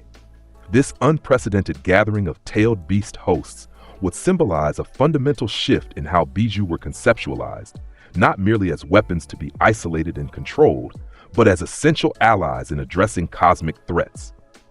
The Jinchuriki inclusion will be the most controversial element, Shikamaru observed during planning sessions. Traditionally, villages have guarded their tailed beasts as strategic assets, not collaborative partners, which is precisely the mindset shift we need to engineer, Naruto replied. As long as Biju are viewed as weapons rather than sentient allies, we remain vulnerable to those who would exploit them, specifically Madara's plan to reconstitute the Ten Tails. The summit that convened at the restored central building of Uzushogakure represented another profound deviation from the original timeline. Rather than the tense, suspicious gathering Naruto remembered, characterized by accusation and eventually disrupted by Sasuke's attack, this assembly began with structured intelligence sharing that established common understanding before moving to policy negotiations. The evidence presented leaves little room for doubt, the Raikage acknowledged after reviewing the comprehensive intelligence package on Akatsuki, Madara's plans, and the infinite Tsukuyomi. These threats transcend traditional village concerns. The question, the Tsuchikage countered, his natural skepticism evident despite the compelling evidence, is whether temporary cooperation against these specific threats necessitates the structural changes being proposed. History suggests alliances collapse once immediate dangers pass. History also shows the catastrophic consequences of that cycle, Naruto interjected, his presence at the summit technically as Tsunade's advisor, but increasingly central to the substantive discussions. Each generation addressing symptoms rather than causes, leaving foundational vulnerabilities for enemies to exploit repeatedly. The insight, delivered with the weight of someone who had witnessed multiple cycles of this pattern, drew thoughtful consideration from leaders whose experience typically made them dismissive of younger perspectives. As discussions progressed from threat assessment to response frameworks, Naruto carefully guided conversation toward the underlying philosophical shift he knew would be essential, reconceptualizing security as a shared responsibility rather than competitive advantage. The hidden village system emerged in an era where security meant village-level protection against other villages, he observed during a pivotal discussion about intelligence sharing protocols. That framework becomes not just insufficient, but actively counterproductive when facing threats that target the entire shinobi world, regardless of village affiliation. The sophisticated analysis, historical perspective, coupled with systemic insight, reflected wisdom gained through decades of leadership rather than his apparent age. Even more striking was the natural authority with which he presented alternatives, drawing on experience as Hokage that none present could have known he possessed. "You speak as if you've studied these patterns across multiple generations," the Mizukage noted, her perceptiveness identifying something unusual in Naruto's presentation. "With perspective that seems beyond your years." "I've had unique opportunities to understand historical cycles," Naruto replied carefully, the partial truth flowing smoothly, including patterns that repeat because fundamental assumptions remain unchallenged. The most revolutionary aspect of the summit emerged during discussions about Jinchuriki protection, or more accurately, Jinchuriki partnership. Rather than the traditional framework of tailed beasts as weapons to be controlled and their hosts as living containers, Naruto proposed a fundamental reconceptualization based on cooperation and mutual respect. "The Biju aren't merely chakra constructs," he explained, activating his Jinchuriki form with Kurama's cooperation to demonstrate their harmonized state. They're sentient beings with their own perspectives, created by the Sage of Six Paths from the Ten Tails with specific purpose. The demonstration, Naruto transforming into his golden chakra mode with perfect control rather than the volatile manifestations traditionally associated with Jinchuriki, provided experiential evidence that transcended intellectual arguments. Most significantly, he continued, when approached as partners rather than captives, tailed beasts offer insights and capabilities that remain inaccessible under traditional domination models. Gaara and Killer Bee provided supporting evidence through their own evolving relationships with their tailed beasts. Partnerships developing along different paths, but demonstrating similar principles of mutual respect rather than subjugation. This represents a complete paradigm shift in how we conceptualize tailed beasts, the Tsuchikage observed, his traditional skepticism tempered by the compelling demonstration before him. Generations of established practice have approached them as weapons to be controlled, not allies to be consulted.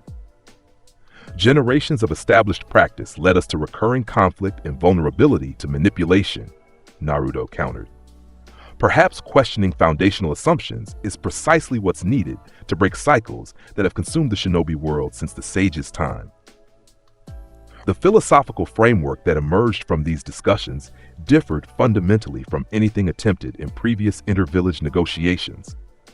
Rather than merely coordinating responses to specific threats, the proposed alliance structure addressed underlying systems that had enabled those threats to develop. Specifically, the competitive nature of the hidden village system itself.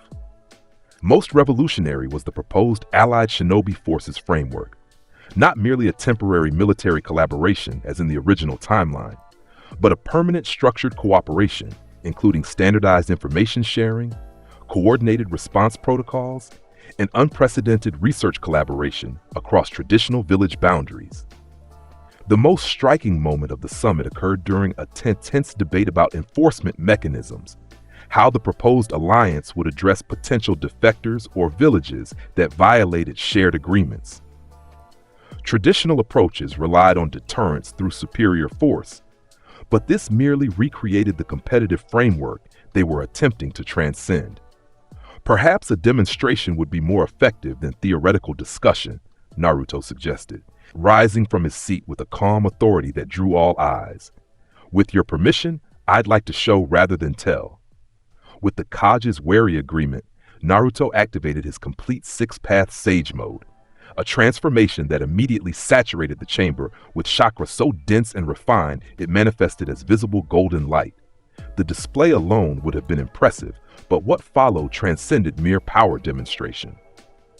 In the framework we've been discussing, conflicts between villages become not just unnecessary, but fundamentally obsolete, Naruto explained, his voice resonating with otherworldly harmony as he channeled nature energy on a scale none present had witnessed before. With careful precision, he manifested truth-seeking orbs, perfect spheres of chakra containing all 5 elemental natures plus yin-yang release, and demonstrated control that defied conventional understanding of ninjutsu limitations. This power isn't meant to threaten or dominate, he continued, the orbs reshaping into complex geometric patterns that somehow conveyed both infinite potential and perfect restraint. It exists to protect and balance, to ensure that disagreements never again escalate to the destruction that has characterized our shared history. The demonstration culminated in a technique none present had ever witnessed, a specialized space-time ninjutsu that momentarily connected their consciousness to a shared vision of both potential futures. The devastated landscape of the Fourth Shinobi World War that had consumed Naruto's original timeline, and the harmonized, prosperous reality that cooperation might create. As the vision faded and Naruto returned to his base form, the chamber remained silent for several moments. Leaders who had seen generations of conflict processing the implications of what they had just witnessed. That was not merely chakra manipulation, the Tsuchikage observed finally, his typical skepticism replaced by genuine wonder. That was something approaching what legends describe of the Sage of Six Paths himself. It is what becomes possible when we transcend the limitations we've placed on ourselves, Naruto replied simply. When we recognize that true strength comes from cooperation rather than isolation. The philosophical reframing, power demonstrated not to dominate but to protect, created the breakthrough that conventional negotiation could never have achieved. By the summit's conclusion, a framework had been established that would fundamentally transform inter-village relationships. The Allied Shinobi Union, not merely a military alliance as in the original timeline, but a comprehensive cooperation structure, including standardized information sharing, coordinated response protocols, and unprecedented research collaboration. Most revolutionary was the establishment of a Council of Harmony, representatives from each village empowered to address potential conflicts before they escalated to military action, with Naruto himself serving as mediator whose authority transcended traditional village boundaries. This isn't merely an agreement, Gaara observed as the formal documents were signed. It's the beginning of a fundamental shift in how we understand ourselves, not as competitors for limited security, but as shared guardians of a world too precious to sacrifice to endless conflict. As the summit concluded and delegates prepared to return to their respective villages, Naruto found himself approached by the Raikage, the leader who had initially shown greatest skepticism toward cooperation. "You've engineered something unprecedented here," A acknowledged, studying Naruto with newfound respect. "Not through force or threat, but through vision that somehow transcends the limitations that have defined our world for generations." "Not my vision alone," Naruto countered, "just perhaps a clearer perspective on possibilities that have always existed beneath the surface of our conflicts." The Five Kage Summit marked another profound deviation from the original timeline. Instead of a gathering disrupted by attack and culminating in war declaration, this assembly had established the foundation for sustainable peace, creating the unified framework necessary to address the cosmic threats Naruto knew still lurked beyond immediate perception. As delegates dispersed to implement the agreements within their respective villages, Naruto sensed both accomplishment and accelerating challenge in the rapidly diverging timeline. The divine entity's presence manifested more distinctly, brief resonances in the natural energy surrounding him that conveyed both approval and urgent caution. The chess pieces had been fundamentally rearranged, creating opportunities and challenges that transcended his original experiences.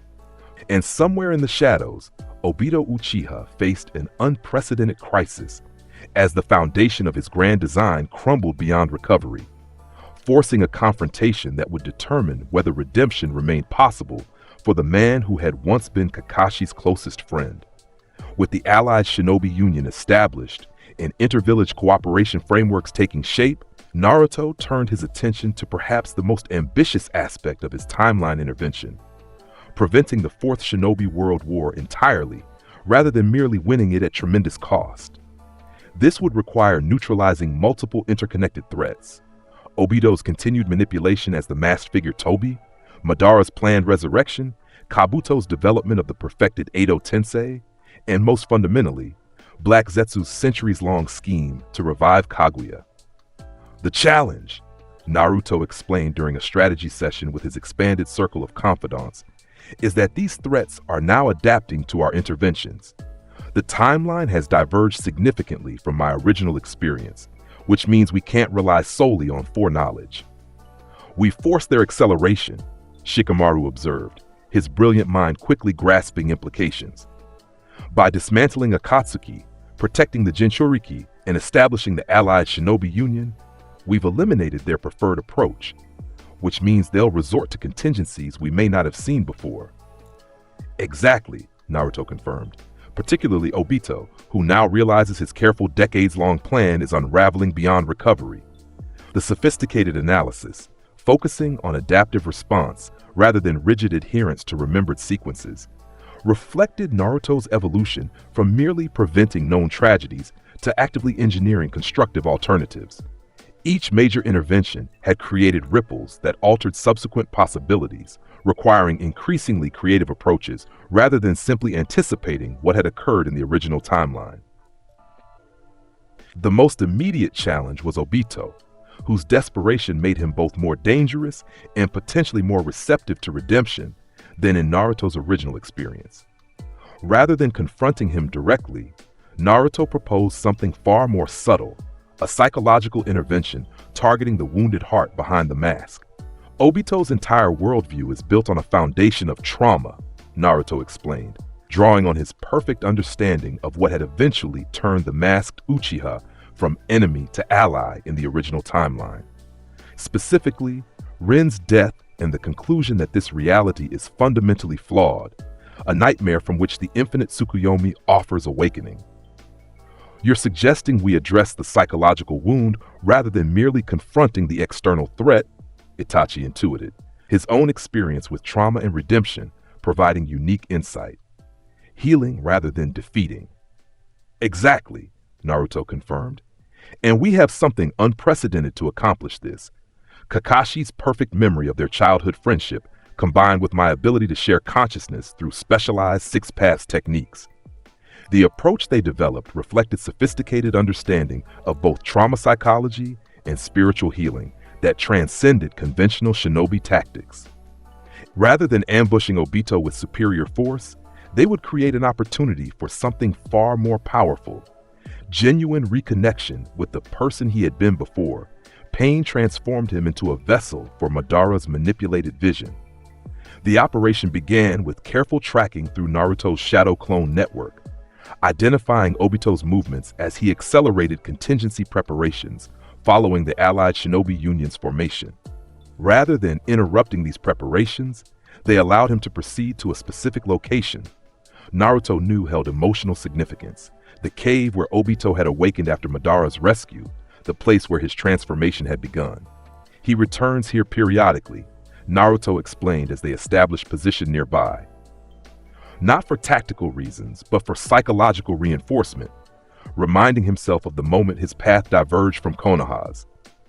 The team assembled for this most delicate intervention was deliberately limited: Naruto, Kakashi, and Itachi, the latter two having direct emotional connections to Obito through different relationships, and Naruto serving as both catalyst and mediator through his unique abilities.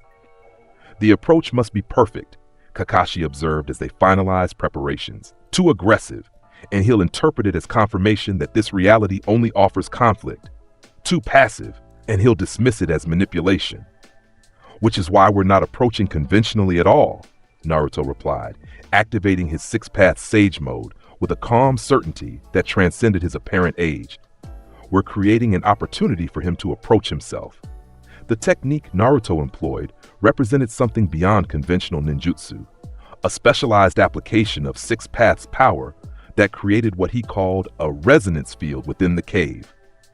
Not genjutsu in the traditional sense, but a space where consciousness became more permeable, where emotional truth manifested with tangible presence that transcended ordinary perception.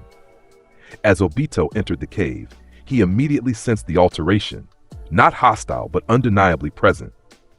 Before he could retreat or counter, the resonance field activated fully, surrounding him with something far more powerful than any technique he had encountered: authentic memories, not as distant recollections, but as lived emotional experience.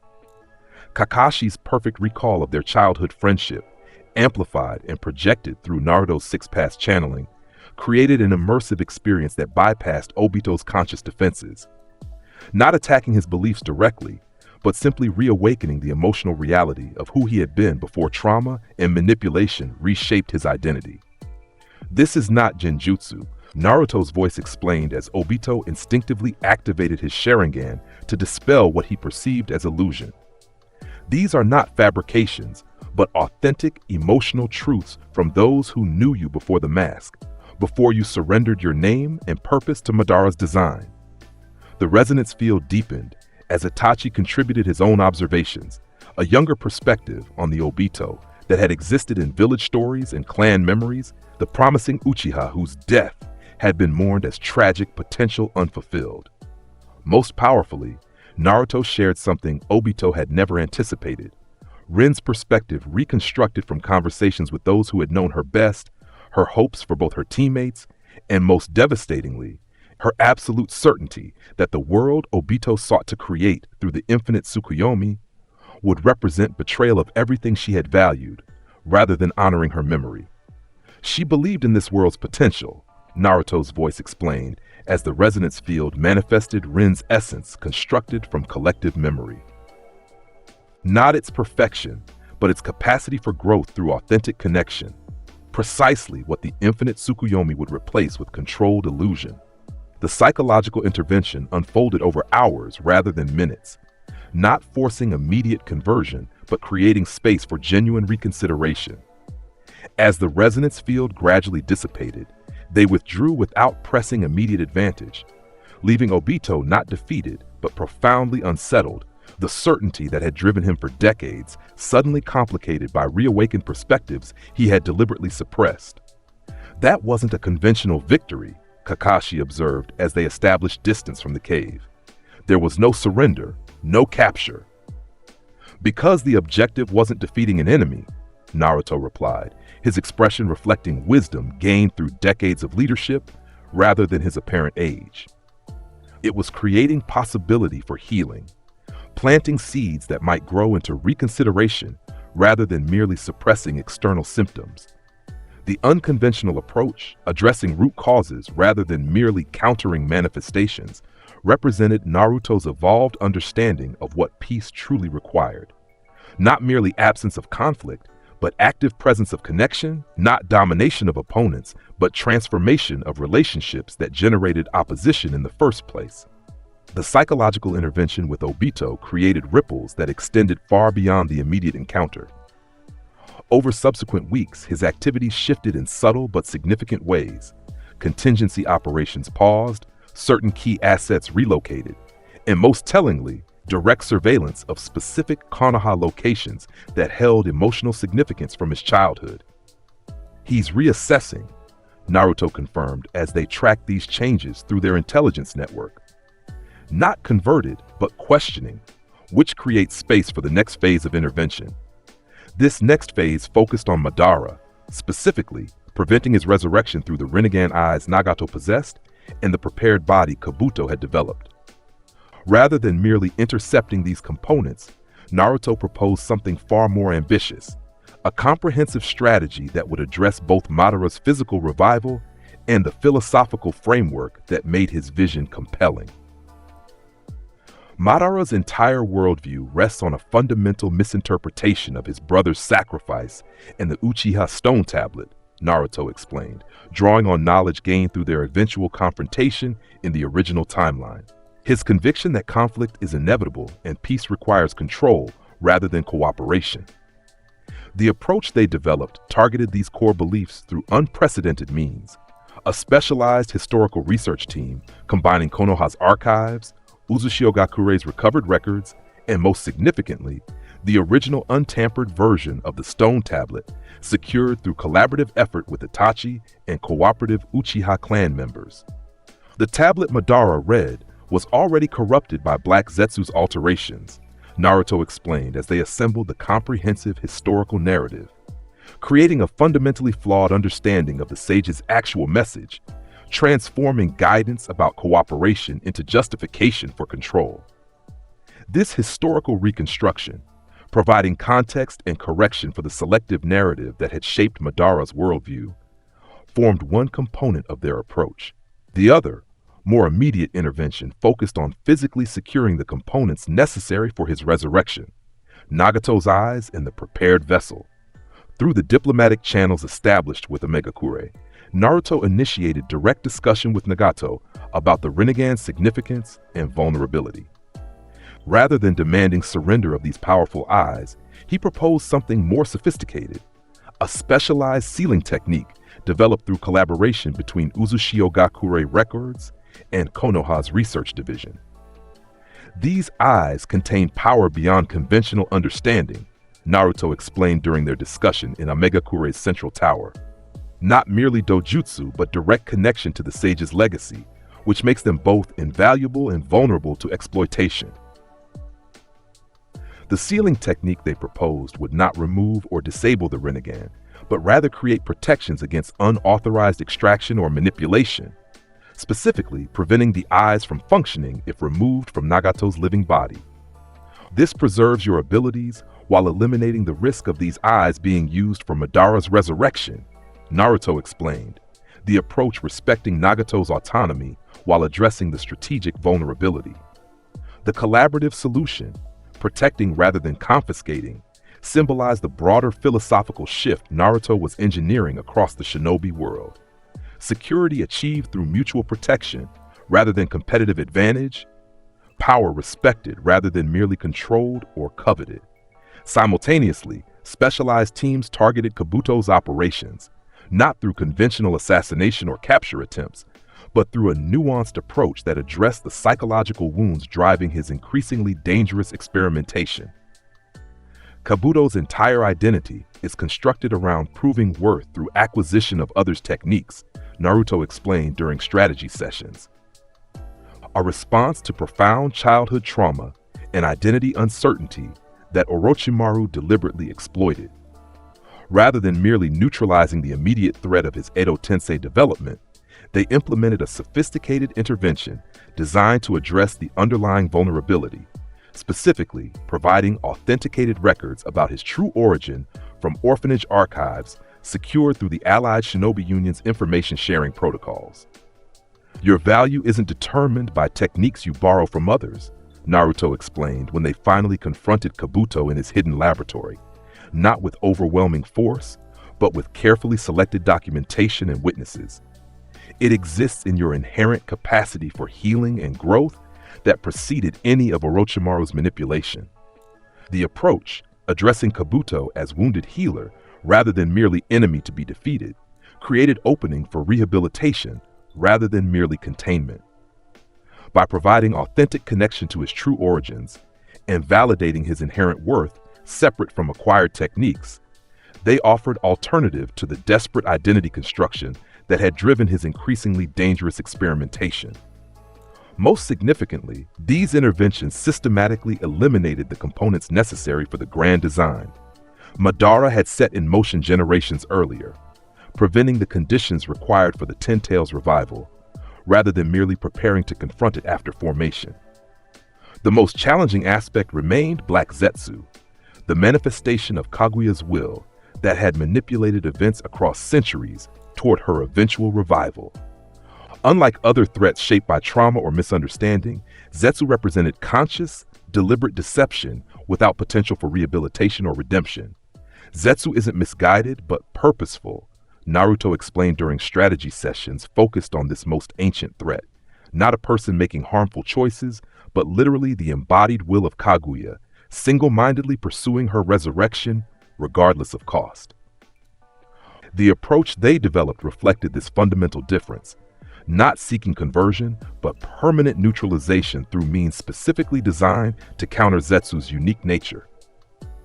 Drawing on knowledge from his original timeline confrontation with Kaguya, Naruto developed specialized sealing techniques that could identify and isolate Zetsu's essence regardless of what form or host it attempted to use for concealment.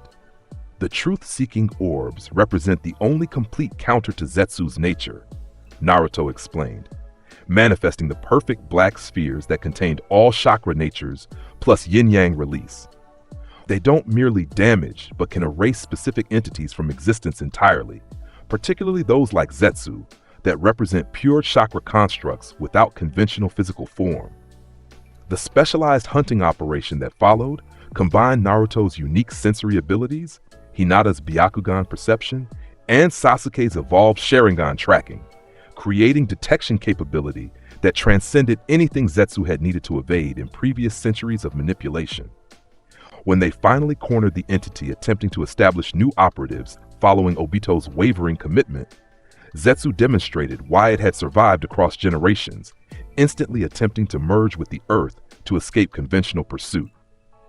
That won't work against this, Naruto stated calmly, his six-path Sage mode activating with golden radiance that illuminated the chamber. The truth-seeking orbs expanded into a specialized containment field that isolated Zetsu's essence from potential escape routes, not merely damaging but fundamentally preventing the chakra transfer that had allowed previous evasions. "You're interfering with matters beyond your understanding," Zetsu hissed, its form fluctuating between humanoid shape and amorphous shadow as it tested the containment. "Mother's revival is inevitable, a correction this flawed reality has always required." "No," Naruto countered, the truth-seeking orbs contracting with perfect precision. "Your manipulation ends here, not postponed or damaged, but erased entirely." The technique that followed wasn't merely combat, but fundamental erasure, the truth-seeking orbs expanding through Zetsu's essence and systematically eliminating its chakra structure through perfect application of yin-yang release. Not conventional destruction, but complete nullification of the entity's existence, removing Kaguya's embedded will from the world entirely. As the operation concluded, Naruto sensed profound shift in the natural energy patterns surrounding them, as if some ancient distortion had finally been corrected, allowing more harmonious flow that had been subtly disrupted for centuries by Zetsu's manipulative presence. "It's done," he confirmed, deactivating his Six Paths mode as the last traces of Zetsu's essence disappeared completely. Not merely defeated but erased, the anchor point of Kaguya's influence removed from our reality entirely. The systematic dismantling of these interconnected threats, Obito's psychological healing, Madara's resurrection prevention, Kabuto's rehabilitation, and Black Zetsu's erasure, represented Naruto's most ambitious timeline intervention yet. Rather than preparing to win the Fourth Shinobi World War, as in his original experience, he had created conditions that made the conflict itself unnecessary, addressing causes rather than merely preparing for consequences. Most significantly, these interventions had been accomplished primarily through healing and prevention rather than destruction and defeat, reflecting the philosophical shift from domination to connection that formed the core of Naruto's evolved understanding of what peace truly required.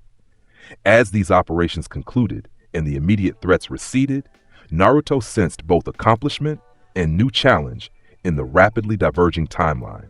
The divine entity's presence manifested more distinctly, brief resonances in the natural energy surrounding him that conveyed both approval and urgent caution. The chess pieces had been fundamentally rearranged, creating a reality that increasingly diverged from his original experiences. But even as these known threats were systematically addressed, Naruto sensed something new emerging, disturbances in natural energy patterns that hadn't occurred in his original lifetime, suggesting forces awakening in response to the profound timeline alterations he had engineered. "We've prevented the war as it would have unfolded," he acknowledged during a reflection session with Kurama. "But these changes have created new variables, new potential threats responding to the altered reality." "A risk we accepted when we began changing fate," Kurama replied, the fox's consciousness fully integrated with his own rather than merely coexisting. The question now is whether these new variables will prove allies or threats in the cosmic challenge still ahead. The answer would come sooner than either anticipated, as the natural energy disturbances continued to intensify, manifesting in ways that suggested something fundamental was shifting in the fabric of reality itself, something responding directly to the absence of events that should have occurred according to the original cosmic design. The first indication that their systematic prevention of the Fourth Shinobi World War had created unprecedented consequences came through Naruto's expanded sensory perception during meditation. The natural energy patterns surrounding him suddenly shifted, not merely fluctuating, but fundamentally realigning, as if the very fabric of reality was adjusting to accommodate something that transcended ordinary physical laws. Within their shared mindscape, Kurama's consciousness surged with immediate recognition. This resonance pattern, it's similar to what we experienced during our original confrontation with her. Before Naruto could fully process this observation, the divine entity that had initiated his time travel mission manifested more directly than ever before. Not physical presence, but concentrated distortion in reality around him, conveying urgent communication through pure conceptual transfer rather than language. The message was both validation and warning. By systematically preventing the conditions necessary for the Ten Tails revival and infinite Tsukuyomi implementation, Naruto had successfully averted the apocalyptic outcome of his original timeline. However, these profound alterations had created an unexpected consequence, awakening Kaguya's dormant consciousness directly rather than through the gradual process Black Zetsu had designed. The systematic elimination of her planned revival path has triggered an emergency response, Naruto translated for his assembled confidants, the inner circle who understood enough of his true nature to comprehend the cosmic implications. Rather than accepting defeat, her consciousness is attempting to manifest directly, bypassing the Ten Tails and infinite Tsukuyomi entirely. "How is that possible?" Sasuke questioned, his evolved understanding of dojutsu providing framework for grasping implications beyond ordinary perception. Without the chakra harvesting of the infinite Tsukuyomi or the Ten Tails as vessel, what could possibly support her manifestation? "The dimensional boundary weakening we've been detecting," Naruto replied, connecting phenomena that had seemed merely unusual rather than strategically significant. The natural energy disturbances around former Otsutsuki sealing sites, they're not random fluctuations, but systematic preparation.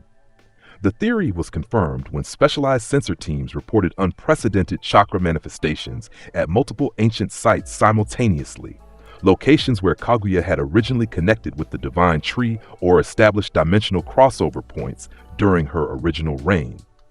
Most alarmingly, these manifestations were occurring years before Kaguya's emergence in the original timeline, without the Fourth Shinobi World War's massive chakra expenditure creating cover for her activities, and without the graduated awakening process that had allowed Naruto and his allies to develop countering strategies through progressive confrontation. She's attempting something fundamentally different than in our original experience, Naruto explained during the emergency response briefing. Not gradual absorption through the Ten Tails and infinite Tsukuyomi, but direct dimensional transfer, bringing her consciousness and power through specific weak points in reality. The unprecedented threat required equally unprecedented response, not merely tactical preparation, but fundamental reconceptualization of how to counter an entity whose very nature transcended conventional understanding of existence. Drawing on both his original timeline confrontation with Kaguya and the expanded cosmic awareness gained through his divine mission, Naruto proposed something beyond ordinary defensive planning. We need to establish dimensional anchoring points, he explained, sketching complex sealing arrays that combine traditional Uzumaki techniques with six paths modifications. Not to prevent her arrival entirely, that's likely impossible given the momentum already established, but to control where and how the manifestation occurs. The sophisticated approach, directing rather than merely resisting, reflected Naruto's evolution from reactive hero to proactive cosmic strategist. By establishing specialized sealing formations at carefully selected locations, they could potentially channel Kaguya's emerging consciousness toward a predetermined manifestation point, creating battlefield advantage impossible in the chaotic emergence of the original timeline. The preparation activated every aspect of the newly established Allied Shinobi Union. Specialized teams deployed across the elemental nations to establish the sealing network, research divisions collaborating on countermeasures based on Naruto's detailed knowledge of Kaguya's abilities, and most significantly, the coordinated positioning of the free-tailed beasts as conscious allies rather than merely chakra sources. In our original confrontation, we faced Kaguya after she had absorbed the Ten Tails and harvested chakra from countless shinobi through the infinite Tsukuyomi, Naruto explained to the assembled Biju representatives. This time, she'll emerge without that accumulated power, still formidable beyond conventional understanding, but not the nearly omnipotent entity we eventually sealed. The strategic advantage created by their preventative interventions provided critical opportunity, the chance to confront Kaguya before she reached full power rather than at the peak of accumulated strength. However, this earlier emergence also created unprecedented challenges, particularly the absence of certain key abilities and allies that had proven essential in the original sealing. Most significantly, Sasuke had not yet received the Six Paths power that had balanced Naruto's abilities in their original confrontation with Kaguya. Without Black Zetsu's manipulation of Madara as intermediate step, the natural transmission of this power had not occurred, creating potential vulnerability in their sealing capacity. The traditional approach required both Ashura and Indra's chakra working in perfect harmony, Naruto acknowledged during planning sessions. A balance we achieved in our original confrontation only through progressive development across multiple battles.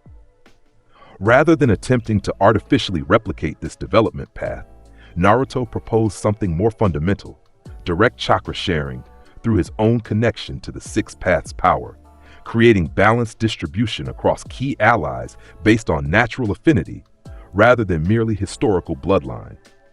The power doesn't belong exclusively to any individual, he explained, his understanding transcending traditional lineage limitations. It represents fundamental cosmic balance that can manifest through multiple vessels when properly harmonized. Through careful preparation combining meditation, chakra synchronization, and specialized sealing techniques, Naruto established distribution framework that would allow controlled sharing of the Six Paths power when Kaguya's emergence reached critical threshold. Not permanent transfer, but temporary harmonization, creating collective capability greater than any individual vessel could contain. As the dimensional disturbances intensified and Kaguya's emergence accelerated, their preparations faced ultimate test. The carefully established sealing network successfully channeled the manifestation toward their selected location, the restored central valley of Uzushiogakure, chosen for both symbolic significance and practical advantages in natural energy circulation. The entity that materialized within their containment field transcended ordinary physical appearance. Kaguya not as merely powerful opponent, but as fundamental cosmic distortion, reality itself seeming to bend around her presence, as dimensions partially overlap within her manifestation zone. Presumptuous creatures, her voice resonated, the sound seemingly originating from multiple points simultaneously rather than conventional vocal production. You redirect my emergence path, thinking this grants advantage against inevitability. Not advantage, Naruto replied, his six-path sage mode activating with golden radiance that seemed to stabilize the dimensional fluctuations surrounding them.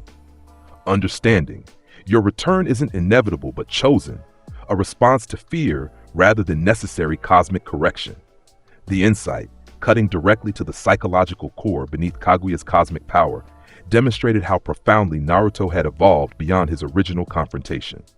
Not merely opposing power with power, but addressing the fundamental consciousness directing that power, engaging Kaguya as complex entity rather than merely opponent to be sealed. You know nothing of my nature or purpose, she countered, reality distorting around her as dimensional boundaries fluctuated in response to her emotional intensity. This world's chakra belongs rightfully to the Otsutsuki, borrowed temporarily, now reclaimed permanently. I know more than you realize, Naruto replied, his calm certainty creating striking contrast with her increasing agitation. About Ishiki's betrayal, about your fear of the main family's judgment, about the loneliness that transformed protection into possession. The specific references, knowledge impossible for any ordinary human to possess, visibly impacted Kaguya's manifestation, her form briefly fluctuating, as if equilibrium had been disrupted by unexpected recognition. The confrontation that followed transcended ordinary combat, not merely exchange of techniques, but fundamental contest between cosmic principles.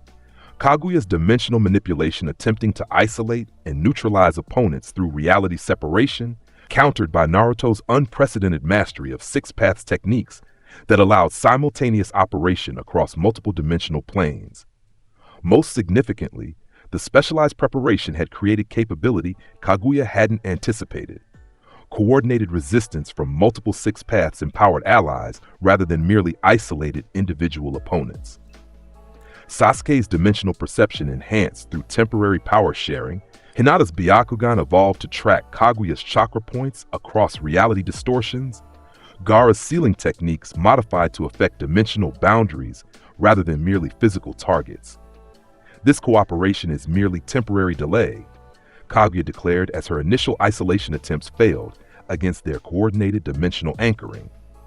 Your fundamental nature remains competitive rather than harmonious, the flaw that has always defined humanity's relationship with power. You're describing your fear, not our reality, Naruto countered, the truth-seeking orbs expanding into complex geometric patterns that somehow stabilize dimensional fluctuations while simultaneously creating offensive pressure, projecting your experience with Ishiki onto all relationship possibilities. The psychological insight, demonstrating understanding of Kaguya that transcended historical records or conventional intelligence, created opening for the most crucial aspect of their strategy. Not merely opposing Kaguya's power directly, but addressing the consciousness directing that power, creating possibility for evolution rather than merely repetition of the original sealing. As the confrontation intensified across multiple dimensional planes simultaneously, Naruto implemented the culmination of their prepared strategy, not the traditional six paths, planetary devastation, sealing that had temporarily contained Kaguya in the original timeline, but something more fundamental, developed through integration of Uzushigakure's recovered sealing knowledge with six paths principles. This isn't merely containment, Naruto explained as golden chakra chains manifested from specialized anchor points surrounding the battlefield, not merely physical restraints, but dimensional stabilizers that progressively limited Kaguya's reality manipulation. Its reintegration, addressing the fragmentation that transformed protection into possession. The sealing technique that followed represented unprecedented integration of traditional Uzumaki bloodline capabilities with cosmic level 6 pass application. Chakra chains progressively connecting not merely to Kaguya's physical manifestation, but to the dimensional distortions surrounding her, creating comprehensive boundary that addressed both symptom and cause simultaneously.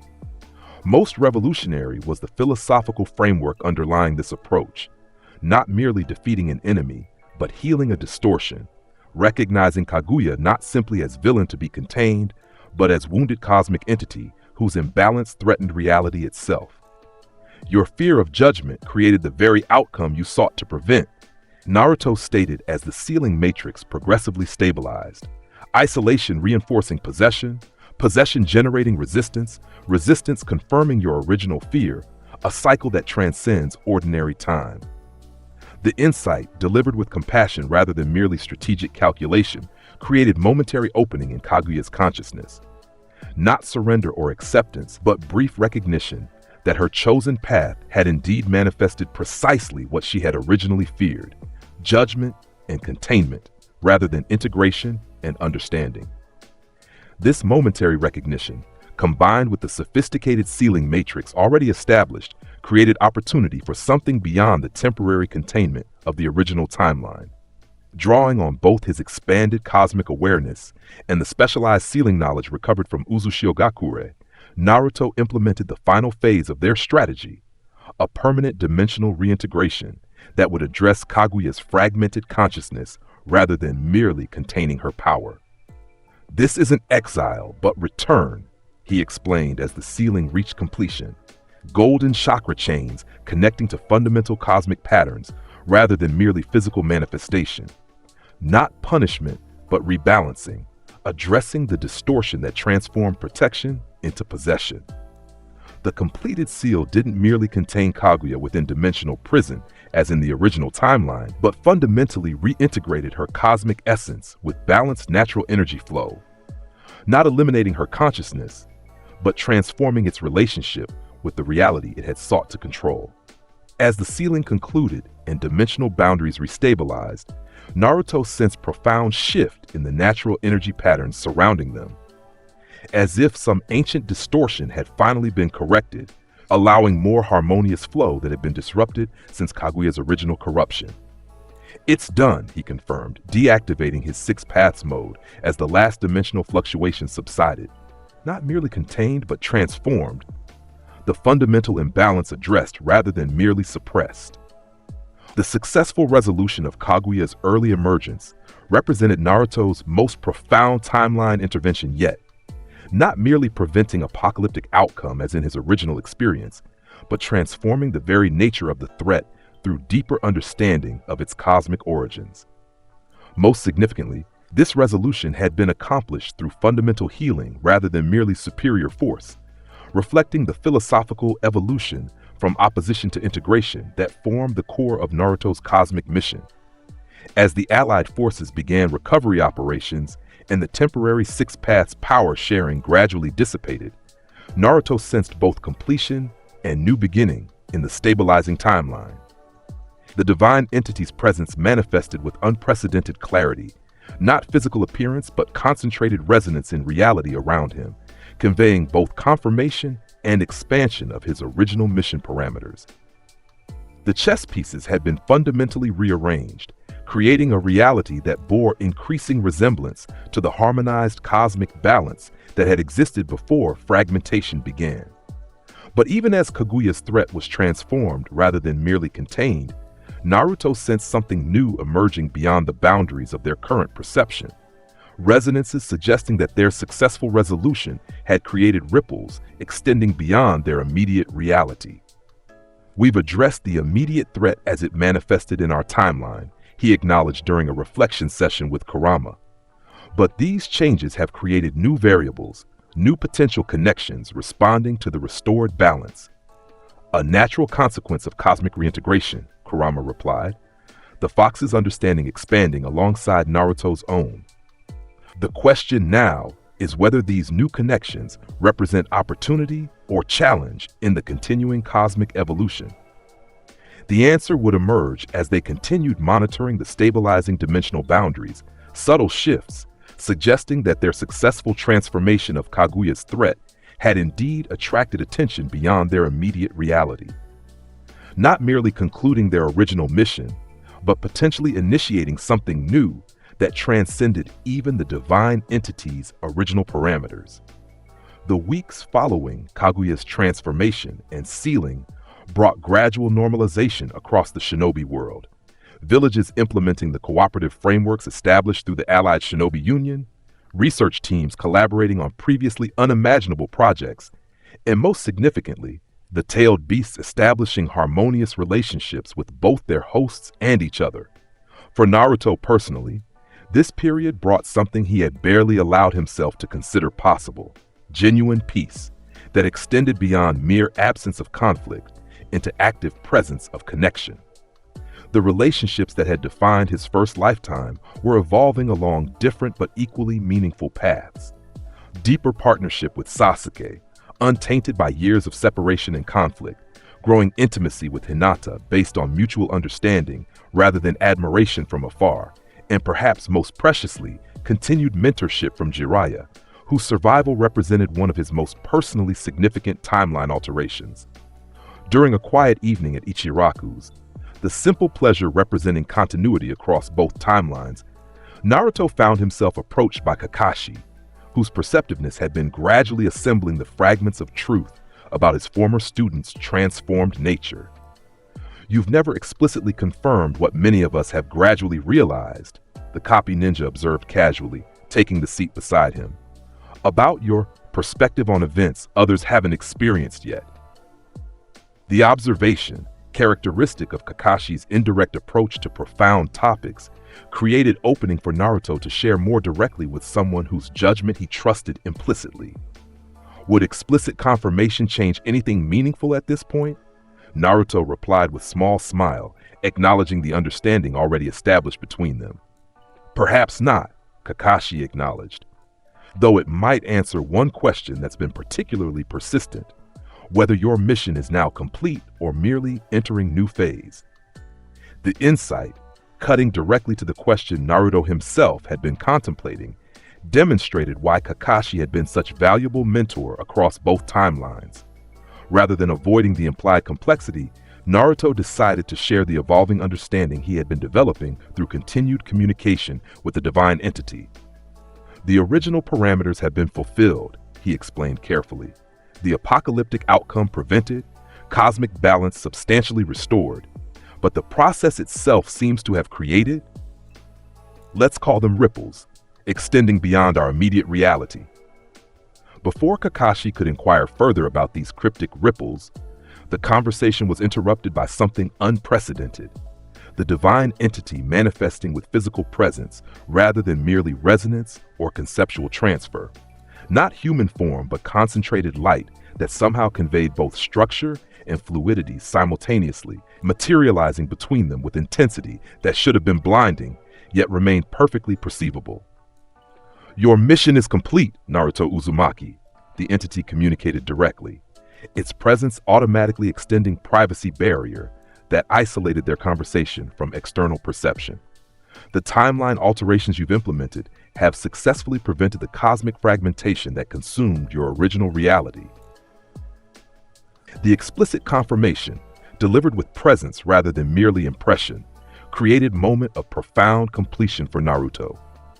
The burden he had carried since his consciousness transfer, the constant calculation of intervention consequences, the careful balance between prevention and creation, all culminating in successful fulfillment beyond what he had initially believed possible. "Thank you," he replied simply, the response encompassing both gratitude for the confirmation and acknowledgement of the opportunity he had been granted. "Though I sense there's more you've come to communicate than merely mission completion." "Perceptive as always," the entity acknowledged, its form shifting slightly as if adjusting to more extensive communication than previously attempted. Your successful prevention of cosmic fragmentation in this reality has indeed created consequences beyond initial parameters. The explanation that followed transcended ordinary language limitations. Concepts conveyed through both words and direct consciousness transfer simultaneously, creating understanding that ordinary communication could never have achieved. The multiverse, it seemed, existed in delicate equilibrium. Realities not isolated but interconnected through subtle resonance patterns typically imperceptible to beings operating within single-dimensional framework. The apocalyptic outcome Naruto had prevented in his original timeline represented not merely localized tragedy, but potential cascade effect that might have eventually impacted multiple interconnected realities. By successfully implementing fundamental correction, rather than merely symptom management, Naruto had created ripple effect extending beyond their immediate reality, resonances that both stabilized connected dimensions and, perhaps more significantly, attracted attention from entities operating across multiple realities simultaneously. Your success has demonstrated capacity previously considered theoretical, the entity explained, its form pulsing slightly with intensity that suggested importance beyond ordinary emphasis. Conscious intervention creating fundamental correction rather than merely timeline branch, actual healing rather than merely alternate possibility. This demonstration, it seemed, had attracted attention from both potential allies and concerning entities, forces operating beyond single reality limitations, who recognized the significance of what Naruto had accomplished. Some perceive opportunity for expanded cosmic healing, the entity continued. Others see threat to establish patterns of influence across multiple realities. Both perspectives create new variables beyond original mission parameters. The implications unfolded gradually through both explicit communication and conceptual transfer. Naruto's divine mission complete as originally defined, but potentially expanding into something larger if he chose to accept broader cosmic responsibility. You stand at intersection point, the entity explained, its form stabilizing into more defined presence that somehow conveyed both power and deference simultaneously. One path leads to well-earned peace within this now stabilized reality, leadership role within natural lifespan, eventual transition beyond physical existence with completion appropriately acknowledged. This path represented what Naruto had originally believed would follow successful mission completion, return to normal progression within corrected timeline, leading Konoha toward harmony as Hokage without apocalyptic conclusion, enjoying relationships and connections his interventions had preserved or created. The alternate path, the entity continued, involves expanded responsibility beyond single reality limitations, becoming nexus point for cosmic balancing across multiple interconnected dimensions, addressing fragmentation patterns similar to what threatened your original timeline, but manifesting through different specific forms. This second possibility transcended anything Naruto had anticipated, evolution beyond even his expanded understanding toward cosmic responsibility that would extend his mission parameters beyond single reality concerns. Not merely protecting his precious people within corrected timeline, but potentially serving as guardian for multiple interconnected realities facing similar fundamental challenges. This choice belongs entirely to you, the entity emphasized, its presence conveying profound respect rather than expectation or pressure. Your original commitment has been fulfilled beyond parameters. Any expansion would represent new covenant rather than obligation extension. The possibility created profound tension within Naruto. The deep longing for normal life within corrected timeline balanced against expanded awareness of continuing vulnerability across interconnected realities. The personal relationships he had fought to preserve and nurture contrasted with cosmic responsibility that might require transcending ordinary existence limitations. How much time do I have to consider this choice? He asked finally, the question reflecting both the weight of consideration required and his unwillingness to make such profound decision without consulting those who would be most affected. The intersection point remains stable for what your perception would register as approximately 1 lunar cycle, the entity replied, sufficient for meaningful consideration without creating vulnerability during transition period. As the divine entity's presence gradually dissipated, returning to the subtle resonance pattern that had characterized most of their communication, Naruto found himself facing Kakashi's thoughtful expression. The privacy barrier had maintained their isolation throughout the unprecedented interaction, but the copy ninja's perceptiveness had clearly registered the significance of what had transpired even without direct participation. "I'm guessing that wasn't merely mission completion acknowledgement," Kakashi observed dryly, his characteristic understatement masking genuine concern. "No," Naruto acknowledged with small smile. "Apparently, preventing apocalypse in one reality creates interesting possibilities for others, and corresponding attention from entities operating beyond ordinary limitations." The explanation that followed, simplified but substantive, created framework for what would become the most significant decision point of Naruto's expanded existence. Not merely concluding his divine mission, but potentially transcending its original parameters toward cosmic responsibility that would transform his nature beyond ordinary human limitations. Over subsequent days, Naruto carefully shared this evolving situation with his closest confidants, those who understood enough of his true nature to comprehend the cosmic implications without being overwhelmed by interdimensional complexities. Sasuke, whose parallel path as Indra's reincarnation provided unique perspective on cosmic balance concerns. Hinata, whose perception had always seen beyond ordinary limitations to the essence beneath appearances. Jiraiya, whose philosophical depth transcended his deliberately maintained facade of simplicity. And gradually, others whose wisdom and connection had proven invaluable throughout his mission implementation. The perspectives they offered reflected the profound bonds that had defined Naruto's existence across both timelines, connections that transcended ordinary relationship limitations without sacrificing authentic humanity. "You've earned peace within this reality we've helped create," Sasuke observed during one of their private conversations overlooking the village. "But I recognize the responsibility weight you're considering, the knowledge that other realities face similar fragmentation without equivalent intervention capacity. This choice feels different than others you've faced," Hinata noted with characteristic perception that cut directly to emotional core beneath cosmic complexities. Not sacrifice versus salvation, but different forms of responsibility, equally valid, differently expressed.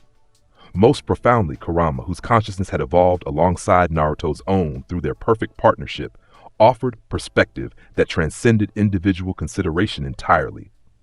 "Perhaps the question isn't binary, but integrated," the fox suggested during deep meditation connecting their shared consciousness.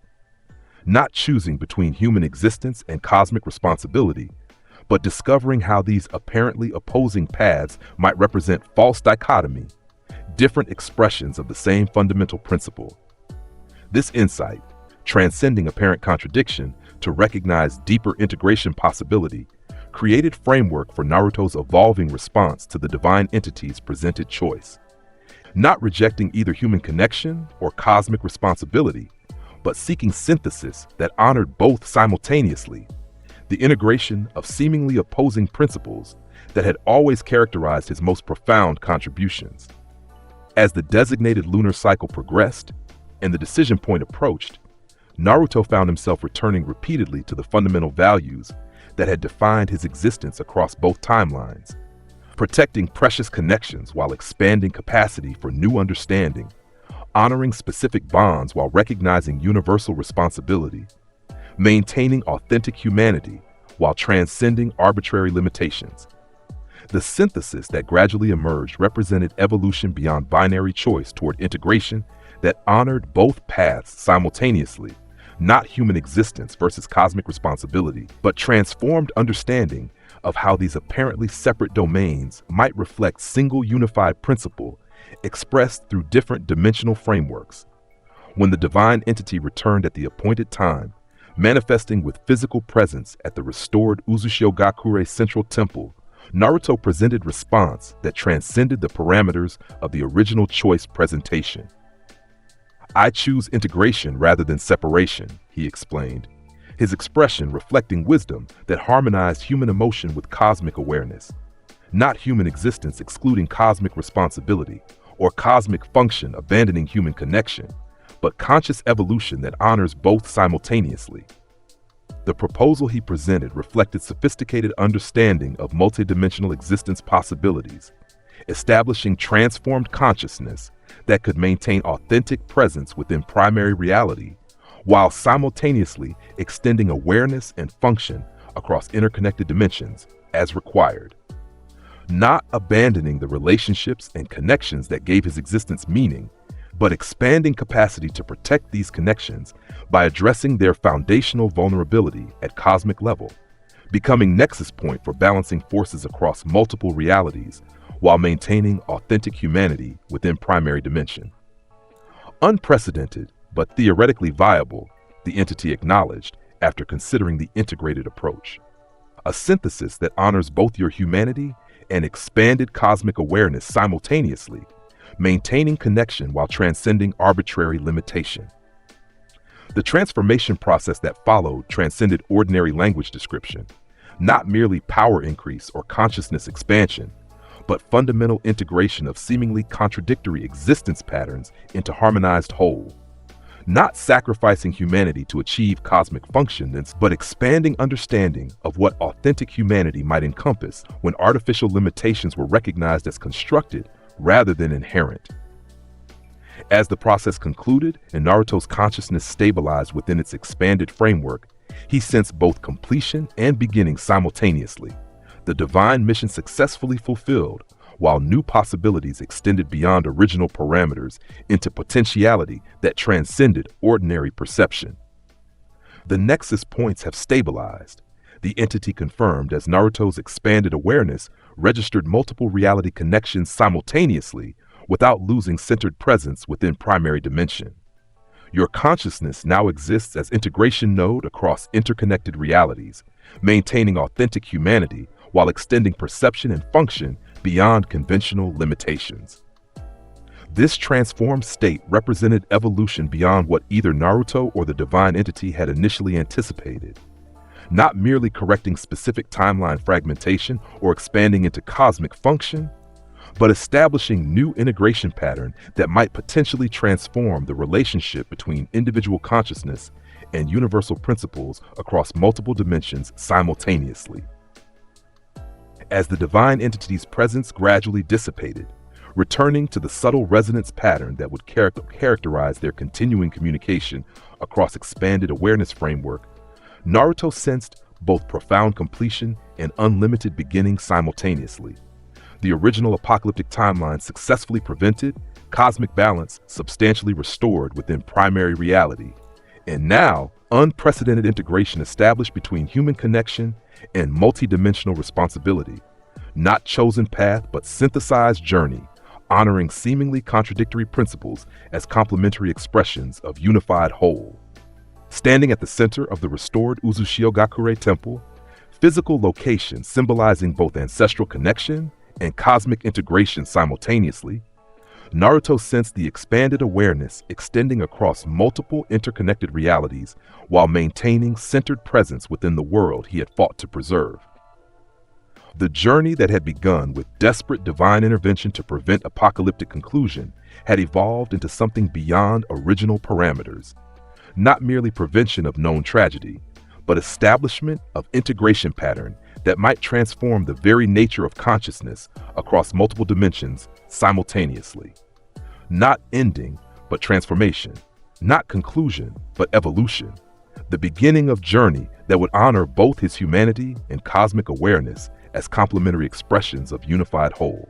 The divine mission complete, yet simultaneously expanding into possibility that transcended its original parameters toward integration that might eventually heal fragmentation at its cosmic source. And somewhere across the interconnected dimensional fabric, entities both benevolent and concerning registered this unprecedented development, the emergence of integration nexus that honored both specific connection and universal principles simultaneously, transforming the very nature of multidimensional relationship through synthesis rather than separation. The cosmic chess game had evolved beyond its original parameters, the board expanding to encompass multiple interconnected realities simultaneously. And at the center of this transformed playing field, stood Naruto Uzumaki, no longer merely time traveler implementing specific corrections, but integration nexus, honoring both human connection and cosmic responsibility as complementary expressions of unified whole. The adventure that had begun with desperate attempt to prevent apocalypse now extended toward possibility beyond ordinary perception, multiversal protection, and ultimate divine ascension, not through abandonment of humanity, but through expanded understanding of what authentic humanity might encompass when artificial limitations were recognized as constructed rather than inherent. Not ending, but beginning. Not conclusion, but evolution. The journey continuing beyond ordinary perception into possibility that might eventually transform the very nature of existence across multiple dimensions simultaneously. And that's how Naruto's rebirth changed everything. If you enjoyed this complete what-if story, hit that subscribe button for more Naruto alternate timelines. What other scenarios would you like to see? Drop your ideas below.